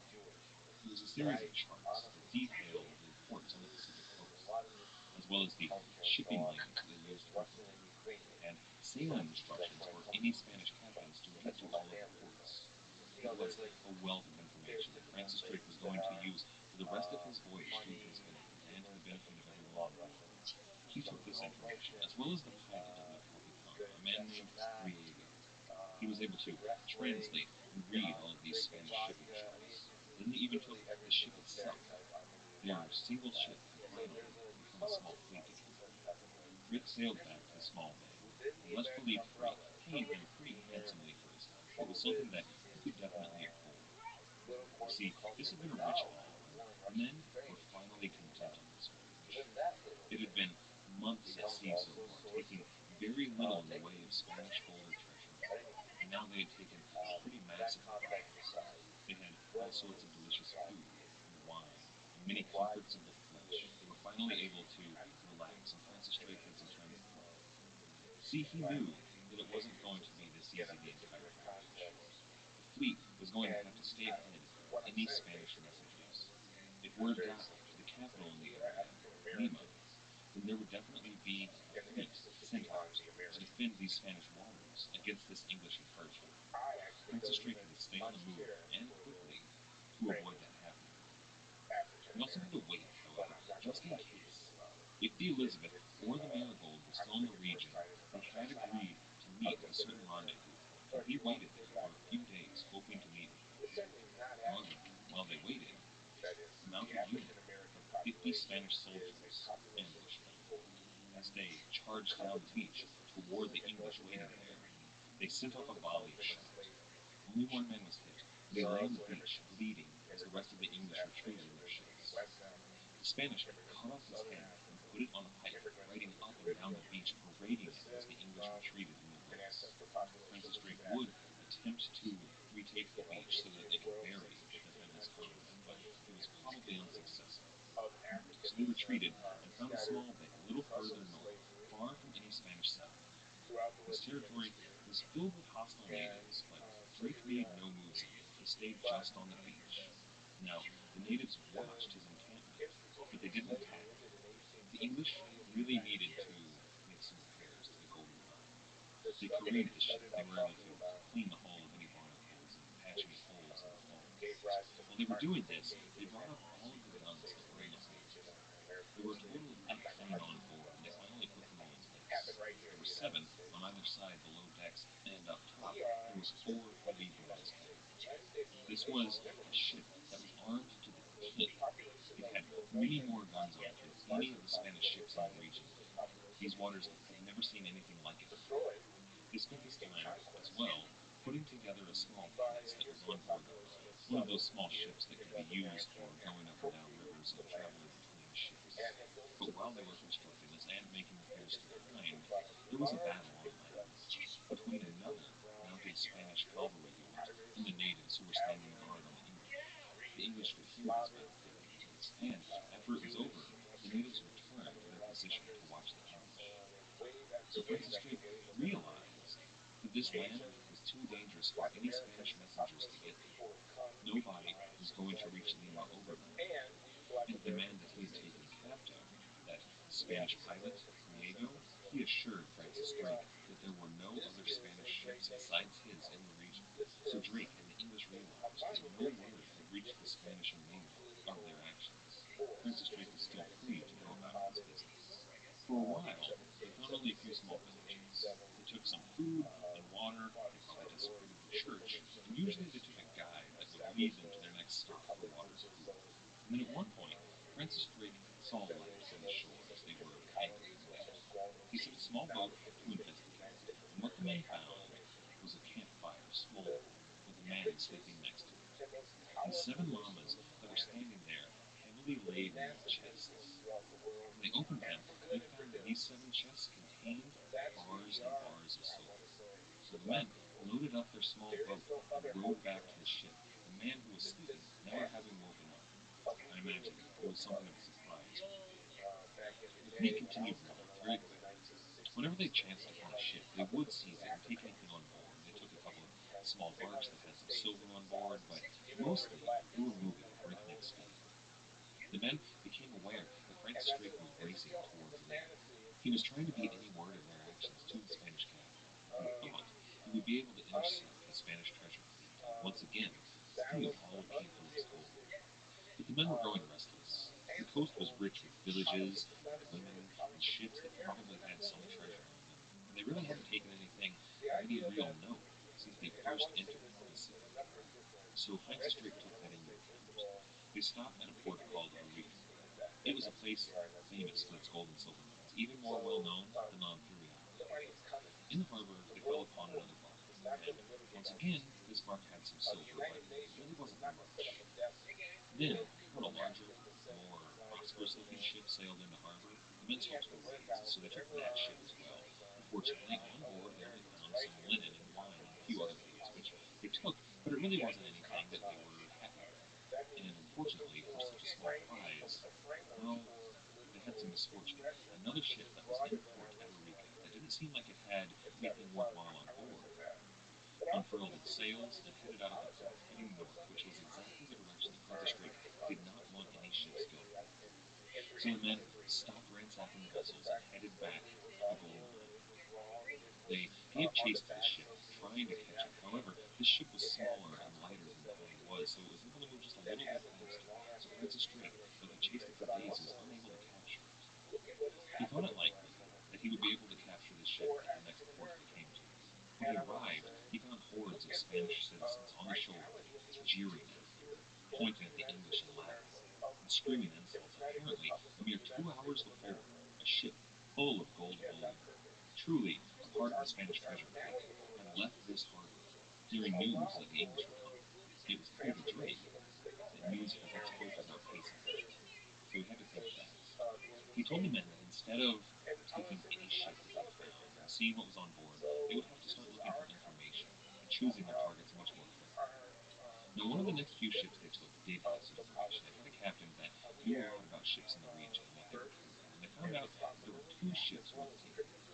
Now, one was in a port nearby, readying to leave to head to Penn. The other ship had already left the port and was on its way to Louisville, so Drake had a decision to make.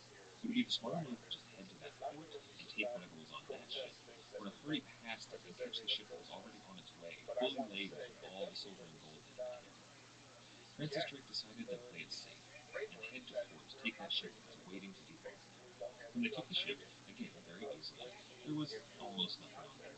There were a couple of chests of silver, some silver money, which was a decent amount of what Francis Drake needed, and not what the men were expecting. Unfortunately, while they were in port, the harbor master noticed that there was some activity going on aboard the Golden Hind, a ship that he had never seen before. So he went out to investigate what was happening. He rowed his boat over to the Hind, and when he started to climb aboard, he saw a musket barrel shoved in his face. He fell back into his boat and began rowing away. Francis Drake ordered his men to work faster. They had to unload the ship and get out of the harbor as soon as possible. Before they were done, another ship sailed into port, almost blocking Francis Drake and the Hind's in. So Francis Drake had his ship's tackle out and opened fire on the newcomer, a ship called the San Cristobal. Now, the San Cristobal fired back. It traded volleys for some time, and Francis Drake was able to move. Unfortunately, he saw that on shore the militia was being raised, and ships in the harbor were getting ready to chase after him. So Francis Drake had to move quickly. Finally, the wind filled their sails, and they were able to leave the harbor, leaving all these other ships behind for the time being. Now, Drake had two priorities. First was escape these ships and the militia that were going to be hailing him. Second was to catch that other ship, the ship that had already left port, that was going to be filled with all sorts of riches and treasure. This ship was known to them. It was called the Nuestra Senora de la Concepcion, nicknamed affectionately by its crew the Cacafuego. You might remember me mentioning this ship in one of our first episodes. Translated into English, it's the ship fire. The Cacafuego was a merchant vessel. It had its hold filled with heavy bars and a number of coins of silver and gold, so it was not going to be moving very quickly. Francis Drake, if he moved, would definitely be able to overtake it, which is what he intended to do. He let his men know that the first person that saw the Cacafuego on the horizon would be given a gift of gold, and they set out to chase. Not only chase, but also trying to outrun the other ships that were tailing them, attempting to catch Francis Drake's ship. While in pursuit, Francis Drake took another Spanish vessel that had something around 24,000 pesos worth of gold on it. And for a night or so, Francis Drake considered adding this ship to his fleet. He saw what kind of guns it had aboard, the shape of its sails, and thought that it might make a decent addition, but he decided to abandon that ship, and then, taking both ships' guns, he left the other Spanish ship that he had collected as well. He set them adrift and put all of the cargo on board the Golden Hind. He needed as much speed and as much firepower as he was able to manage. So, back down to a single ship, Francis Drake set out to catch the Cacafuego. He had learned, taking that Spanish ship, that it was only a mere 2 days ahead. He was very close to catching it. And on March 1st, John Drake spotted the Cacafuego's sails on the horizon. He did get that golden reward, but Francis Drake had some planning to do. And the Golden Hind was a much faster ship than the Cacafuego. With its sails unfurled and full of wind, it moved much faster than the Spanish ship. That was good if he was trying to catch up to it. However, he needed to slow down and come up alongside the Spanish vessel. Now, if he did so by furling his sails, the Spanish vessel would become suspicious and flee, which, doing so, would probably lose Francis Drake. So he needed a way that he could slow down without appearing to do so. He ordered a number of jugs filled with water and tied to anchor cables, and then from the stern, they dragged behind his ship, unseen by the Cacafuego, but slowing him down enough that though his sails were entirely unfurled, it appeared that he was moving slower and slower. The Golden Hind came up alongside him, and its captain, a man named San Juan de Anton, called out to the English ship. At first, he asked for the captain's name, the name of the vessel, and the man on board gave a false Spanish name, but the man who was captain of the Cacafuego had never heard of this and was deeply suspicious. So he called out that the other ship should strike its sails in the name of King Philip. And there was a pause.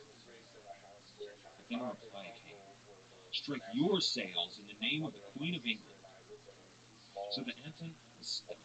He knew that these men were no friends of his, and he replied, English, I order you strike your sails.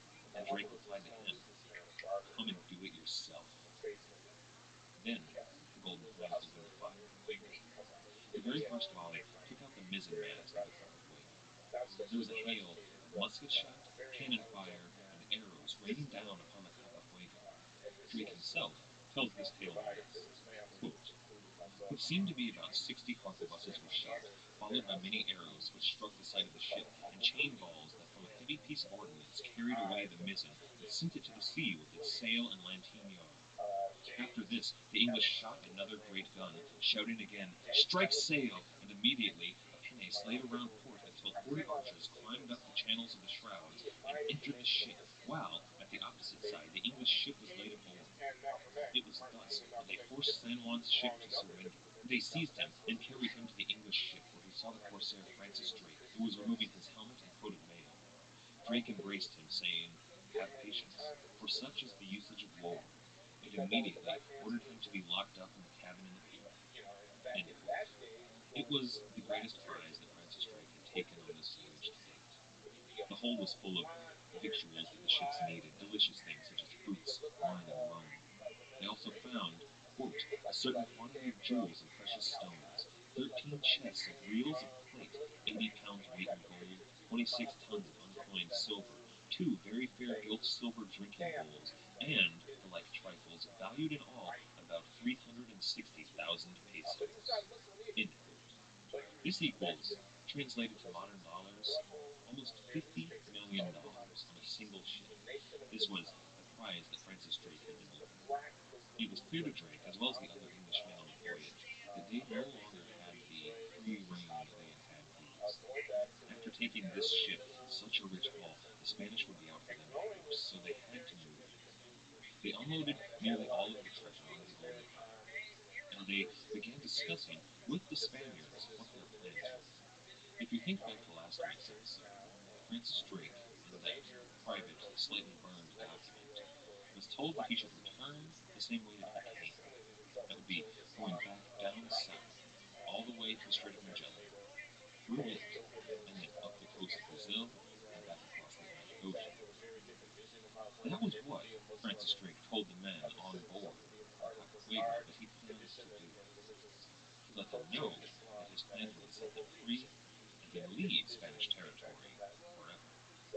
Then he held a meeting with 2 members of his crew, the Portuguese pilot Da Silva and the Spaniard Riego, telling them that he had lied to the Spaniards on the other ship and that he intended, in fact, to go back via Acapulco.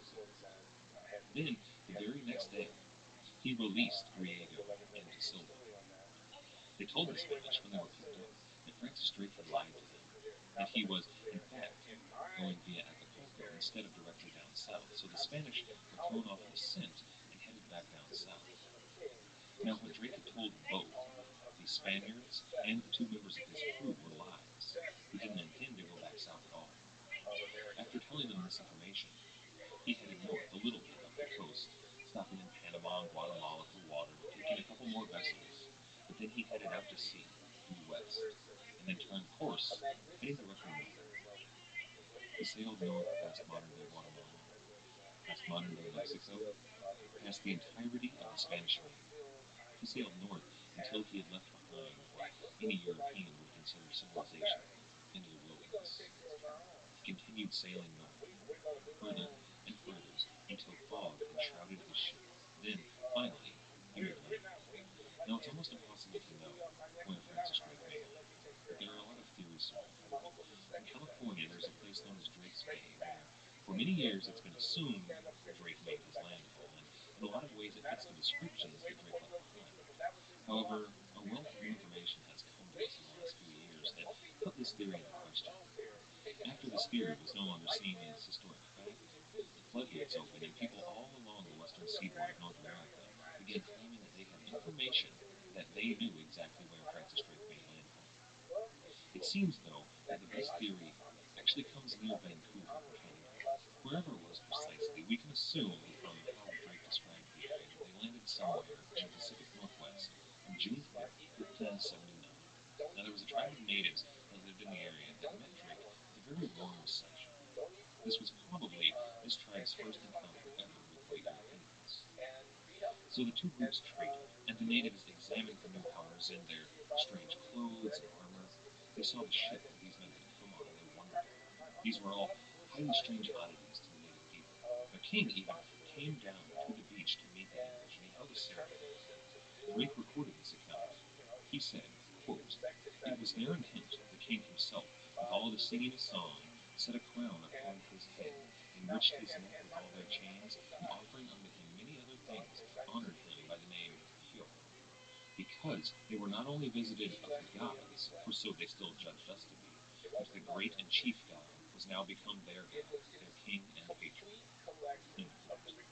The man that the king gave the crown was Francis Drake. They believed him to be king of the gods. Then Drake held a ceremony directly after this, holding aloft a scepter that the king of the native tribe had given him, and claiming that these people were now watched over by his patron, Queen Elizabeth. This might seem to people with modern sensibilities like something that's got to be nothing but historical propaganda by Francis Drake. However, it's actually quite likely that these people did believe that the visiting English were gods.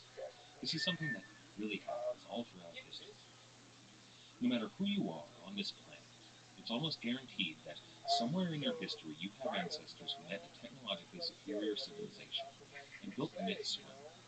Whether it be meeting gods or angels or even aliens, most cultures and most peoples have gone through this exact same experience. You see this with tribes that the Egyptians encountered, with tribes that the Roman Empire encountered, and the Persians encountered. You see this all the way throughout history, up until even as recently as World War II. There were tribes who lived on islands of the Pacific Theater that had never seen anybody who was not a member of their community, until Allied forces came to their island and built airstrips. Now that these communities are finally beginning to move out and make contact with the rest of the world, we're seeing that they in fact built altars and almost a religious mythology around these gods that visited them. They built airstrips and planes out of the rudimentary material that they had available to them. So I don't think it's inaccurate or culturally degrading to claim that these people probably do believe that they are meeting the gods at this time. But as opposed to what the Spanish did, when the natives believed that they were gods, Francis Drake didn't enslave these people. He treated with them and traded with them and even learned some of their language. And there are, in fact, members of native tribes in the Pacific Northwest that claim that they still have myths of white-skinned deities coming to visit them long in the past. And many of these tribes believe that this was in fact a visitation by Francis Drake in the 1500s. So Francis Drake and the English stayed there for some time.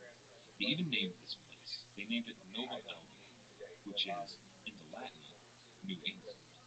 It was really England's first colony on North America, although nothing was to ever come of it. After several months of preparation, Francis Drake left Nova Albia. He probably traveled for a little while further north.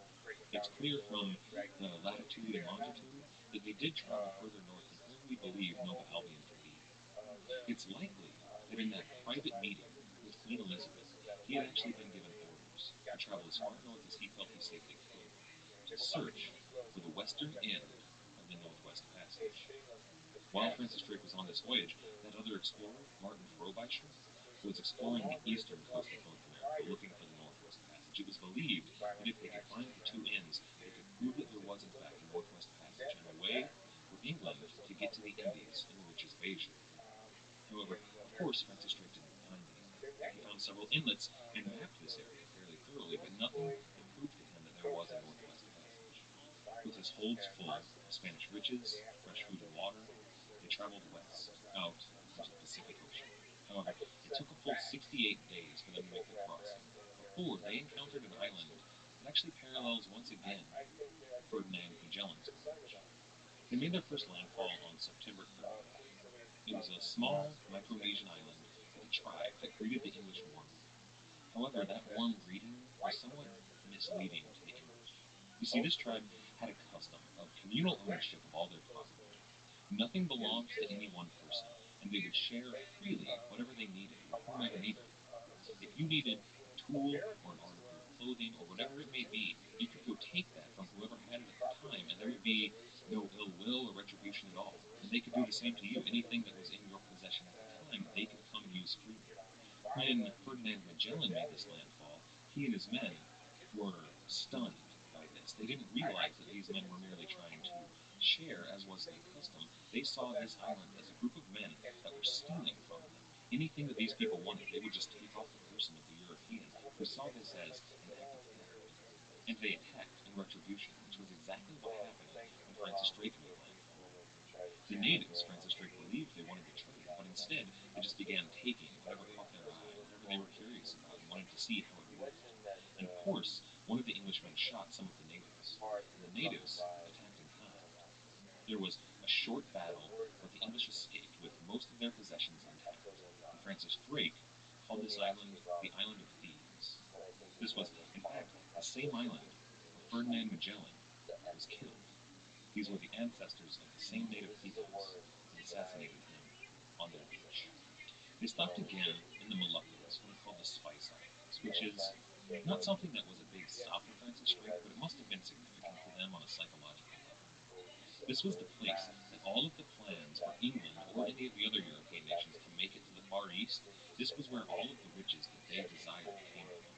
This is where cloves and cinnamon, certain types of peppers, and all of the spices that fetched such a high price in Europe came from. However, this late in the game, the Spanish were no longer really present in the Spice Islands, and while the Portuguese were still in this region of Southeast Asia, they were really truly hated and lived a somewhat defensive existence. They rarely left their compounds. Francis Drake, an Englishman, met with the Sultan of the area, a man named Baku, and though he didn't really have the political authority, he went ahead and opened up diplomatic relations with this Sultan. They began discussing how they would ally themselves, and Francis Drake even offered the Sultan as many English ships as he needed to oust the Portuguese from their waters. The Sultan, after receiving several gifts, gave Francis Drake and his men 6 tons of cloves, one of the most valued spices in all of the world. On top of all of the riches, the silver and gold, he had some of the most valuable cargo to date now in his hold. So Francis Drake headed further west, through the Indian Ocean. The rest of the voyage, well, aside from coming upon a reef that was very shallow and running aground, which nearly ended the voyage in its tracks, there was really very little else of note. In fact, there's very little else recorded. Aside from when they finally rounded the Cape of Good Hope in Africa, there's almost nothing, despite the fact that there were many feats of navigation and seamanship that this crew could have recorded. They failed to. It seems that they must have been truly eager to get home. But it wasn't until September 26th, 1580, when the record of a fisherman who was fishing the English Channel remembers that a worn and weather-beaten ship, heavily wilting, made its way into Plymouth Sound. The fisherman remembers a stocky, heavily bearded man with curly red hair leaning over the ship and asking him, "Is Elizabeth still queen?" The fisherman replied to him, "Aye, and in fine health, too." The fisherman records that he saw that as something as a strange question for a stranger to ask him, who was on an English ship, speaking English and flying the flag of St. George. Of course Elizabeth was still queen. But Francis Drake and his men had been away from home for almost 3 entire years. Drake was to find that that question was not ill-advised. The 3 years that he had been away had proved difficult for both the country of England and its queen Elizabeth. In many ways, they were some of the most challenging that she ever faced. Now Francis Drake was soon to meet with her, and in that meeting, he would discover that while Elizabeth was desperately needed the help of Sir Francis Drake. Knowing Francis Drake, I think that's a good place to leave off for this week. This voyage changed. Francis expeditions to the Caribbean had worsened tensions between England and Spain. This really showed the Spanish and the rest of the world what the English were capable of, and it changed the dynamic between all of the nations. Next week, we're going to look into what was happening in Europe during the first few voyages of Francis Drake, as well as very long circumnavigation of the globe. We're going to look at and some of the religious ones that are turning. Things are getting ready to explode, and we're going to look at the factors that are going to lead to the great strikes. Check out our website at piratehistorypodcast.com. Over there, you can find some supplemental information, such as maps and works of art relating to our topics. We also have, on every episode, a list of the sources used. If you're interested in learning more about any of the topics that we cover, those source lists also have links that go to the 8books.com page for that book, where you can pick up a copy of anything you'd like to read more about.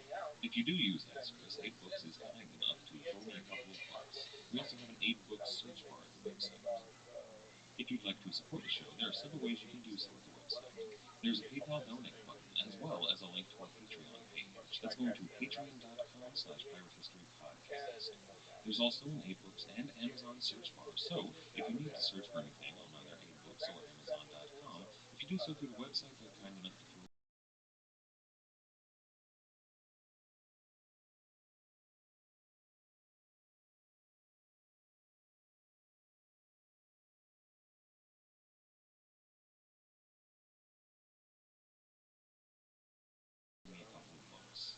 In addition to any of that, you can also leave a review on either iTunes, Stitcher, or Podbean, all of which we have links for at the website. Doing this really helps get the podcast noticed, and we really appreciate it. Once again, and most importantly, thank you for listening. Thank you for listening. Hello, and welcome to the podcast we are on. My name is Matt. Thank you for listening. When Francis Drake retired from the circumnavigation of the globe to England, he found that the situation in Europe was dire. Both the voyages of John Collins and Drake's War were really English campaigns in the American theater of war of what was really an international European war. The war was largely an atonement. It took place mostly in smaller conflicts and battles rather than outright warfare. When it took place, it was something that could truly be called war. In France, the Huguenot forces were entrenched against the forces of the king, and they had been really in a decades-long civil war.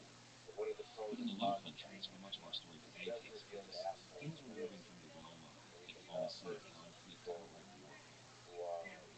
Now, the armies of both the Huguenot forces of the French and the Dutch armies, they were well trained, but they were really no match for the French and Spanish armies that they faced.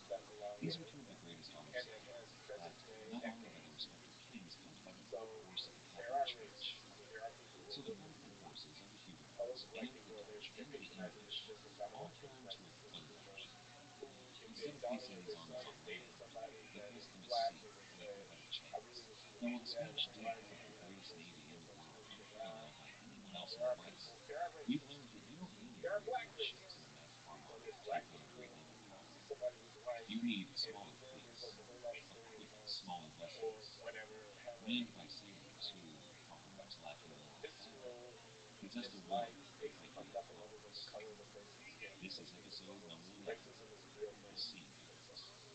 To understand today's story, we're going to need to take a step back. We've talked about the sea battles before. We've talked about the Dutch and the Low Countries, but they've always been footnotes. They've been background characters in the story of Queen Elizabeth and her sea darlings. And they're going to be such important players in the story to come that we need to take a closer look. The Low Countries, well, that's the 16th century name for what is today comprised of the Netherlands, Belgium, and Luxembourg. And even the name the Netherlands in German and Dutch means the Low Countries.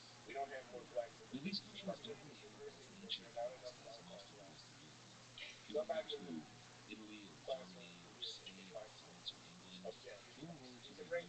the block. The whole region was largely uninhabited for most of its history.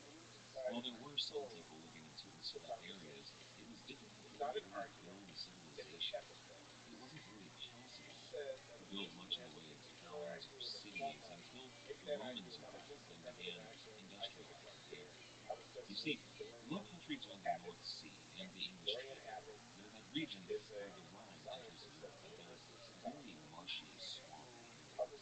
That same region is famous for their dikes, and it was the Romans who built really the first system of dikes in the Low Countries. The Roman border in continental Europe was essentially the Rhine, and they had it extremely well defended. In fact, defended all the way up to the North Sea, where they built forts and encampments. In order to man and fortify these forts, they built roads, and because of the problem of frequent flooding and the marshy nature of the area, they had to build these roads on raised embankments. And these embankments really were the first system of dikes that spread out some of the Low Countries and allowed people to start to inhabit it today full-fledged. Now, the post-Roman history of the region is extremely complicated. Due to all the flooding and the politics of Europe at the time, things are very difficult to follow, but really, this isn't important to our story. What is important to realize is that what became known as the Low Countries never really had a centralized government.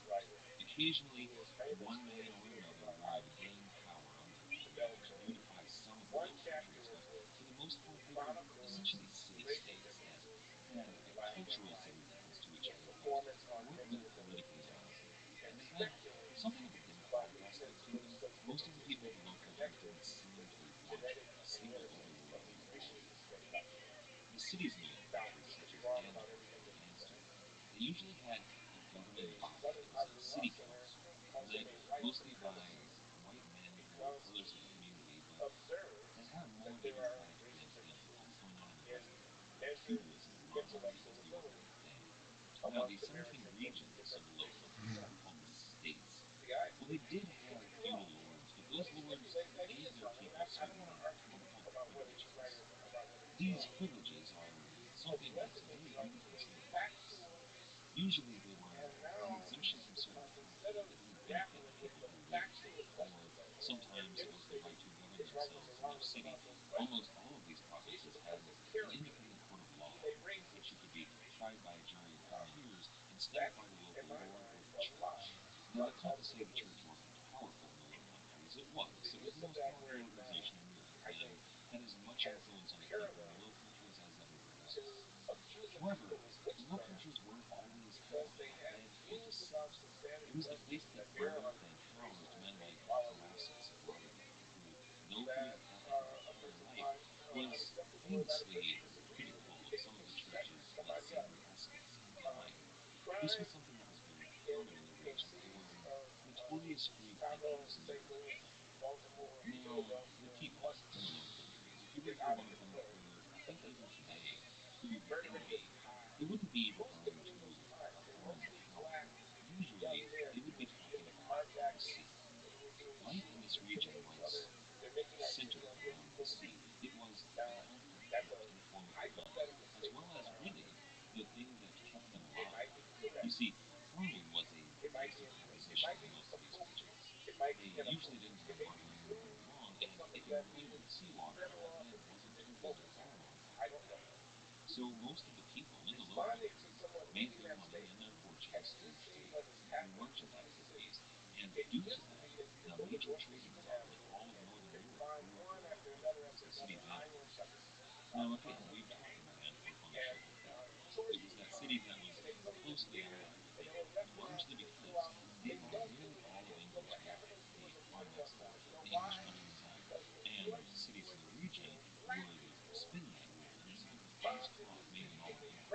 Now, people from all over Europe would come to Antwerp to buy that cloth, and they would trade things such as spices, refined wine, and riches that you couldn't get anywhere else in Europe. So Antwerp became a serious financial power in the whole of Northern Paradise.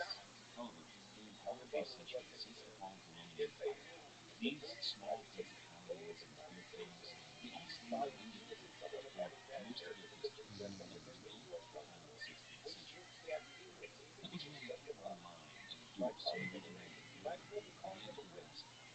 Which means you had marriage alliances, cultivation, and sometimes outright buying land. These Burgundian dukes began to unify the Paradise. And then in 1543, all of the 17 provinces of the Low Countries fell under the rule, finally, of one man. That was Charles V, the Holy Roman Emperor. That same emperor that was in office when Martin Luther had been martyred for his faith. Charles V was arguably the most powerful man that Europe had seen since the height of the Roman Empire. He was heir to the Holy Roman Empire.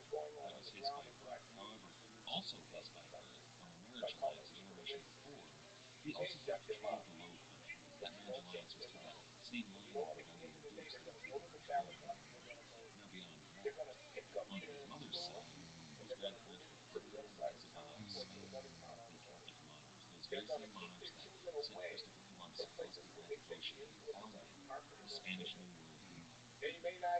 Charles inherited their throne as well. So Charles ruled not only the Holy Roman Empire, not only the Low Countries, but Spain, as well as all of Spain's overseas holdings, including those in the Atlantic, in North Africa, and in the Americas.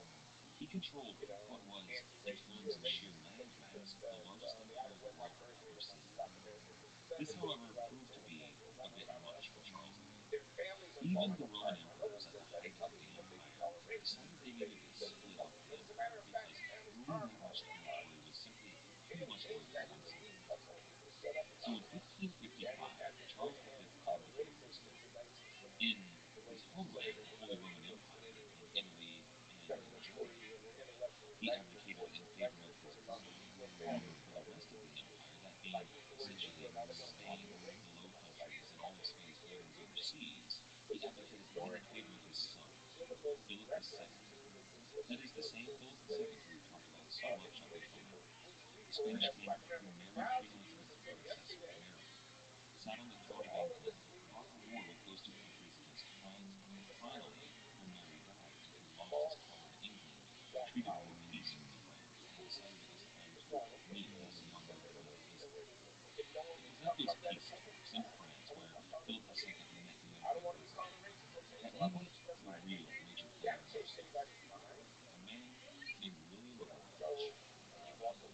William was born in 1541 as William of Nassau. For those of you who have some idea of what's to come, yes, that will come into play here. He was born the son of a minor nobleman, and despite their true blood, they were not a wealthy family. There were a grand total of 17 children, and his mother made clothes for all of them, her own 2 children, and every male of them. This was not lack of love that he was born into. He was educated at home by his mother, not in Latin or vulgar manners, but primarily in reading. He was the boy, along with some other fellow coworkers. Mostly they taught him basic arithmetic.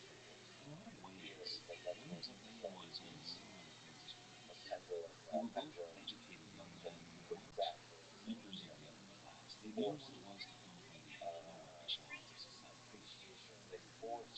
Then, at the age of 11, William's entire life changed. One of his cousins died, a man who had been prince of some of the richest land in the Low Countries, as well as a province known as Orange, that was within the borders of France but not under the control of the country. He left William as his sole heir. This made William of Nassau 11 years old when William of Orange died. Now, the King of France and the King of Spain were not willing to let a young nobody who happened to be a Protestant become one of the more powerful nobles in their hands. But instead of refusing this claim, they let the Englishman sit to court where he could be educated in all the courtish art that he was going to learn. He was sent to the court of Mary, who was the regent of the Low Countries. She also happened to be sister to Charles V, the Roman Emperor. His life at court was the antithesis to everything he had known so far. While he had been raised a Protestant, Mary was a Catholic, and his first action was to be baptized as father and faith. Well, his home had been an austere place, and court was hostile. He traded his homespun black wool for colorful silks and linens, and the song and hymns that he learned at home were the most popular and robust music of the day. William excelled in his studies, not just in the things that he would later know as marks matters, but as far as the church was concerned and politics. He became favored very quickly, and even the emperor himself took an interest in the young man. He was known to, when the emperor would visit one of his provinces, have long talks with William of Orange alone in private, and whenever they would have meetings with other lords, he would frequently bring William over to Orange and discuss with him such. William became a spectacular musician and artist. He really took to his new life very well. But through all of that, he never forgot his roots. He never forgot his hardworking mother whom he loved for the rest of his life. And he always remembered the populist leanings of his uncle. When Charles V abdicated his throne in 1555, William was there. He had really grown to be something of a second father to William of Orange, and he had traveled to climb down off his throne and land on the shoulder of William of Orange. And William continued to hold the royal office. He was there in Paris when Charles's son, Philip, met King Henry of France to sign that peace treaty. As a powerful noble who had lands not only within the borders of France, but one of the few nobles there who had lands in the Low Countries, he was chosen as a hostage to stay with the King of France until the treaties were on more solid ground. This was something that was typical at the time. These hostages were noble, yes, very important, and frequently William would go on holidays with the French king, along with some of the other Spanish nobility. But one of their favorite activities was to go on long trading visits. On these hunts, Henry would speak freely, and everybody there, they were friends. They were all good Catholic gentlemen, nobility. Now, William managed, as King of Henry of France and Philip II of Spain, led hands to oust all of the Protestants from Europe. Now that the war between Spain and France was over, the French were entering a civil war with two different rebels. Philip, on the other hand, had plans to burn every Protestant out of the Low Countries. Henry talked about this at length, and William listened to him, listened to all of his boastings, but he said nothing. However, his mind must have been troubled. He came from a Protestant household. His mother and father were members of the nobility. His own lands in the Low Countries were filled with untold numbers of Protestant families, and then the And war then, in goes addition on, to everything that he had to say, so William what, took the how news do you with have him any in the idea Low how to fight back? Countries. No, I He don't. felt that left the Low Um, Countries, after there's signing like the peace agreement and after having all those Spanish troops on Low Countries soil to fight the French, he had left around 3,000 Spanish troops on their soil, something that he had promised not to do. More and more Spanish officials were being appointed in key positions of power as well, something that was technically illegal. You see, King Philip was not the king of the Low Countries. He was rather dutiful in the Low Countries, but to be a lord in these nations, you had to be essentially elected by the people. You had to be agreed upon by them, and he had been universally agreed upon by all of the states, but he didn't have political authority to do what he was doing. However, those 3,000 troops that he had left on Low Country soil, well, they needed power back. And every day the situation continued to tie up was going more and more north. But William's position itself was tenuous. He was a hostage of the King of France. Well, maybe a noble hostage, yes, but still things were uncertain. So though learned of all this terrible information, William didn't say anything about it, which is where he earned his name, William's Land. When he returned to his lands in the Low Countries, William went to the official king. Well, he had been a farmer. A new regent had been appointed in the Low Countries by the king. This was his sister, his half-sister, Margarita de Cornwall. She was officially supposed to rule the correlation with an official council called the Council of State. This was something of a parliament. All of the highest nobility in the Low Countries belonged to it, including William himself. But in reality, that wasn't how things really worked. Margarita ruled the country in concert with one man, Bishop Antoine de Granville. This was Philip II's chosen representative in the Colonies. Granville was a proud Spanish king. He had really no love for the Low Countries and absolutely detested the Castellans there, so really he was perfect for Philip's purposes. William spent his first couple of years back home gathering all the nobility of the 17 different states in the Low Countries. He organized them and built strong ties and bonds among them, and even began a network of communication between them, correspondence that they would be able to talk to each other very quickly, or maybe it was even better. This network of lords had several objectives, but the first and most important to them was to petition Margarita of Parma, Granville, and Philip II himself to remove those 3,000 Spanish troops still stationed on their soil. The petitions, and they sent many of them, went unheeded for 2 whole years until Philip finally had a need to move those troops off Low Country soil into his war with the Arabs and Turks in the Mediterranean. So William's coalition immediately shifted its focus. With the withdrawal of those Spanish troops, Granvelle was raised to be a cardinal and archbishop, and this granted him the authority to decline inquisition. This inquisition did what inquisitions were intended to do. They searched out anyone who wasn't a Catholic and kidnapped them and questioned them, usually ending in torture and sometimes even execution. It terrorized the countryside of all of the Low Countries, and naturally, William and his group of nobles that had banded together to fight this injustice, well, they decided to press for Granville's removal.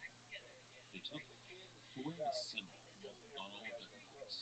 They had this symbol embroidered on the coats of their soldiers and their servants.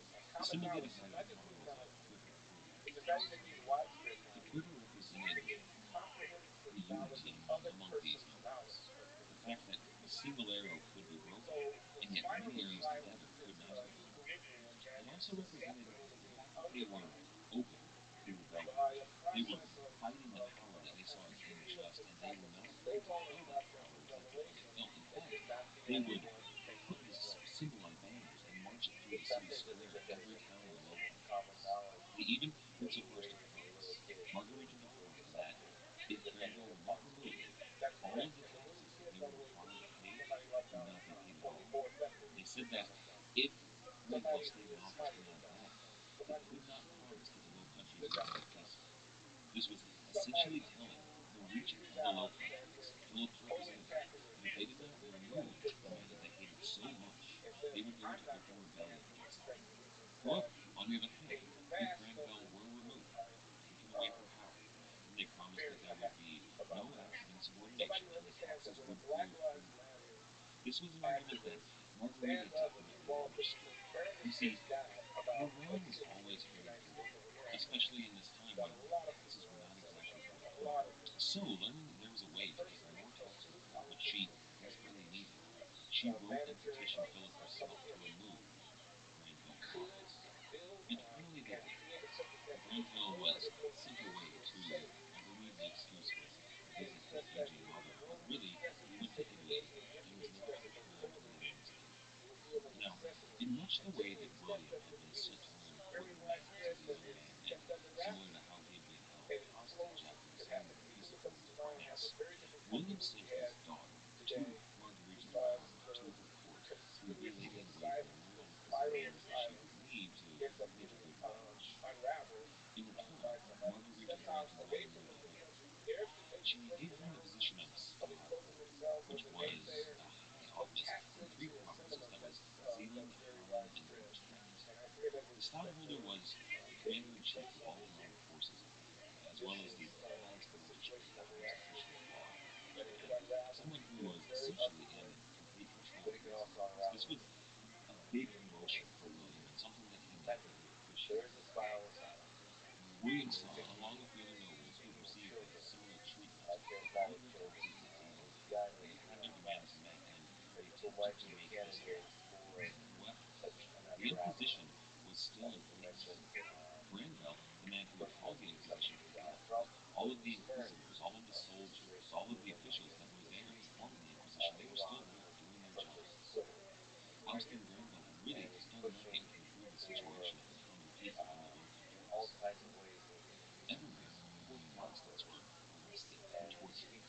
Families lost their land, merchants lost their shops and their ships. Whole families were left fatherless, with no land, no money, and no hope. I'm going to quote from a book called William the Sane and the Dungeon Keeper by Irvine Day Peter.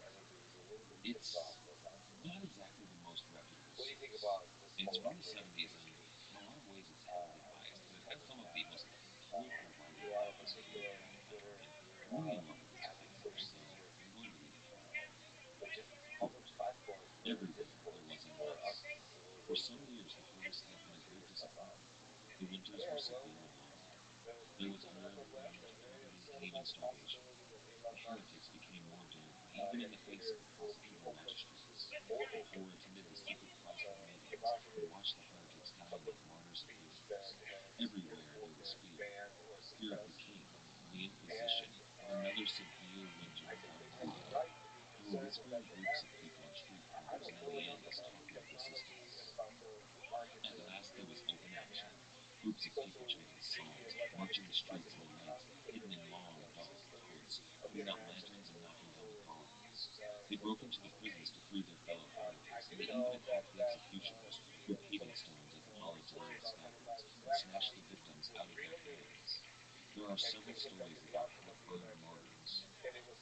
These were the ordinary people, and they acted in despair. Now, the attitude in the country was changing, and while the higher nobility, such as William, had been largely bought off by Margarita the Harder, many of the lower nobility had not been. So, in 1566, a group of about 300 lesser nobles, these are younger sons of these nobles, even including William's younger brother, Louis d'Alençon, signed a pact to compromise of nobles, and they penned a list of grievances that they intended to be read by both Margarita and Philip II. They took this list, which they called the request, and they marched up to the regent's palace to present it to her. This was intended to end the hostility towards the Protestant common class. However, when Margarita saw this force approaching her palace, she was reportedly unnerved. But one of her advisors was said to have leaned over to her and whispered in her ear, quote, "Fear not, madame, they are only men, think not."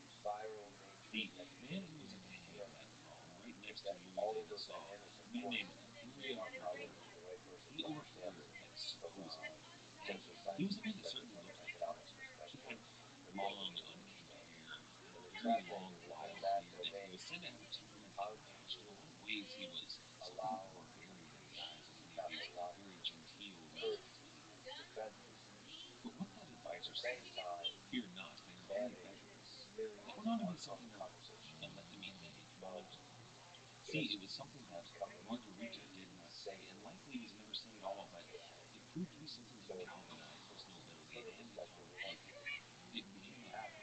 grown to actually have difficult and critical conversations, even regardless if they know that it's a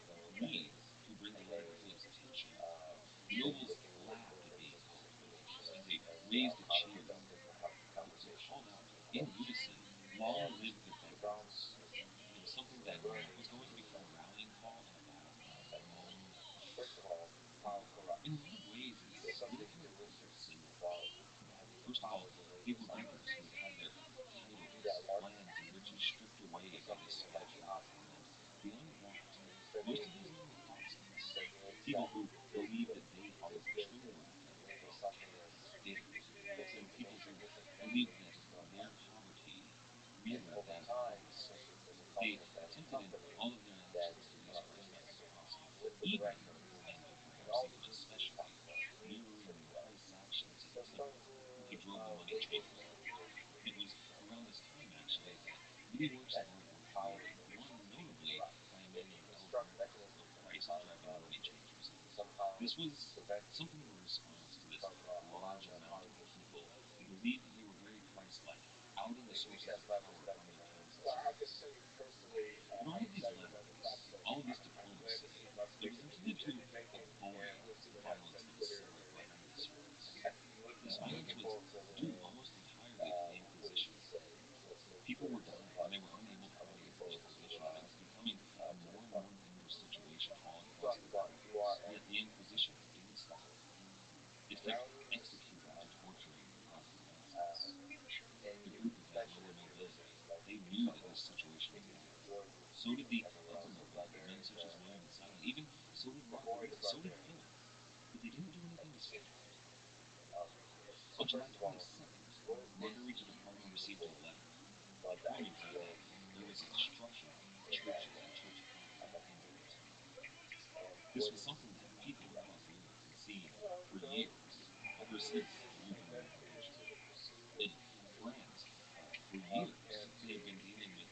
for education and nurturing of young people as they enter into institutions. It's a way to serve in an environment of free liberty citizens themselves. So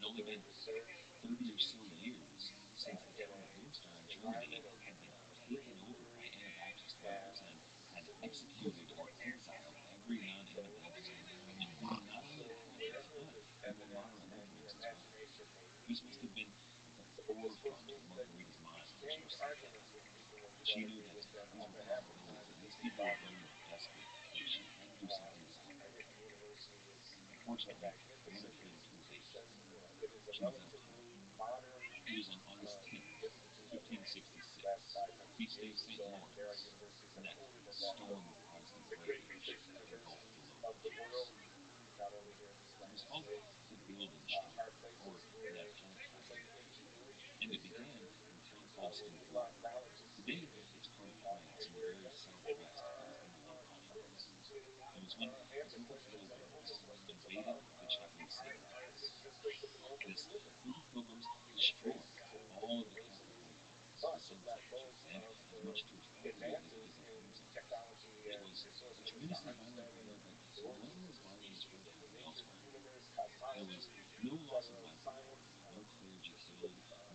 humanistic understanding, venturing from just barbarians academia.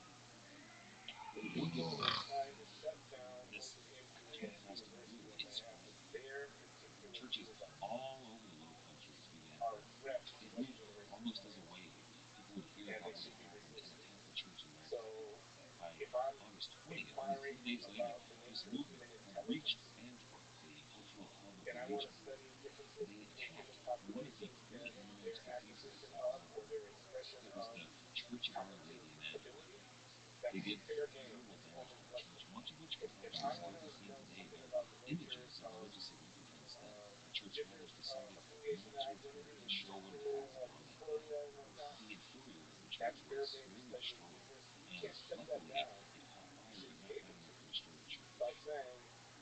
If you're going to use a metaphor of this being similar to the French Revolution, the they are but beggars being similar to the holy cake, well, then this happened. It acted sort of like the Dutch version of storming the Bastille. The revolutionary Protestants, as well as many of the opportunists who were just joining in, well, it inspired them. And the following days, churches, monasteries, convents, chapels, hospitals, basically anything that was attached to the church, even priests' houses and houses of those people in town who were well respected members of the church, well, they were attacked and destroyed. And the nonviolent attacks everywhere were becoming more and more violent. It was a dangerous time to be a Catholic in Holland. This Wildenstrom, Roquelaure, and Amsterdam moved further north and east along the coast. It hit Holland down towards Wallonia. Hundreds of churches all across the states were destroyed.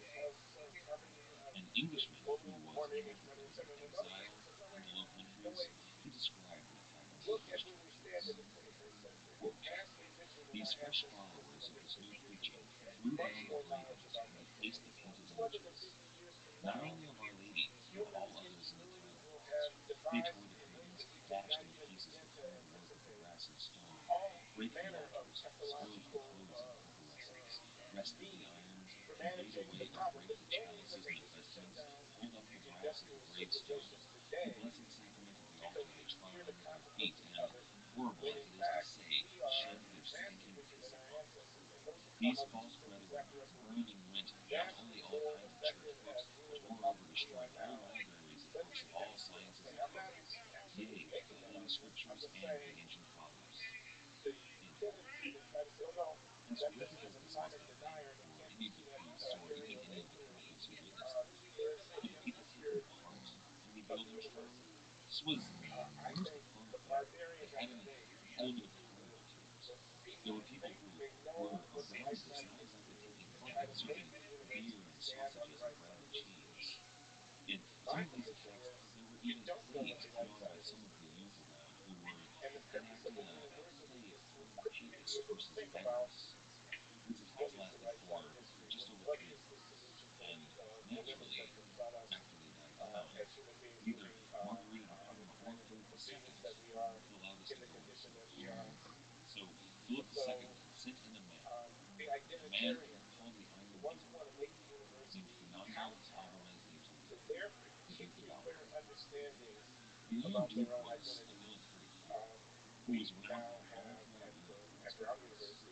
He had done extremely well against the Muslims in the Mediterranean. He had done very well in the war against France. He was a man that was greatly feared by any of Spain's enemies.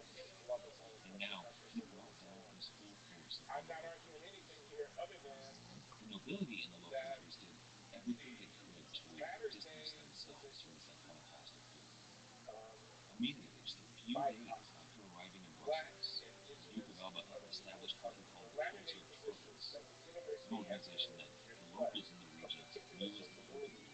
They began arresting anybody that was even suspected of having anything to do with those iconoclastic people.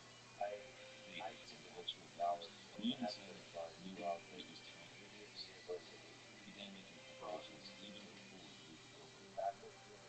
He attempted to persuade one of his very closest friends, a man called Count Egmont, to help him out. And Egmont was a lifelong Catholic. He had nothing to do with this iconoclastic hero. He was also a war hero in many of Spain's wars against France. He was a member of what was called the Order of the Golden Fleece, as was the Duke of Alba. They were brothers in a sense. But William II did not believe that this would be enough for him to spread. According to legend, when William left on his journey, Egmont's last words to him were, quote, "Farewell, Prince of Alvaland," to which William replied, "Farewell, Alva." End quote. And it turned out they both were very correct.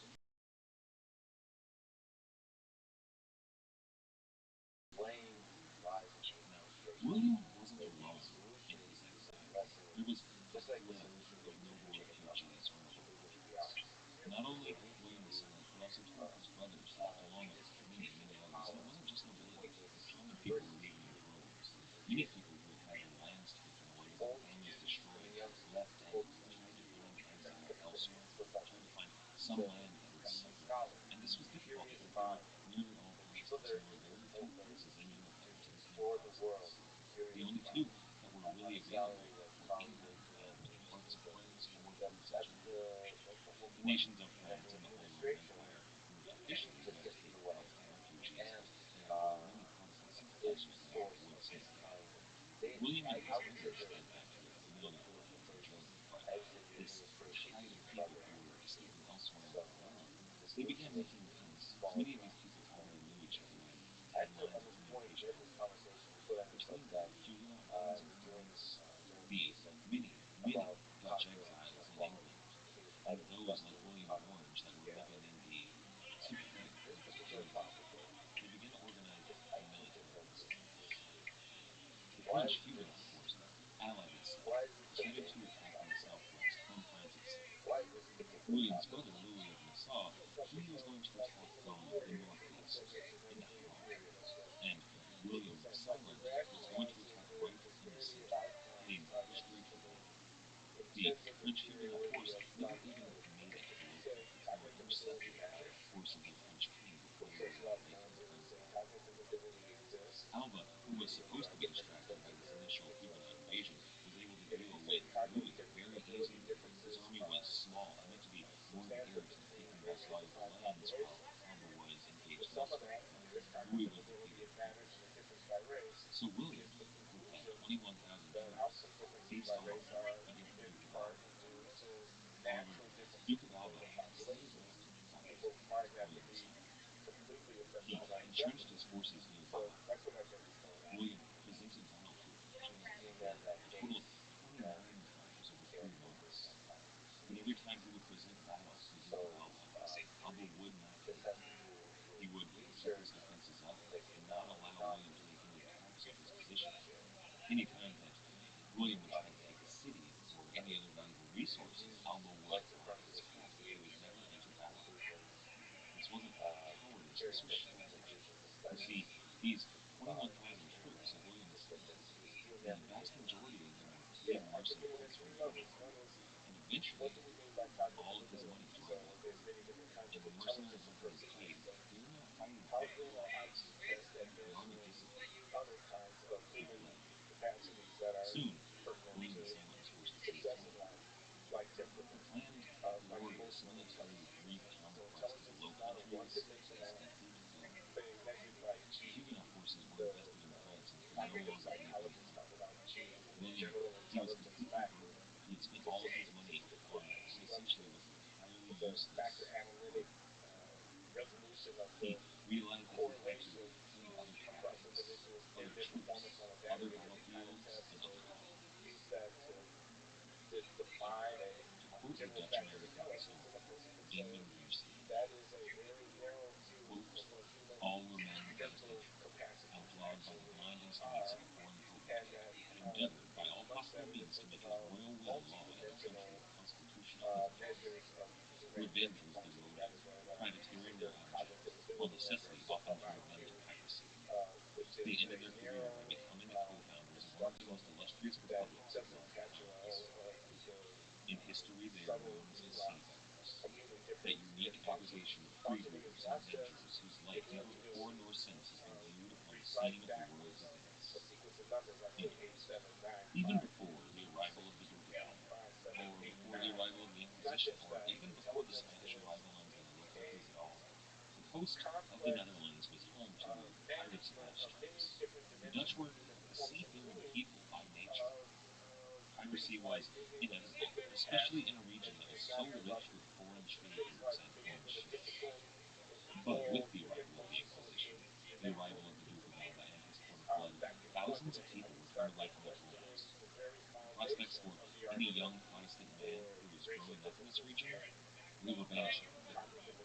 And in the Low Countries, there was a tide of patriotism rising. The men who had for decades been nothing more than outlaws were becoming to the Dutch a valuable resource. Any man who had a ship and the will to attack Portuguese or French or really any Catholic ships for that matter. Well, they had their ranks swell with hundreds upon hundreds of young men who had no other prospects in life. These men were hungry, desperate, and angry, and they were joining pirate ships at an alarming rate. What had once been just a few small, sleek pirate ships grew. They would take any merchant vessels they could find, arm them with the cannon from any forts or cities that had been conquered by the Spanish and abandoned by the Dutch, and turn them into fighting ships that they used for piracy. The first historical record of these pirates turned patriots comes from the regions known as Friesland and Holland. They began to conquer, primarily in a town in Holland called Emden. There was an inn in Emden called the Golden Fountain that they favored. It became such a popular hangout for these pirates that it wound up being called the Beggars' Inn. Now, at the Beggars' Inn, the pirate captain could buy around as he expected. He could meet up with other pirate captains, talk about the best places for fishing grounds, as well as where any Spanish ships might be in the future. They were also able to meet up with merchants of low repute who were likely to fence their goods and fill any wounds they might have. And occasionally, they could meet up with a representative of some rebel nobleman. I imagine these representatives were well dressed and styled and placed, but they were an important facet of the Beggars' Inn. These noblemen's representatives would confer with these pirate captains. When they had a certain need for naval warfare, they would ask these pirate captains, frequently pay them well to help a trade route or to help a city. Sometimes this was just to keep the Spanish occupied while the Dutch noblemen attacked somewhere else, but frequently they would employ these pirates to attack targets in a certain political or military area. The Duke of Alva took note of these things. They were becoming a real menace, and in April of 1568 he commanded the authorities in all the regions of the Low Countries to be on watch for them. He had powers in all the forts and guns that could take out any pirate ships in their way. In Holland, the man who was the Stadholder, the military leader of that region, on May the 6th, after Louis of Nassau had unfortunately injured him, he released a command. He informed any villages in the district called Waterloo of the danger of a possible invasion from the direction of England, saying, quote, "We have learned that those congregating about Emden and Bray are equipping and arming some vessels, and warn you to be prepared, so that they will not be able to invade any of his Majesty's towns." End quote. It was around this time that King Philip II of Spain enacted a new rule in the Netherlands. Any captain, be they Spanish or Dutch or French or English, had to obey the rules and laws of the federal country. Any Protestants had to behave as though they were Catholic, and if they did not, they could be taken by the Inquisition in the Low Countries. This was something that we talked about a few weeks ago, when many English captains were taken by Spanish soldiers in the Low Countries. This is that very same event that enraged Elizabeth so much against Philip the Spaniard. Not only had Philip led England into a disastrous war against the French, not only had he destroyed their trade prospects abroad, he had entered into open war, a war of conquest against one of England's closest allies in the Low Countries, and now he was kidnapping England's own captains and commandeering their ships. It was said that in London her rage could be felt throughout the city. However, her chance for retribution came. Both French Huguenot pirates and Dutch pirates used many of the English ports as a port of call. It was a safe haven for Protestant countries where they would not be persecuted, and frequently were able to sell many of their stolen goods in English hands. As things grew worse and worse, they became less really friends and trading partners and closer to what you would call allies. In November of 1568, a fleet of Huguenot pirates chased four Spanish ships into English harbors. The English and the Spanish were still technically allies, and the Spanish needed a safe haven from these Huguenot pirates, which is why they chose to land in England. You see, these ships were important. They were very valuable, and they needed a safe place to wait out a storm. It turned out, on inspection, that these four Spanish ships that had been chased by Protestant pirates into English ports carried all of the gold that the Duke of Alva was to use to pay his forces in the Low Countries. This was an extremely dangerous situation for the Spanish.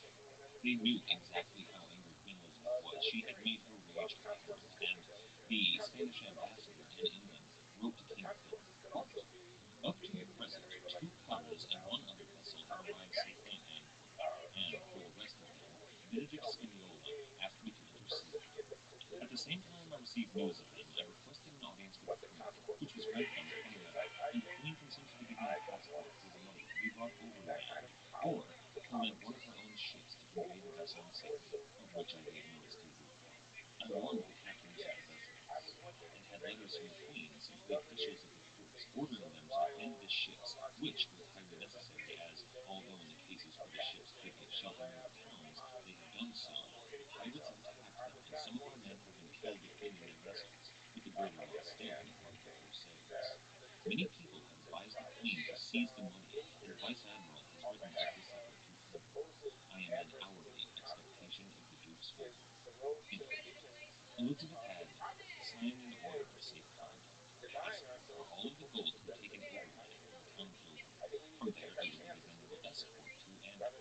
This was all exactly what she was supposed to do. She was still technically allied to King Spain, and this was his goal. So she didn't have any intention at the time of betraying this, and, as many of her reports suggested, taking the gold from him. She signed this document on December the 7th. It was then, the very next day, on December the 3rd, that a letter arrived in London. It went into the hands of William Hawkins, the older brother of John Hawkins, who was the man who had written the letter. The letter came from the Caribbean, informing William Hawkins, who informed the Queen, that a hurricane had dashed their fleet in the Caribbean, and that they had subsequently been betrayed and attacked by Spanish officials in the Gulf of Mexico.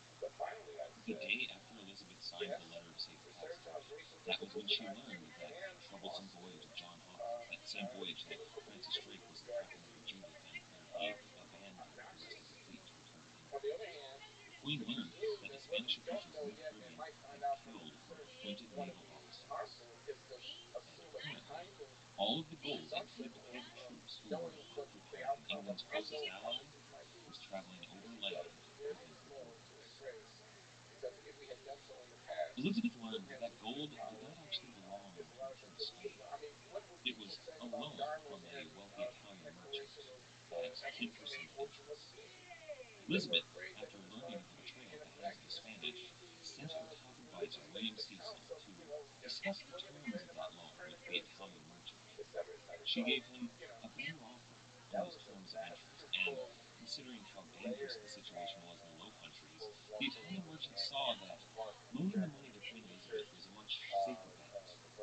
So, well, en route to the city of Dover, all of the gold that had formerly belonged to the King of Spain was transported directly to the Tower of London, where it was put under heavy guard. All of this happened so quickly that King Philip did not learn of it until after it was already done. Again, a letter from the Spanish ambassador to Philip. Quote, the Queen has taken possession of the boxes of money brought by Lope de Sierra's ship, and 64 boxes from the cutters in Plymouth. She is going to do the same with the other 2 cutters in Dover, notwithstanding her promise and letters, besides the passport she gave. The Duke of Alva has ordered all of his ships and property to be seized. They tried to raise the mob against the foreigners, but the aldermen and constables acted well and took possession of the streets, so that matter resulted in the seizure of property. The sloops that these pirates have taken are forward with a Spanish ship, all very valuable. They, the English government, have also seized the property of the Portuguese.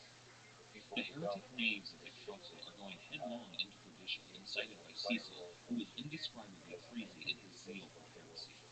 The council are in consultation every day, and I know not how it will end. The Duke of Alva was quickly losing control of the situation.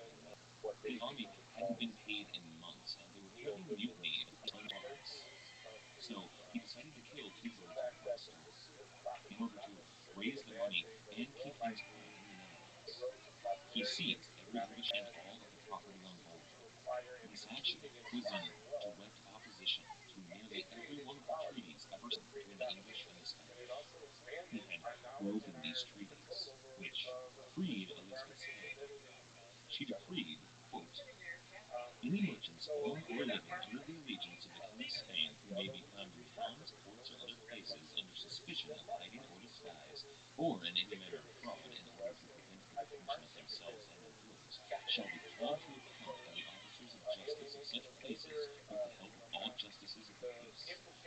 shall inquire and examine the said merchants by illegitimate methods and cast them into prison, no matter to what nation they belong, including all those who may abet or help to hide those who practice such fraud, and especially those who may have concealed such persons in their company. Her Majesty, having also learnt from trustworthy sources that it was the intention to detain her subjects beyond the sea, under the pretext that the Queen had obtained over in her port a certain ship and 4 or 5 small boats, in which were a certain sum of money, Her Majesty thinks fit to declare briefly the cause of the case, by which it will be seen that the detention is unjust and without due cause.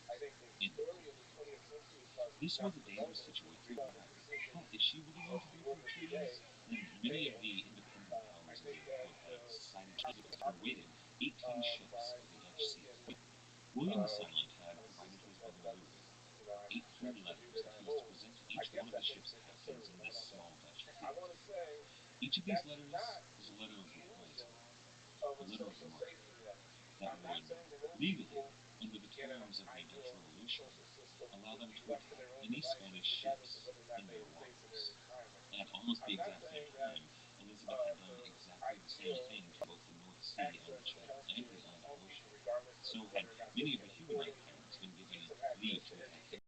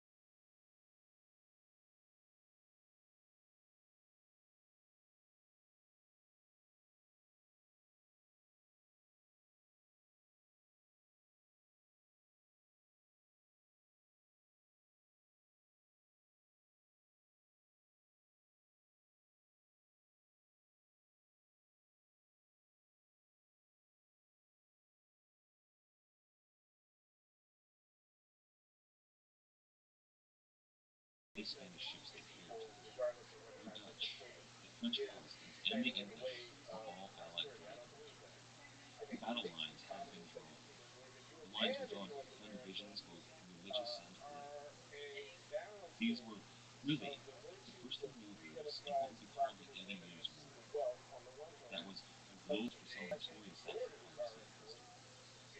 Next week we're going to look briefly at the Huguenots and some of their earlier failures, and then we're going to look at the actions of both the French and the English and the Dutch in their fight on the high seas against the allied forces of the Spanish and the British. This was going to be a war that would shape takes of the Caribbean for centuries. I hope everybody enjoyed this episode. A little off our previous sections, this story is getting very complex, and all of a sudden there are a lot of moving parts, and I wanted to give some pretty important background information into more of the key players. You're really going to need to know some of this stuff because things are coming to a head very rapidly, and things are about to get creepy pretty soon. If you're enjoying the show, why not check out our website at PirateHistoryPodcast.com. Over there, you can find some supplemental information, such as maps and works of art relating to our topics. We also have, on every episode, a list of the sources involved. If you're interested in learning more about any of the topics that we cover, those source lists also have links that go to the 8books.com page for that book where you can directly have anything you'd like to read more of. If you do use that service, 8books is kind enough to throw me a couple of bucks. We also have an 8books search bar on the website. If you'd like to support the show, there are several ways you can do so on the website. There's a PayPal donate button, as well as a link to our Patreon page. That's going to patreon.com/piratehistorypodcast. There's also an iBooks and Amazon search bar, so if you need to search for anything on either iBooks or Amazon.com, you can do so through the website by typing in only a couple of words.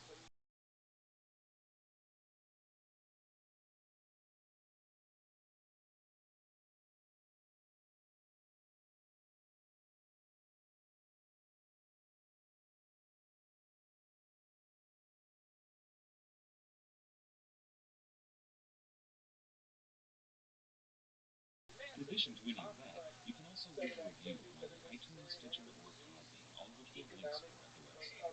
Doing this really helps get the podcast noticed, and we really appreciate it.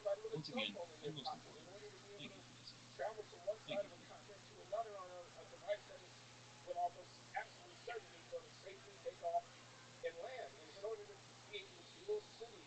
But to the Therapist Report. markets, the My name is ideal of Matt. the market Thank you for collides listening. with the ideal of In online March engagement. 1569, That at the French identity court of stuff that we've been talking a about, group of 18 sea of what it captains means met to and sort of conferred. empower humans that make up Some of this these men country. had spent their entire They lives collide, abroad, and where do they collide? raiding shipping in the North Sea and the English Channel.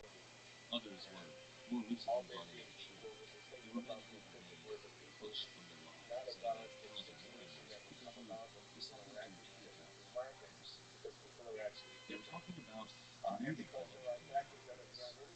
Each of these 18 men was in possession of what was called a letter of authority, better known as a letter of credit. They had just received it from Louis of Nassau, the brother of William II. For these men who had always been outlaws, on the run, on the high seas from the authorities, be they Spanish, French, or from the Low Countries, they now had a measure of legitimacy, and they had to decide exactly what they wanted to do. In the Indian era, they were still outlaws. They would have to run from the Spanish just as they always had, and from most of the Dutch authorities. However, in the ports that were friendly to them, be they the port they were currently in at La Rochelle in France, or Huguenot, or any of the ports in England, or even some of the ports in Ireland and the Low Countries, they would be able to stay there without having to sneak in and pretend they were somebody else. They could sail in proudly, and instead of pirates, they would be seen as freedom fighters. Some of these captains saw this as an opportunity to better themselves, make themselves a proper name in the service of their country. Others, and some of the most powerful among them, saw this as license to plunder, sack ships, and harm them. This is episode number 12, The Rising Tide. These 18 captains were most prominent in the group known as the Sea Rovers, those pirates turned patriots that were now fighting for the cause of Low Country independence. They cast a net out across the coast of the Netherlands and into the North Sea. Any Catholic ship, be it French or Spanish, that was foolish enough to make their way into their path, well, they took that ship. Any worthy ship that they took, they sailed into a friendly port and headed northward for war. There was no shortage of young men eager to serve on these pirate ships, not just for the plunder, which they would be getting plenty of, but also for the chance to serve their newly founded country. Three of these captains at this conference stood out as leaders of the Sea Rovers. There was Lord Dalhousie, the man who was giving most of the orders in the group. There was another named Jan Abels, and another named Jan van Tromp. These three men, more than any others, realized that these letters of marque gave them not just legitimacy, but responsibility, and not just increased risk, but also a chance for increased plunder. It was near the same time that William and Louis of Nassau were granting these letters of marque to their pirate counterparts. Queen Elizabeth of England was issuing a decree against them. Any Englishman, any English port, or any English merchant that either gave fighting to or assisted these seagoers would face severe consequences. At least that's what the decree said on paper. In reality, things were somewhat different. When one of those sea captains, Jan Abels, took 5 ships off the coast of Holland, the local authorities there in Holland sent 8 ships out to capture them. Now, Jan Abels had 10 or maybe 11 ships in his command, so he easily could have taken these Dutch vessels, but for two reasons he decided not to. First, these weren't Spanish ships. Though they had been ordered by the Spanish to capture them, they were Dutch vessels, and he didn't intend to fight them. And second, despite the fact that he would have won that fight, he was a pirate, a man whose object was plunder, not battle, so he decided to flee to England. He had a particular hiding place in mind, but unfortunately, one of those channel storms blew in and forced him to seek harbor in an English port. Naturally, an English harbor official came out to inspect his vessel, a vessel stolen from the Spanish, filled with Spanish loot, and manned by heavily armed Dutchmen. Jan Abels, though, wasn't worried in the least, despite Elizabeth's proclamation. He had produced his daily agreement from Louis Davies on his invasion against Spain, and he assured the men that they could not arrest any English vessels. The harbormaster inspected the letter of marque and the Spanish cargo and agreed that everything seemed to be on the up and up. Jan Abels asked the harbormaster where might be the best place to sell his entirely legally obtained cargo. The Spanish ambassador in England, well, he would have been outraged at any other point of his life had this happened. However, he had other things occupying his mind at the time. Only recently, Queen Elizabeth had acquired all of the gold intended to pay the Spanish troops in the Netherlands. She had locked it away in the Tower of London, never to see the light of day. His king, King Philip II, was understandably outraged by this, and there was a constant line of communication going between these two men, and it was very clear that the Spanish ambassador was in deep trouble. Beyond that, ever since the Spanish had seized the English ships in the Low Countries that were merchant vessels not adhering to Catholic law, the Spanish ambassador had been processed out of house arrest in England, only ever allowed to leave his home to visit the court in seat of Heaven, and even then only under heavy guard. It was on one of these occasions, while visiting the English court, that he saw the Queen meeting an emissary from a notorious source. He was the ambassador from William II, the de facto prince of the undeclared Netherlands Republic. That emissary was Lord Dogheim, that man who was essentially the admiral behind the scenes. He was the admiral even that Jan Abels, who was busy in the English port, selling his ill-gotten goods, buying rounds of drink for his men, and presumably enjoying some of the local English women's company. Lord Dogheim was in England attempting to build an alliance between his men the Sea Beggars and William of Nassau and Queen Elizabeth. He had also been to La Rochelle meeting with Huguenot leaders attempting to build an alliance there. These three groups were essentially creating a league for the Protestants in England, a league that was struggling against combined papal forces of Spain, Antioch, and the Holy Roman Empire. This was in response to many of these papal forces' moves against the Protestants in England. For example, the Duke of Alva and King Philip had elected to blockade all of the English shipping in their English home ports. Notably, there was a wine fleet that was stuck in London. It was bound for La Rochelle in France, but not allowed to leave the harbor. And more importantly, there was a wool fleet unable to leave English shores. They were intended to sail to Germany, where they would sell a large percentage of England's wool. So much, in fact, that this really threatened English livelihood. It was even feared at court that if this fleet weren't allowed to sail, this might collapse England's entire economy. To break the blockade, Elizabeth sent out her most trusted sailors. She sent out the Hawkins brothers, John and William Hawkins, from that famous voyage. She sent out the Winter brothers. She also sent out Francis Drake and all of his brothers as captains of different vessels to harass any Spanish ships that were blockading their trade and occasionally engage in what was really almost outright naval warfare. This was really one of England's first naval actions as a nation. After chasing off the Spanish blockade, she aided the Huguenot forces in the Channel and kept open the port of La Rochelle, both for the French and for the English to trade through. The Channel was becoming a place that was deadly for any camping ships. So many French corsairs and these Huguenot forces were tied down in the Caribbean that really they'd been unable to keep the Channel free. However, with this new alliance with England, they were really able to bolster their numbers and keep both the Royal French forces and the Spanish from interceding in their trade. Now, on the east coast of England, and in the North Sea, as well as along the coast of the Netherlands, it was really the Sea Beggars that ruled the waves. During this time, after the break of the blockade, hundreds of French and Spanish ships were taken, many of them stolen and still hold cargo. The navy of the Huguenots had, for a long time, really been a well-organized force. The Huguenot rebellion had a well-established naval arm. However, now that the Sea Beggars and the English Navy were both in the fray, they really were able to press their advantage in their seas. This was the first time that England had really been able to put that massive navy they had been building to use. And the Dutch were growing as well. Beyond the group of ragtag pirates they had been, they were becoming something more. Their fleets had grown too large, and their numbers swelled too much to rely on backroom meetings at the Beggars' Inn. They decided to elect, officially, Lord Dogheim as their head. Then, on August 15th, 1569, they inside and cold.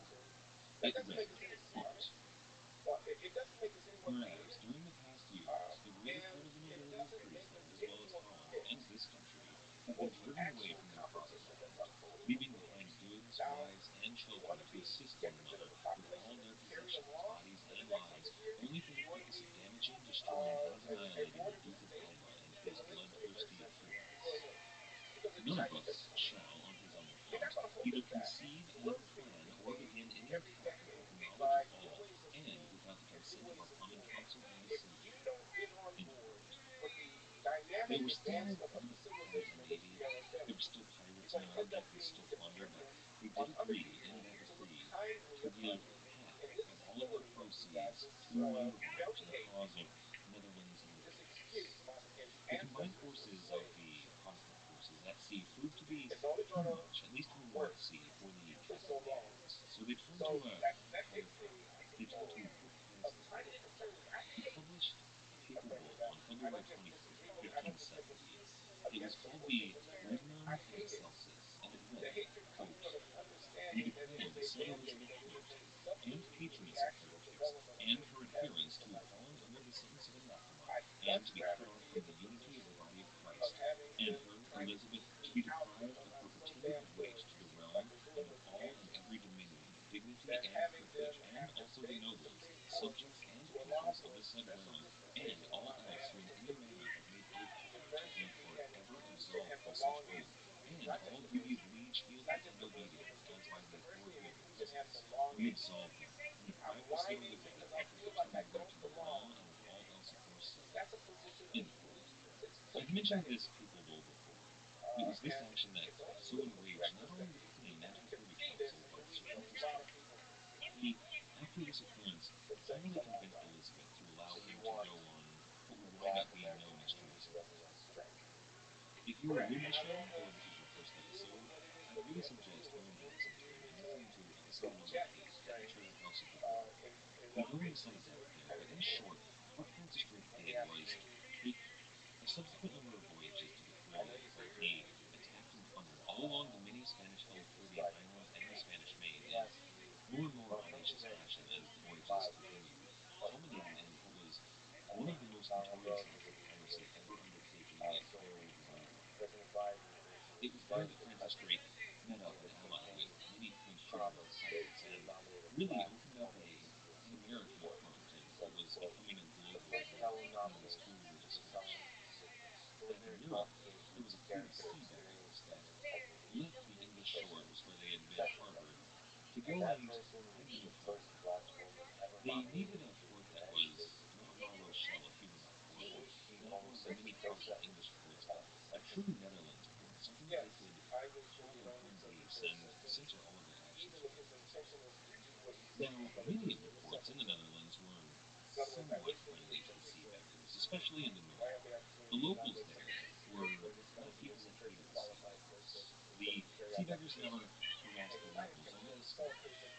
To show, though, the lack of ill will that the locals held toward the sea beggars, I'd like to read a bit from a letter to prove this point.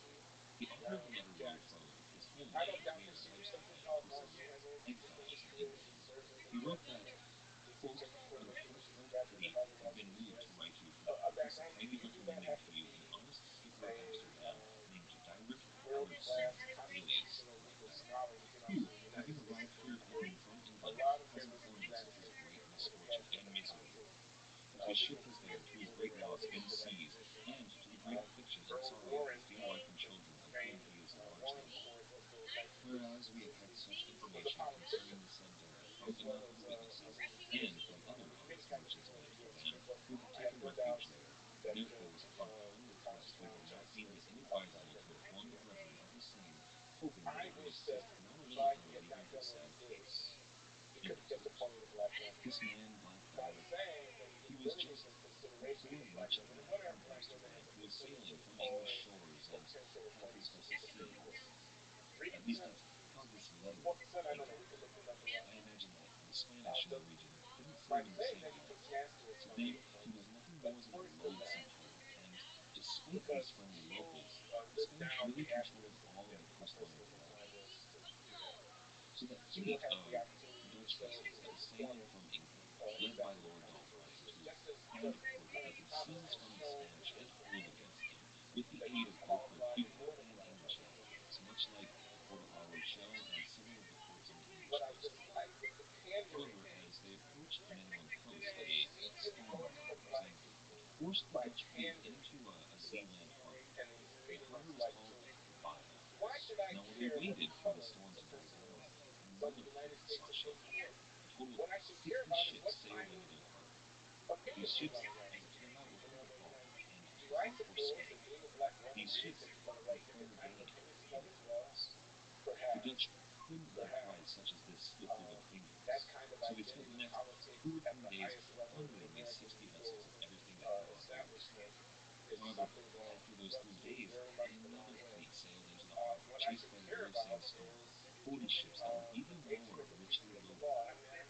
These were some of the greatest prizes that the Dutch would ever take. I think about how something like that must have looked. From a relatively small port on the Dutch coast, battered by strong winds and ceaseless rain, 100 ships from around the North Sea were stuck there, unable to move. They had nowhere to run. Where could they go? Back out into the ocean, into that shit killer of a storm? No, they were forced to stay anchored and attempt to defend themselves against this roving band of pirates that was going from ship to ship, taking anything on board any of these vessels that they cared to. And beyond that, these pirates took not only the ships that they had taken fancy to cruise all of these vessels, they intended to hold them for ransom. Word spread quickly of the depredations of these pirates. It spread in there to the Spanish officials in the region, who marched a column of soldiers directly to the shoreline, who halted there and made a base camp, letting the Dutch know that if they were to disembark, they would be immediately attacked. This was intended to deter these Dutchmen from raiding inland, taking parties ashore, and doing some of the smaller villages in the area. This was something that the Spanish were always somewhat fearful of. If the Dutch were to attack, it would prove to the locals in the region that the Spanish couldn't protect them and weaken their rule, so they took sharp measures to protect them. Now, the Dutch knew that they had the lead, but they weren't deterred from their search for a prey. Some of the ships in this fleet sailed to England or through La Rochelle to sell some of their plunder, but still more ships from around the area joined their fleet, spreading their wings to even larger areas. The fleet traveled to an island, an island called Ameland, that they had long used as a base where they unloaded much of their cargo. There was a lord in the area, a man named Peter van Minkel, who was sympathetic to their cause. He allowed them to use his island as essentially a storehouse for any of their goods, but the sea beggars learned that Lord Peter had, well, he had been pressured into betraying the city by the Spanish. Before he could strike, the sea beggars acted first. They stormed his castle and took it relatively quickly. When they controlled the castle, they essentially controlled all of the island, and this was a strategic location for them.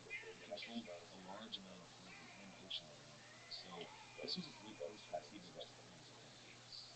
For several months, this island served as a base of operations for the Dutch. They launched countless raids from the island, and all over the North Sea, people knew that this was a place of terror for the island. Now, of course, the Spanish didn't like that, so they gave a man named Roosevelt the task of liberating this island from the sea beggars. I'm going to read a passage from The Sea Beggars by Damon Burstyn. This book was written in 1901, and though some of the history is somewhat questionable, it's one of the best sources we have on some of these men, and the language, that Victorian era history, is just fantastic. Quote, Rogel's first plan was to dislodge the beggars from their strongholds. For this purpose he dispatched, in December 1569, a force of Spanish soldiers to the island of Ameland. Here, however, the Spaniards were so warmly received by the sea beggars, under their impetuous commander, the famous Barangay Robelan, Barthold Anton von Nahela, that the attacking party was obliged to beat a precipitate retreat. Anton and his sea beggars remained for a month longer in undisputed possession of Flaminga strongholds and the island of Ameland, whence they continued plundering the granaries and visiting cliffs whenever the opportunity was favorable. This was not to be borne much longer, and Robles was resolved to drive them away at any cost. In January 1570, he sent out a much stronger expedition than the one of the previous December, and this time he was more successful. Under his own leadership, his troops surprised and attacked the sea beggars on Angmar. A short, decisive battle ensued in which the beggars were completely routed. End quote. Once again, without a home base, the beggars tried to find somewhere new they could defend. For months and months, they tried one harbor after another. One of their more famous men was a man named Jan van Troyen. Well, he took a market town that was directly between Antwerp and Amsterdam. This was a fairly important port of call. The Spanish were quick to see the claim to oust him. The Spanish, well, they had garrisoned troops and many cannon in every harbor of their works. They intended to repel the sea beggars anywhere that they could. Still, they were becoming a real threat to the Spanish rule in the Netherlands. So, the Duke of Alva established a fleet. It was originally composed of 12 large Spanish warships with the express purpose of destroying the sea beggars. This was a fleet the likes that the North Sea hadn't seen for some time. The beggars, well, they fled as fast as possible. They were trapped by the fleet, however, and while running from this overwhelming firepower, they decided to try and take refuge in the harbor of Lofoten, a local river.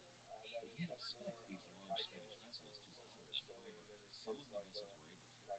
The fleet chased them up the river, and finally soundly defeated the sea beggars. They took two of the sea beggars' largest ships and sinking two others. This was, of course, hardly all the ships that the sea beggars had in their armada. There were many remaining vessels hanging around England at the port of La Rochelle and sailing elsewhere in the North Sea. Appalling, though, to any of the sea beggar ships that could be found who rendezvoused on the shores of England. They were received there by the Countess de Montgomery, who presented the Dutch with really a splendid ship, something that would be a flagship for them to replace one of their lost vessels. They named this in her honor the Countess. Despite this warm welcome by the English nobility, and despite the many friends and allies that the sea beggars had on British soil, England was no home to the sea pirates. The edict that Elizabeth had made against them still stood. Frequently, when they would chase in Spanish ships into English ports, they would be fired and occasionally arrested. Now, these weren't acts of pure violence, but they were made to ensure that the sea beggars didn't use England as their real home base. This was due in large part to the actions of the beggars themselves. They were rough, violent, and uncouth enough to cause trouble wherever they went. Even those of them that were members of the nobility knew that they had to play a role in becoming a pirate. It had to be a part of who they were, that would strike fear into their enemies' hearts. And to do this, they had to upset many of their allies as well. Even other friendly ports, like the port at La Rochelle, began to refuse some sea beggars' entrance into their harbor because of their propensity for causing trouble. So the sea beggars continued their search for a port of call. They needed a place that they could call home, free of these confederations. For months and months they searched, trying again and again to take different ports, and again and again they were defeated by the Spanish and their Dutch enemies. In one such encounter, that man Jan van Troyen, that favorite among the sea beggar patriots, one of the most popular among their ranks, well, he was boarded before he was even able to mount land. The Spanish attacked him at sea. His men fought hard to defend their vessel, however, they were overwhelmed very quickly. All the men that were left had to jump overboard to escape Spanish capture. Now, there were other ships in this fleet that were still fighting the Spanish. But the men who had jumped off of Jan van Troyen's ship, well, they swam to the nearest vessel they could get to. They climbed aboard, and unfortunately, they found a company of Spanish troops had already taken them. Before they even climbed over the rail, they found themselves staring down Spanish steel and Spanish muskets. This began happening with alarming frequency. The sea beggars were underfunded by the Dutch and Spanish authorities. That fleet that had been organized to fight them was doing pretty well. So Lord Dalheim sent most of the sea beggar fleet to England, but he himself, he stayed with only 12 ships left on the Dutch coast. The sea beggars' ranks had moved to the safer harbors of English soil, while only a few of them, some of the most notorious among them, stayed to fight the Great Western. This proves to have been something of a tactical mistake, however. While he may have saved the majority of the fleet of sea beggars, those 12 ships became a prime target for all of the Dutch in the region. That fleet, backed by the Spanish, caught up with those 12 ships in short order. His two largest ships were captured by the Spanish, taken. They were the best vessels they had, with nearly all of the arms and ammunition that they had to fight. 9 of the other ships were burned by the Spanish, but only one, carrying Lord Dalheim himself, managed to escape. Now, he went to England to join the rest of the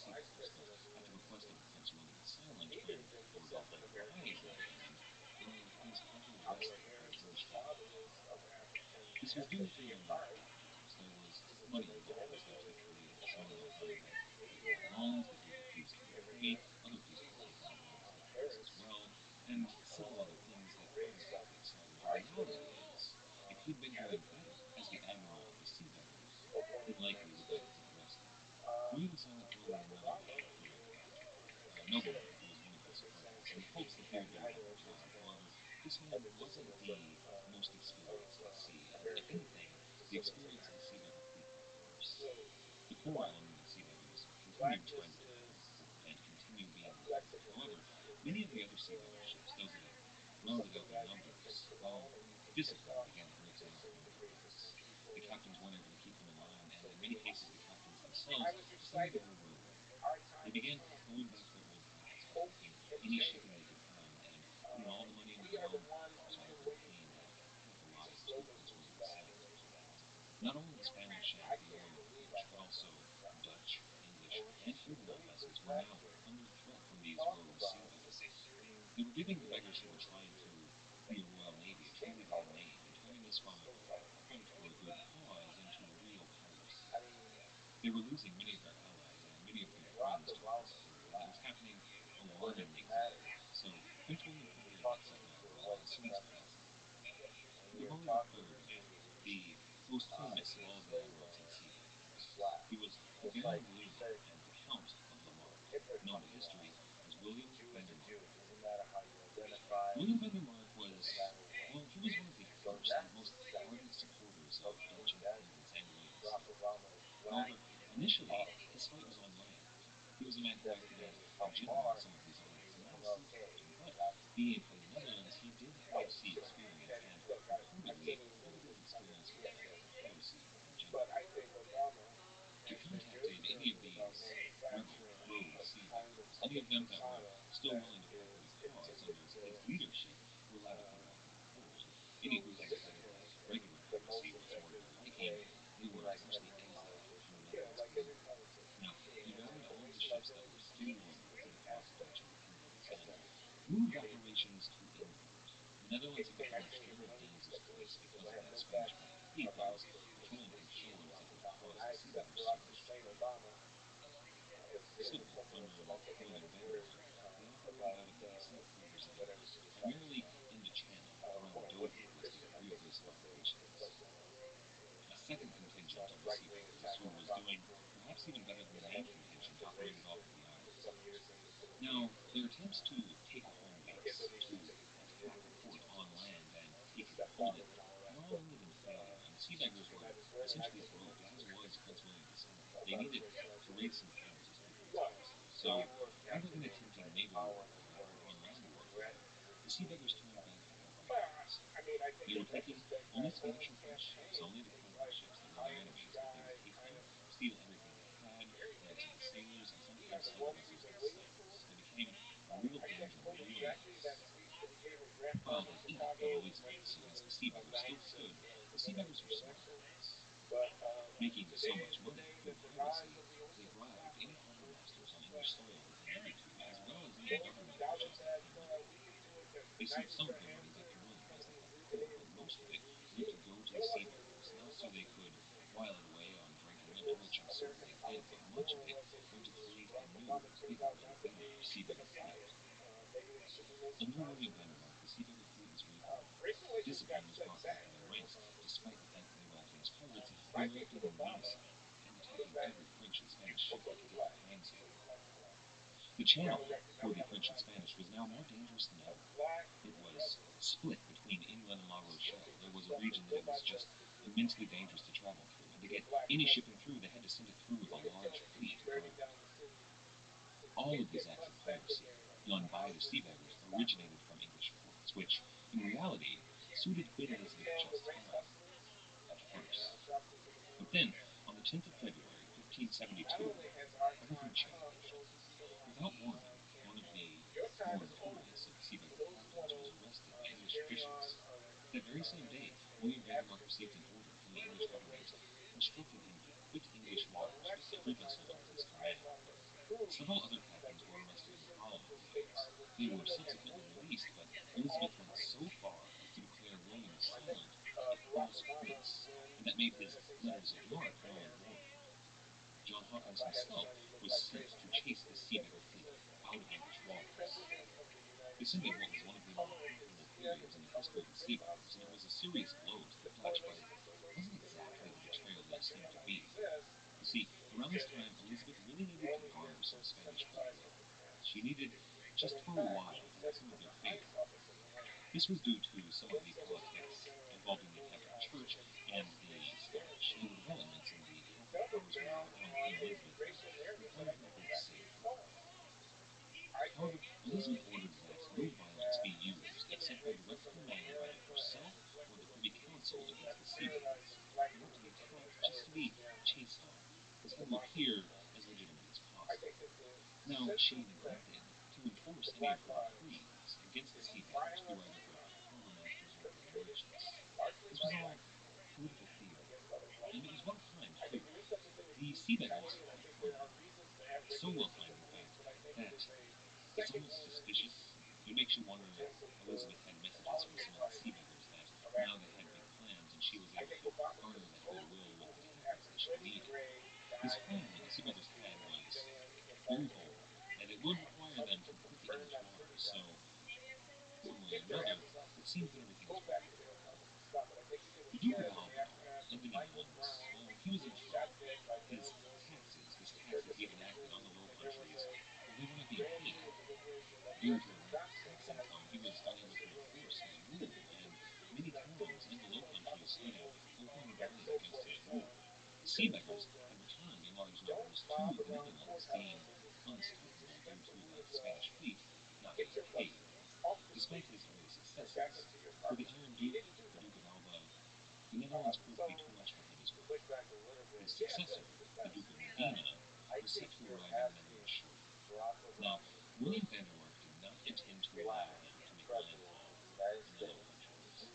His fleet of the sea beggars, which at this point was comprised of almost 40 ships, each one of them flew the colors of William of Orange like kites, and each of them carried an additional red plate that had 10 pennies on it, which was a declaration of their intent to deliver their army from our fleet of attacks, which was known as the 10 pancakes. They sailed to the Low Countries on battle formations toward the city of Brill.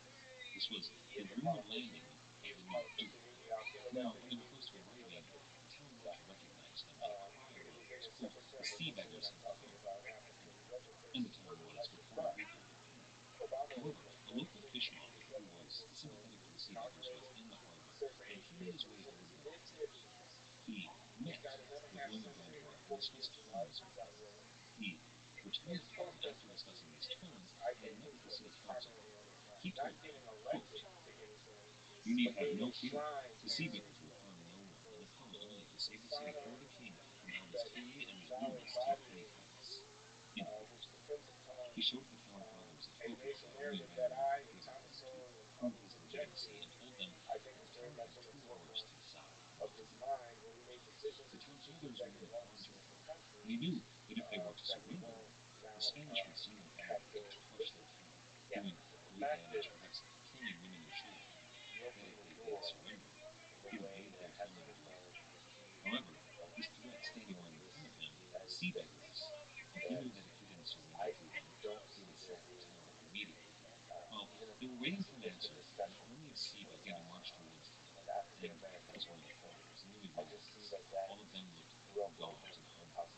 The word want is used in the old text. They were starving. These men were desperate to find somewhere that they could be safe, have something to eat, and use as a new home. The town council told the fishmonger that they had to be an entire town by a gate on the far side. Now, the beggar captain didn't receive word of John's surrender, so he ordered his ships to fire on the gate. He ignited casks of gunpowder on the gate and dragged from one of his ships and began to use it as a battering ram. Now, they declared that on the evening of April 1st, 1572, the sea beggars took the town from Brill and their first token in the Netherlands. They didn't sack the city, though, as most would have expected them to do. They took up residence in the homes of some of the town's richest and more evacuated. These were Muslims and leaders that were loyal to the Spanish and their Dutch subordinates. Now, while they didn't sack the towns, they did ransack those homes. They used any of the girls that they found and the money to buy themselves food and drink. They feasted after a good night's sleep. They were described as the very best of conquerors. In fact, they were incredibly gentlemanly and well. Now, it wasn't entirely barbarians. Bears did take prisoners. They took 19 priests of Rome and bore them to William's side. Now, William wrote back that no man was to suffer for his religion. The beggars were reported to have said, quote, "Who captured Den Brill, he or we?" And all 19 priests were hanged. Now, this info pointed out to me on the website, BibleHistoryPodcast.com, that there's a saying in the Netherlands. On April 1st, Elba lost his glasses. This is something of a quote, because the Dutch word for glasses is bril, B-R-I-L, while the town of Den Brill is spelled somewhat differently when you're reading about it, but they sound very similar. Now, this listener told me that this is typically used as a way to teach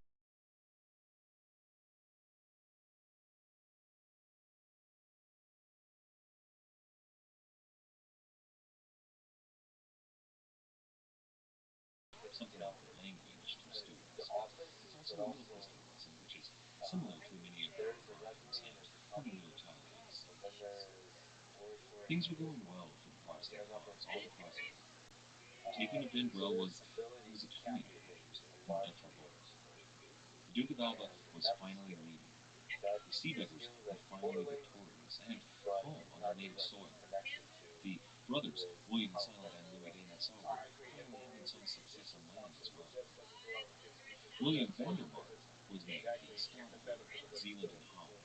It was a position that he quickly turned over to William the Silent when he arrived. In the north of the Low Countries, they really began to establish the Dutch Republic. Cities all across that north area were really in open rebellion against the Spanish. Finally, they had a cause that everyone could get behind.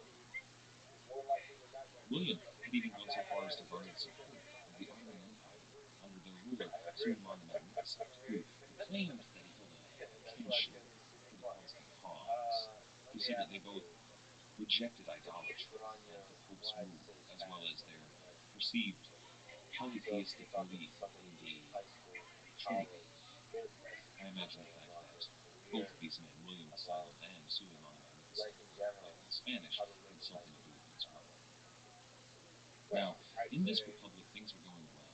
There was a mass migration of many of the wealthiest and best educated men in the Low Countries to this newly founded Dutch republic. They were people who, even if they were Catholic, were tired of the rules and high taxes of the Spanish, so they moved to this new country where they could once again follow their own path. In the southern Low Countries, where the Spanish still held sway, Louis de Nassau marched at the head of an army of Huguenot soldiers. They intended to finally, once and for all, oust the Catholic mints from the Low Countries.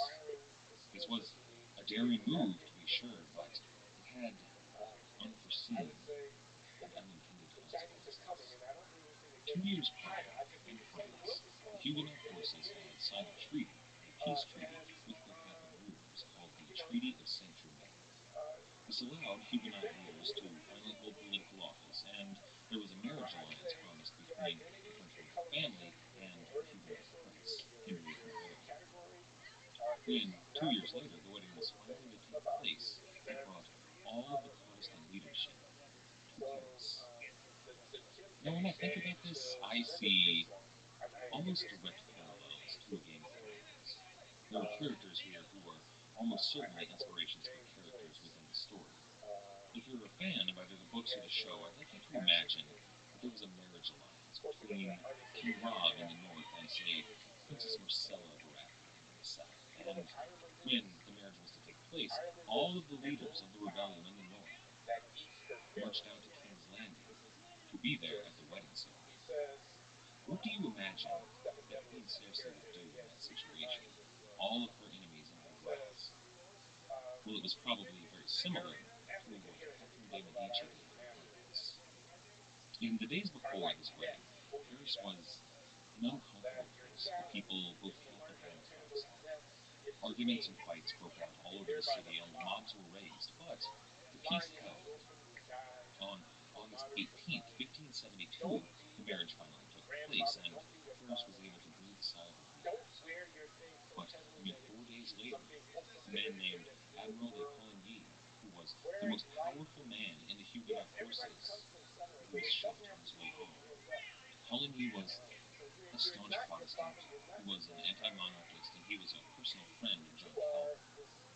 He established Huguenot colonies in both Brazil and Florida, that Florida colony being the one that Englishmen visited in one of our previous episodes, where they allied themselves with Huguenot tyrants. And this man, this Greek thinker and leader, now lay, critically wounded by a French bullet in his bed in Paris. Now, who actually ordered this assassination attempt is unclear. It's possible that it was Catherine de' Medici, the mother of the French king. She worried that Coligny, who was very close to her son the king, would convince him to invade the Netherlands and drag France into another war. So, after the marriage alliance was consummated, well, she had Coligny at the helm. Although it may also have been the Duke of Alba that ordered the assassination. Coligny was the man who was behind that Huguenot army marching behind Louis de Nassau, who was currently besieging the Duke of Nassau. After the assassination attempt, while Coligny lay critically wounded, the king went to visit him personally. And that same day, while Catherine de' Medici was at dinner, a group of Protestant leaders burst in on her and demanded justice. She promised them to be hanged. Again, if Catherine de' Medici were Queen Circe, then I think Coligny would best be described as the High Spirit. He was the leader of a group of religious zealots who were reformers that had their eyes on the throne. They were getting influence through Coligny's close friendship with Catherine's son, the young and impressionable king.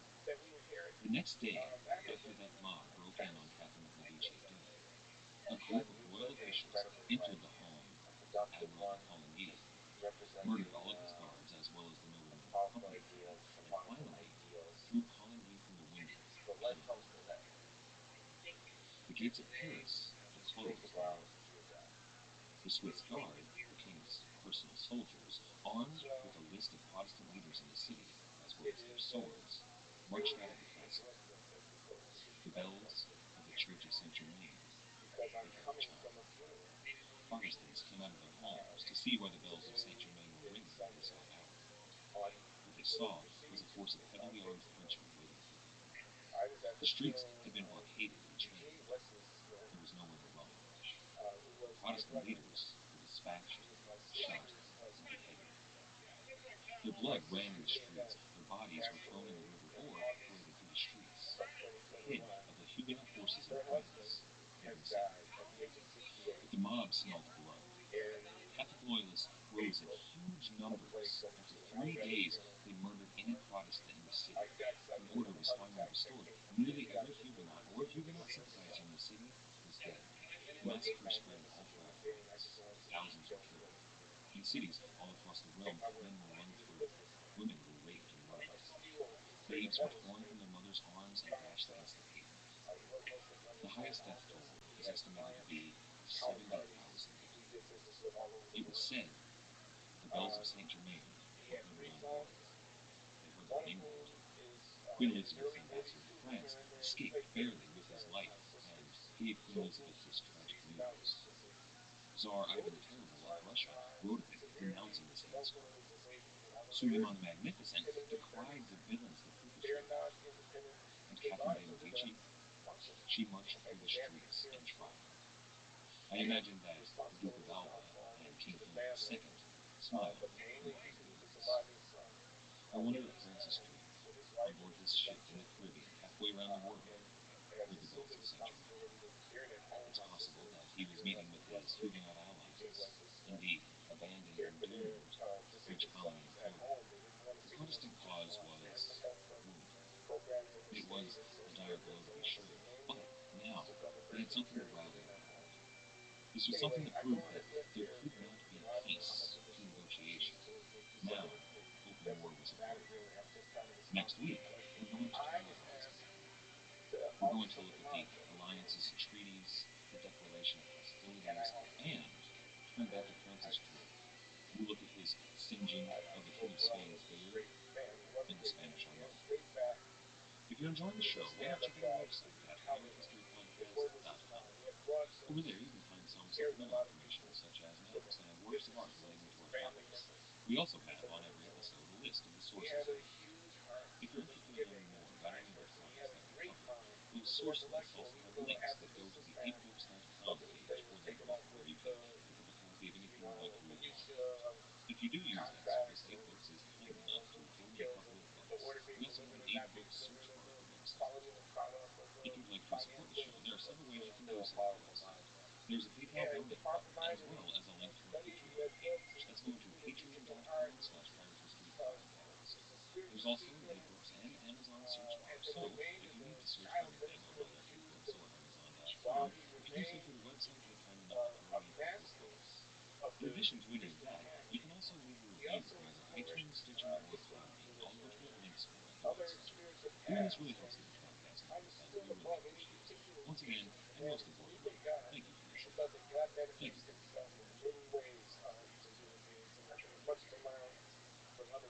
Hello, and welcome to the Pirate History Podcast. My name is Matt. Thank you for listening.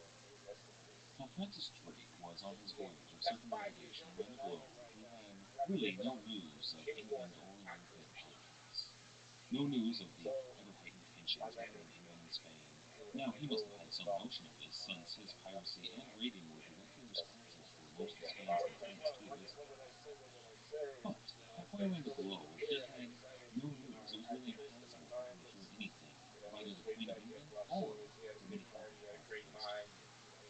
When he finally sailed into Plymouth Harbor in September 1580, his very first question was asked by Queen Elizabeth. He held a deep love for Elizabeth, and she appears to have trusted and respected him greatly.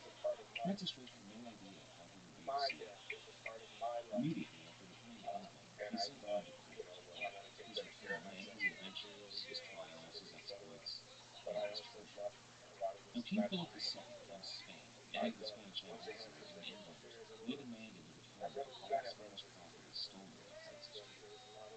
They had before them a restitution that had been drawn up for their eyes, and they argued bitterly over whether or not to side with please the King of Spain. Now, some of these privy councillors argued that the treasure should be locked up in the Tower of London, perhaps along with Francis Drake, to await return if he returned. Others, including Lords Leicester, Walsingham, and Hatton, fully refused to sign this order. They were, after all, financial backers of Drake's voyage, and they stood to lose a fortune if the treasure were returned. Now, all this bickering was really the ultimate defiance. These men were powerful and influential, but Elizabeth was not. She sent personally a missive to Francis Drake, summoning him to court, asking if he please give a sample of the treasure from his adventure. For 6 hours, the two met in private council. Drake certainly reported about the trial and summary execution of the Lord and Commander of his voyage. He would have highlighted his exploits in the Pacific, and not to be discounted his many important geographic discoveries, his conquest of Nova Albany and his exploration of the potential western edge of the Northwest Passage. However, perhaps most notable to the Queen were the trade deals that Drake had struck between the English and the American islands. These ensured future profit and goods from the East Indies. This future income, not to mention the windfall of Spanish gold and silver, must have been a bargain for Elizabeth. I imagine she told Drake this as she described the dire situation. She would have told him of the Cold War in the Netherlands that was threatening ever to break out into a firefight. She would have told him, certainly, about the death of the King of France and the raising of the new king, Henry III, which didn't bode well for England, seeing as how Henry III was so closely tied to many of the famous Scots. In addition to that, there were several attacks on Elizabeth's life personally, as well as many Scottish plots to see her executed or overthrown. Beyond that, Ireland was a constant target. The Spanish, French, and all the Catholic forces of Europe were trying to use Ireland as a thorn in Elizabeth's side. I mentioned the rebellion there. There was a plot where not only were the local Irish Catholic lords rising up, they were funded and sometimes bolstered by soldiers from all around the Catholic European nations. Francis Drake had been gone for years, and his absence had been felt severely in England. All men with older names and greater titles were lords of the Admiralty. It was to Francis Drake that Elizabeth turned again and again in her war with the Spanish. And after she had given him his rewards, she would send him her advent under his direction. This is episode number 520. The world is modern. On April 1st, 1581, the Golden Hind, Francis Drake's ship, traveled to Deptford for the Queen and all of London to see the ship that had traveled around the world. The quay was filled with hundreds of onlookers hoping to catch a glimpse of the captain as they all adored. Drake was not just a captain and not just a soldier, but he was really a celebrity in England. He was a man who was not unlike the common people, and he had been able to tell Philip exactly what he could do with his empire, with his pope, and with his ships. With the Golden Hind at anchor, Queen Elizabeth ascended the gangplank to view the Golden Hind, and the crowd thronged the plank after her, collapsing it and them into the mudflats below. The crowd laughed and cheered at the antics of these people trying to escape. Now they were unharmed by anything coming at them. The Queen, who was eager to entertain herself, lost one of her daughters, which a man who was gallant and dashing, the French ambassador, Monsieur de Rochemont, had directly attacked. In front of all of the onlookers, in fact, all of London, the Queen raised her skirts to replace the girdle, and she told Rochemont coyly that when she was done with it, she would give it to him as a gift. Now that the crowd had been awed by the ship, amused by these people's antics, and just a little bit figured by the Queen, it was time for formalities. Francis Drake kneeled before the Queen, and she raised her bladed sword above her head, but for the audience, she just struck off Francis Drake's head. The crowd, of course, bellowed a resounding no. The Queen bowed her head to him, passed her sword to Monsieur de Rochemont, and asked him to perform the ceremony of knighthood on Francis Drake. She was going to name him. He was the new knight. This was RabbiRothschild. The threat to England that was posed by Spain really cannot be understated.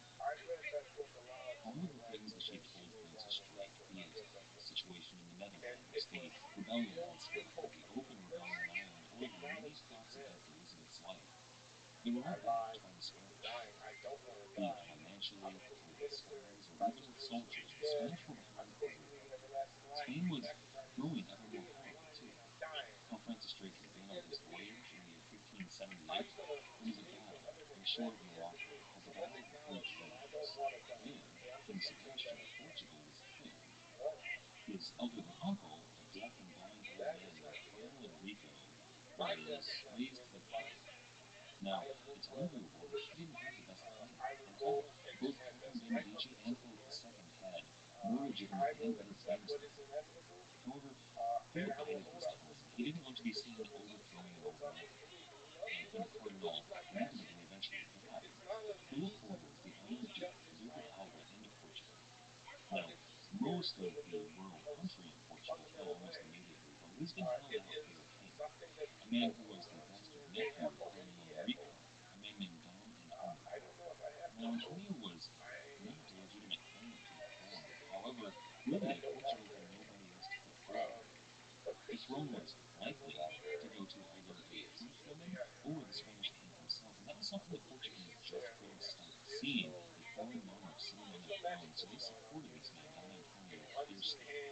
In Lisbon, the fighting was blood fighting. Soldiers with spears, arrows, and swords in the streets going toe to toe and killing anybody who stood against them. It was bloody, and it was violent, and it was hard, but finally, the forces supporting Don Antonio were defeated. And on September 12th, 1580, Philip II was named King of Portugal. He sent a letter to Alba thanking her, saying, quote, "I don't know how to express the gratitude I owe you for this." End quote. Spain had been up until now the richest and the largest empire in the world. With the Empire of Portugal, with her possessions in Brazil, parts of Africa, and the greatest European holdings in Asia, Spain was now a truly global empire, the largest the world had ever seen. After taking Lisbon, Philip crowned 12 very pleasing surprises. He crowned 12 brand new galleons ready to sail. The Portuguese galleon was really the greatest warship in the world. more sail than any other ships in the world. With these, Philip could really crush the seafarers. He could cripple this new English navy and, hopefully, reclaim the Mediterranean from the Turks. In land, in wealth, and now in naval power, they eclipsed England, France, and the Holy Roman Empire combined.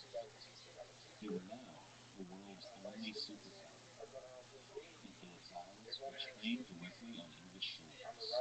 Now, he wanted to avoid open war with Elizabeth, but he supported every type of plot against her and her nation. But despite their superiority, Philip was quickly going to be wiped out by the English. The Portuguese, who had become sort of allies with the English, had shared their design of the galleon with Elizabeth. John Hawkins, who is now the treasurer of the Navy, had been tasked with building England's fleet. He went to work constructing these Elizabethan ships, this version of the Portuguese galleon. Now, the first ship completed bore a name that would become forever a defining trait of the Royal Navy. It called that first galleon RabbiRothschild. By the time Francis Drake was back in England, they completed several other ships, including the Revenge, the Scout, and work was progressing on even more English galleons. It's worth taking a second to look at exactly what a galleon is and why it is such a vast improvement on former English vessels like the Caravel or even those ships like the Jesus of Lubbock, which had really massive fore and aft hazards. If you picture those old-time medieval ships that have massive constructs in the back of them that look so imposing on the waves, well, that was what the old ships were like, and while they looked so domineering, they were really ungainly on the sea. These galleons, they had a smaller fore and aft castle, they had a much longer keel relative to their width, which really made them extremely swift and very maneuverable. So in addition to the stability by shortening fore and aft passages, they had been given a much longer keel that really let them cut through the water, and almost more importantly, these warships would give them a whole lot more room for the guns. Now, when the Portuguese and the Spanish and the English and perhaps the French were all now building these galleons, it was really in those guns where the English excelled. For years, perhaps decades, it had been agreed by every navy that the only preferred material to build a cannon out of was bronze. Bronze guns were far superior to their precursors, the iron guns, in both their weight, their durability, and their lack of probability to explode on deck and kill all of the men on board.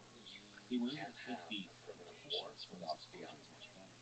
Now, bronze guns were extremely expensive, though, and they were difficult to produce. The Spanish and the Portuguese relied almost exclusively on the German foundries making these bronze guns.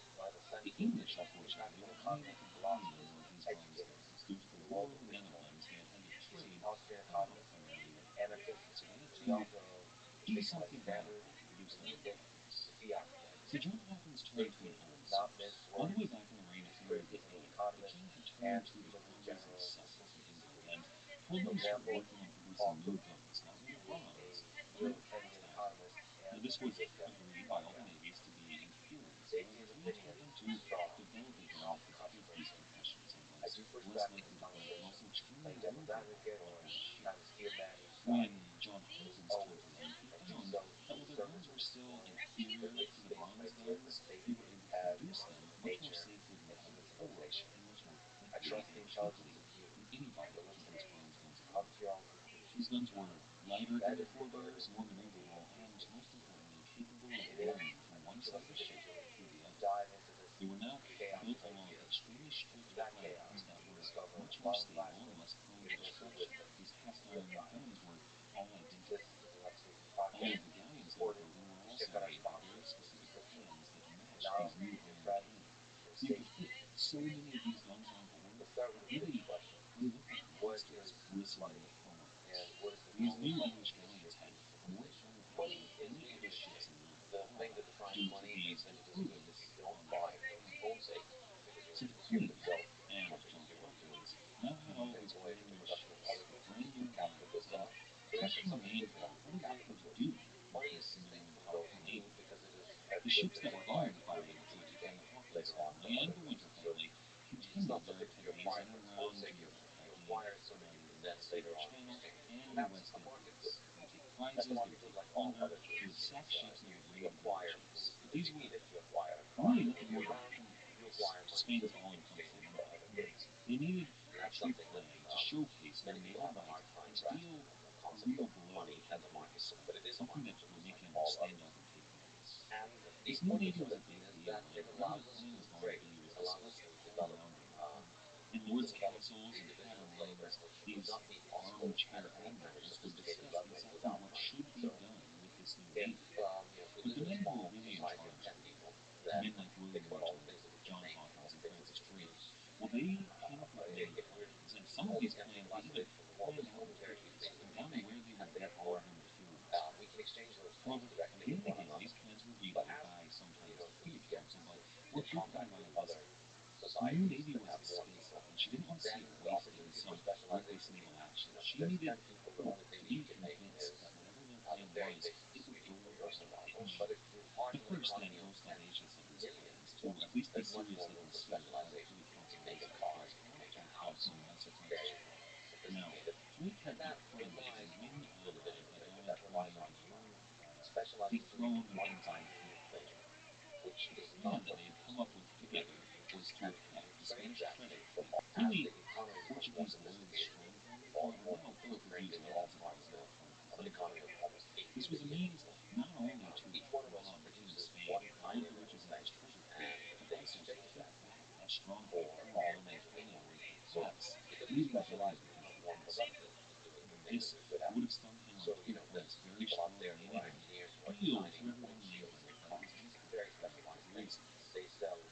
First, the war was risky and potentially disastrous. Elizabeth wanted something that was less probable to pull off. And second, being that this would be an open declaration of war with Spain. It would be allying with this Portuguese king in a civil war for the throne, which is something that, as yet, Elizabeth was not ready to consider. So Drake had other plans that he decided to bring to the attention of some who were powerful in the navy. This time, he went directly to the Earl of Leicester and pleaded with him for another mission. This was a voyage that Drake would plan and fund, but he would not actually lead himself. The plan was to go trade with that sultan baboon in the East Indies that Drake had made that trade agreements with. The voyage was backed by Drake and Leicester the Crown as well. Those two, Walsingham, Hatton, and Admiral Lincoln all got on board. In addition to that Muscovy Company and many of the other corporations in London got on board as well, and it was quickly fully funded. In the operation, backed by such a list of people, all had its flaws. However, Drake wouldn't be on board, and that absence, well, it sort of encouraged him to see who would actually lead this voyage. Drake had men that he thought were the best aboard, but these were among his friends, people who were those rough West Country Englishmen that these nobles in London didn't think would be best for the voyage.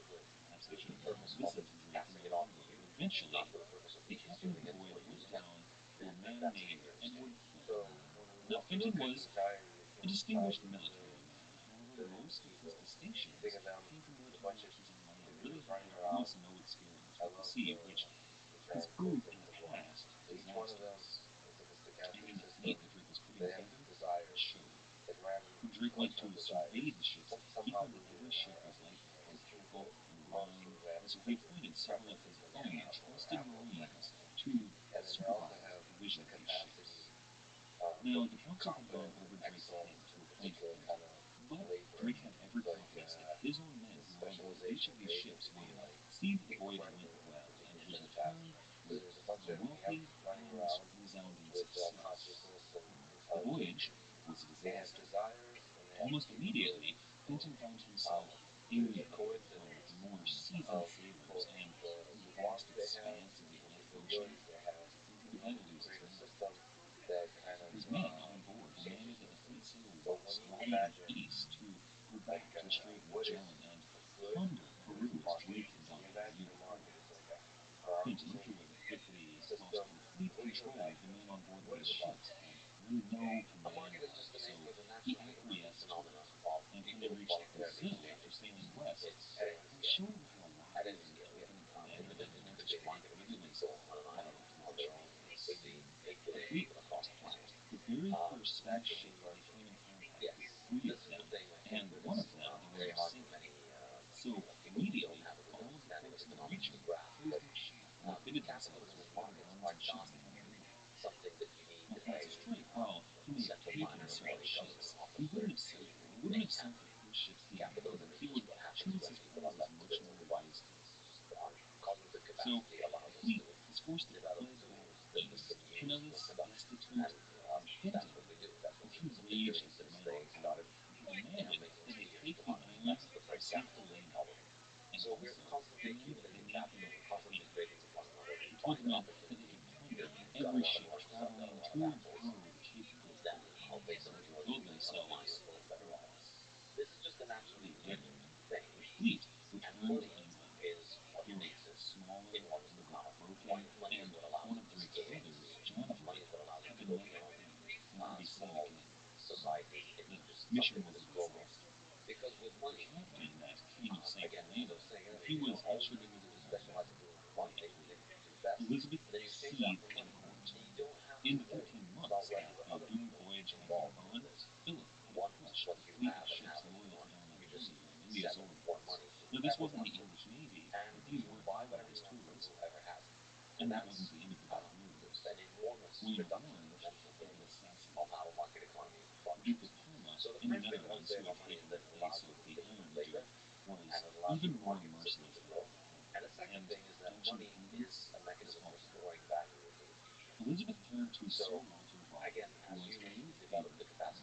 She had given him the nickname Raleigh, as she realized that she couldn't live without her husband. She asked him to found an American settlement to her, which was something that Raleigh and his brothers were eager to do. Now, as that settlement wasn't good enough at the start, Elizabeth was forced to turn, once again, to her most powerful weapon. She planned to unleash her dragon. Now, Drake apparently had the idea, but he hadn't been at the helm, so John Hawkins formed a plan that he hadn't mentioned to Elizabeth before, even at that point. This was a plan, simply, to go back to the West Indies and continue building. Now, he was fresh off a voyage that his family had been involved in which only one encompasses the official Royal Navy voyage. It happened from November 1584.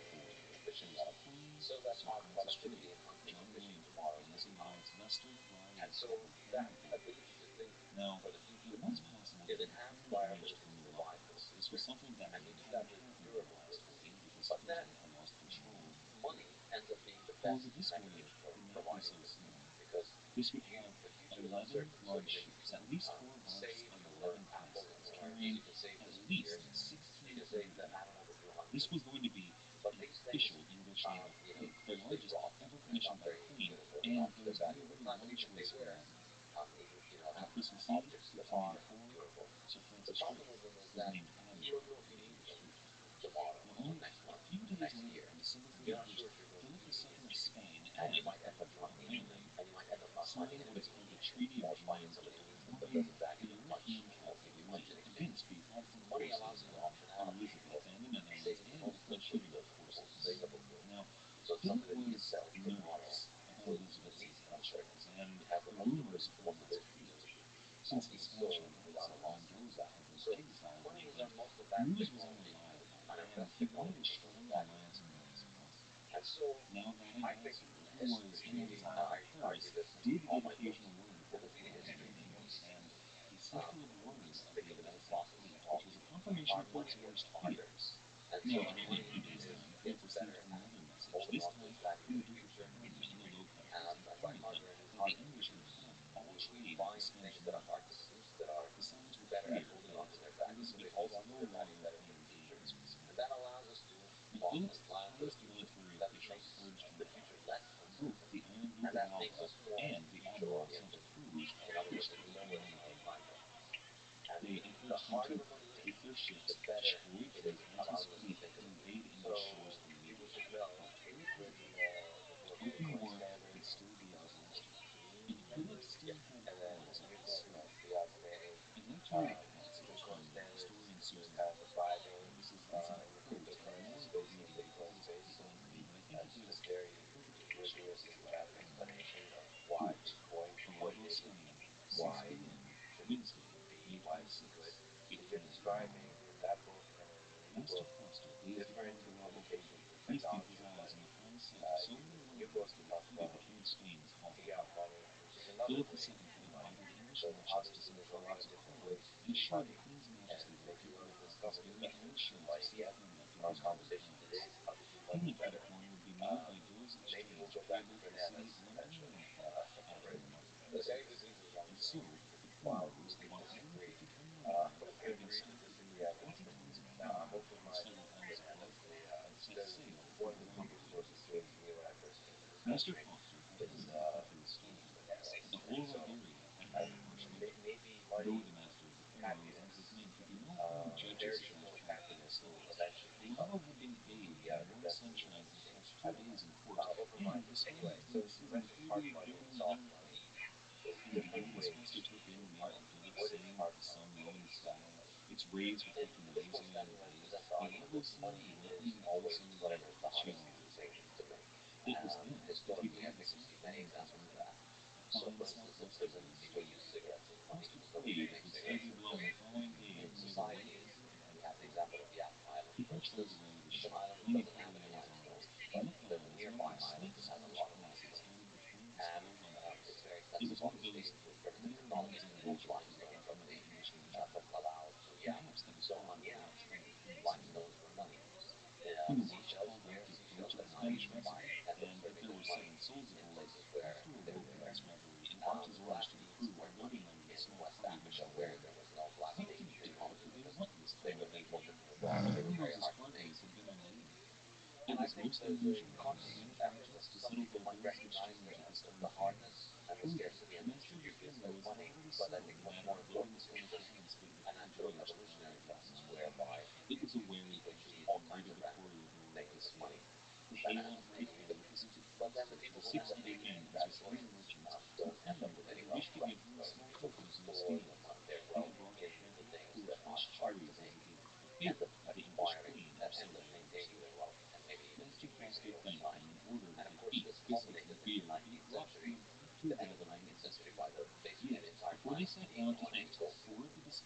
And we have to think, gold then is basically when money is gold, or basically you get currencies backed by gold. But the reason gold is money and not copper, not nickel, not banana, is that gold is the hardest metal in the world. It's the hardest metal to increase supply. And the reason for that is basically chemistry. So gold is indestructible. You can't destroy gold. You need it's accumulated, stockpiles, for thousands of years. Gold was defined by Nefertiti back in ancient Egypt is today probably somebody's necklace of gold still there. So for thousands of years, humans have been digging for gold. They dig it out of the ground, they refine it, they put it into some jewelry or a coin, and then it just stays there. It gets melted down into new other forms. Jewelry gets turned into coins, or coins get turned into bars. So it's stockpiles that are accumulated. On the other hand, every year we get better at our technology of looking for gold because more people are becoming, the population increases, the technology improves. So we keep finding more and more gold, and we keep making stockpiles bigger. However, because we can't take the adequate stockpile that is not being imagined inside that's not being consumed, there's no way of consuming gold. You can't burn it. You can't. It doesn't rust. Because because of the adequate constantly growing stockpiles, there's no adequate number.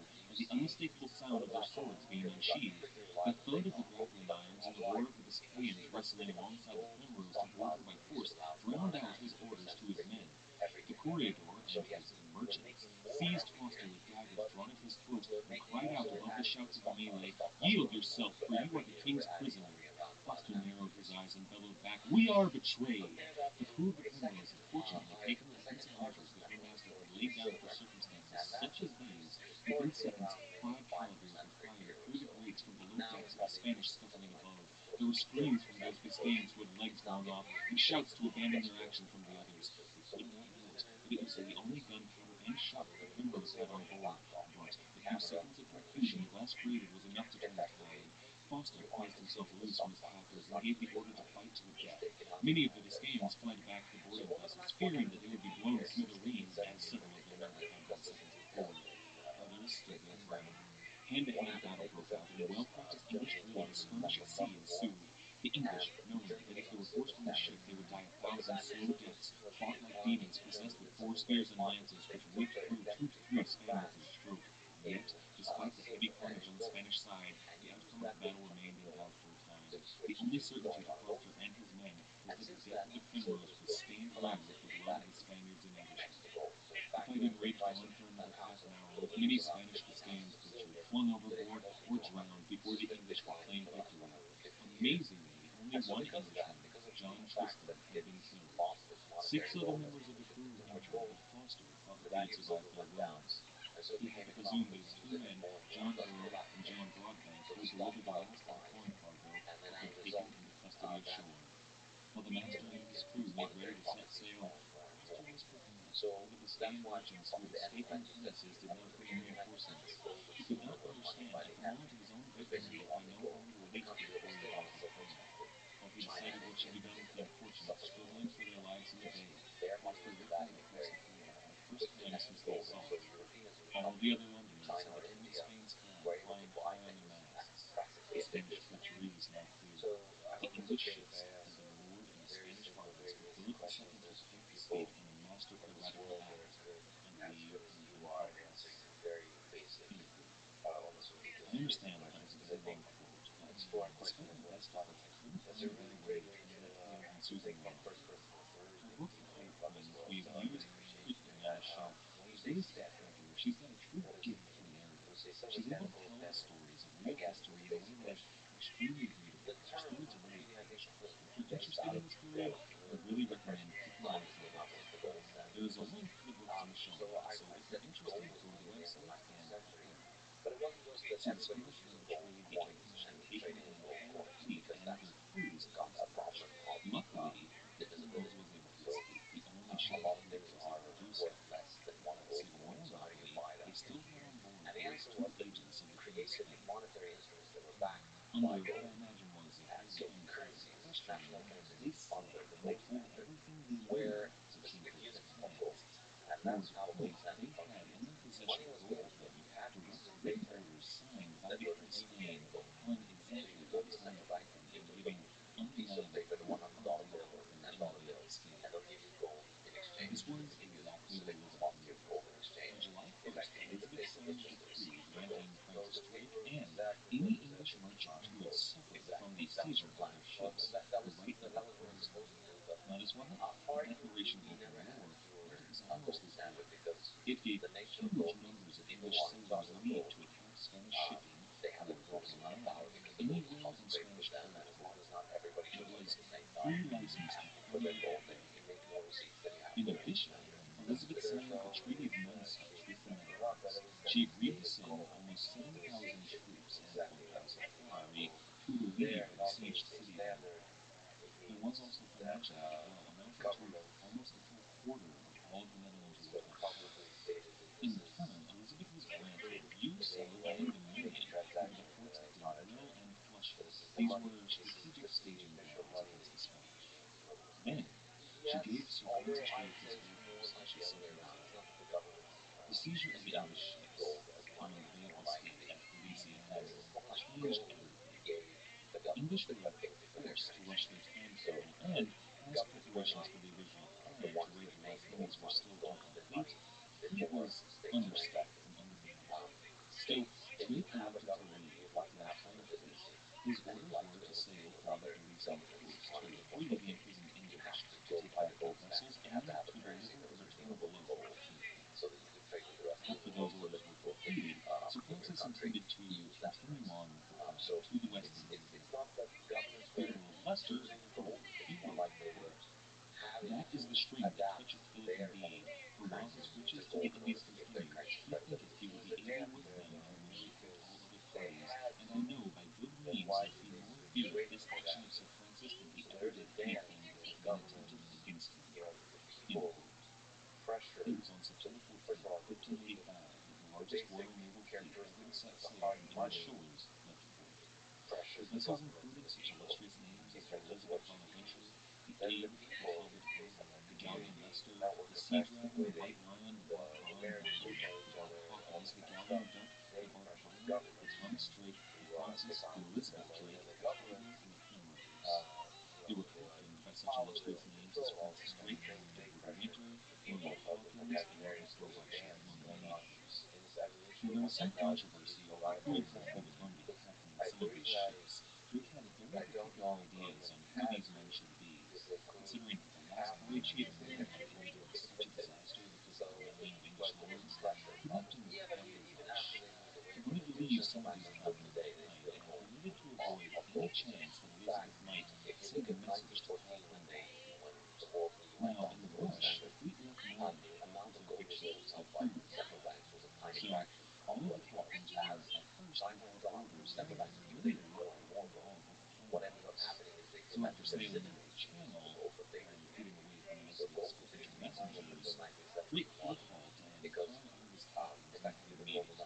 Now, all of the captains gathered aboard the most powerful ship that they could have, and they discussed exactly what was going to happen next. The very first issue that everybody had on mind was Elizabeth IV, and Francis Drake had plans to address this. He believed that they had enough fleet on board to get them to Spain, where they could restock any provisions that they may need.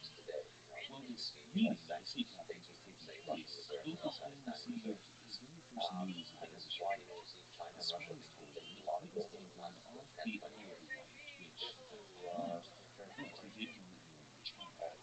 Drake discovered something at this meeting too. He discovered that he really didn't care for this sort of large command. In the past, he had been little more than a pirate, commanding a very small fleet of barely 90 men. Now he was a royal admiral, forced to confer with at least a dozen other proud and powerful noblemen for whom he might make decisions. He felt hindered by this rather than empowered.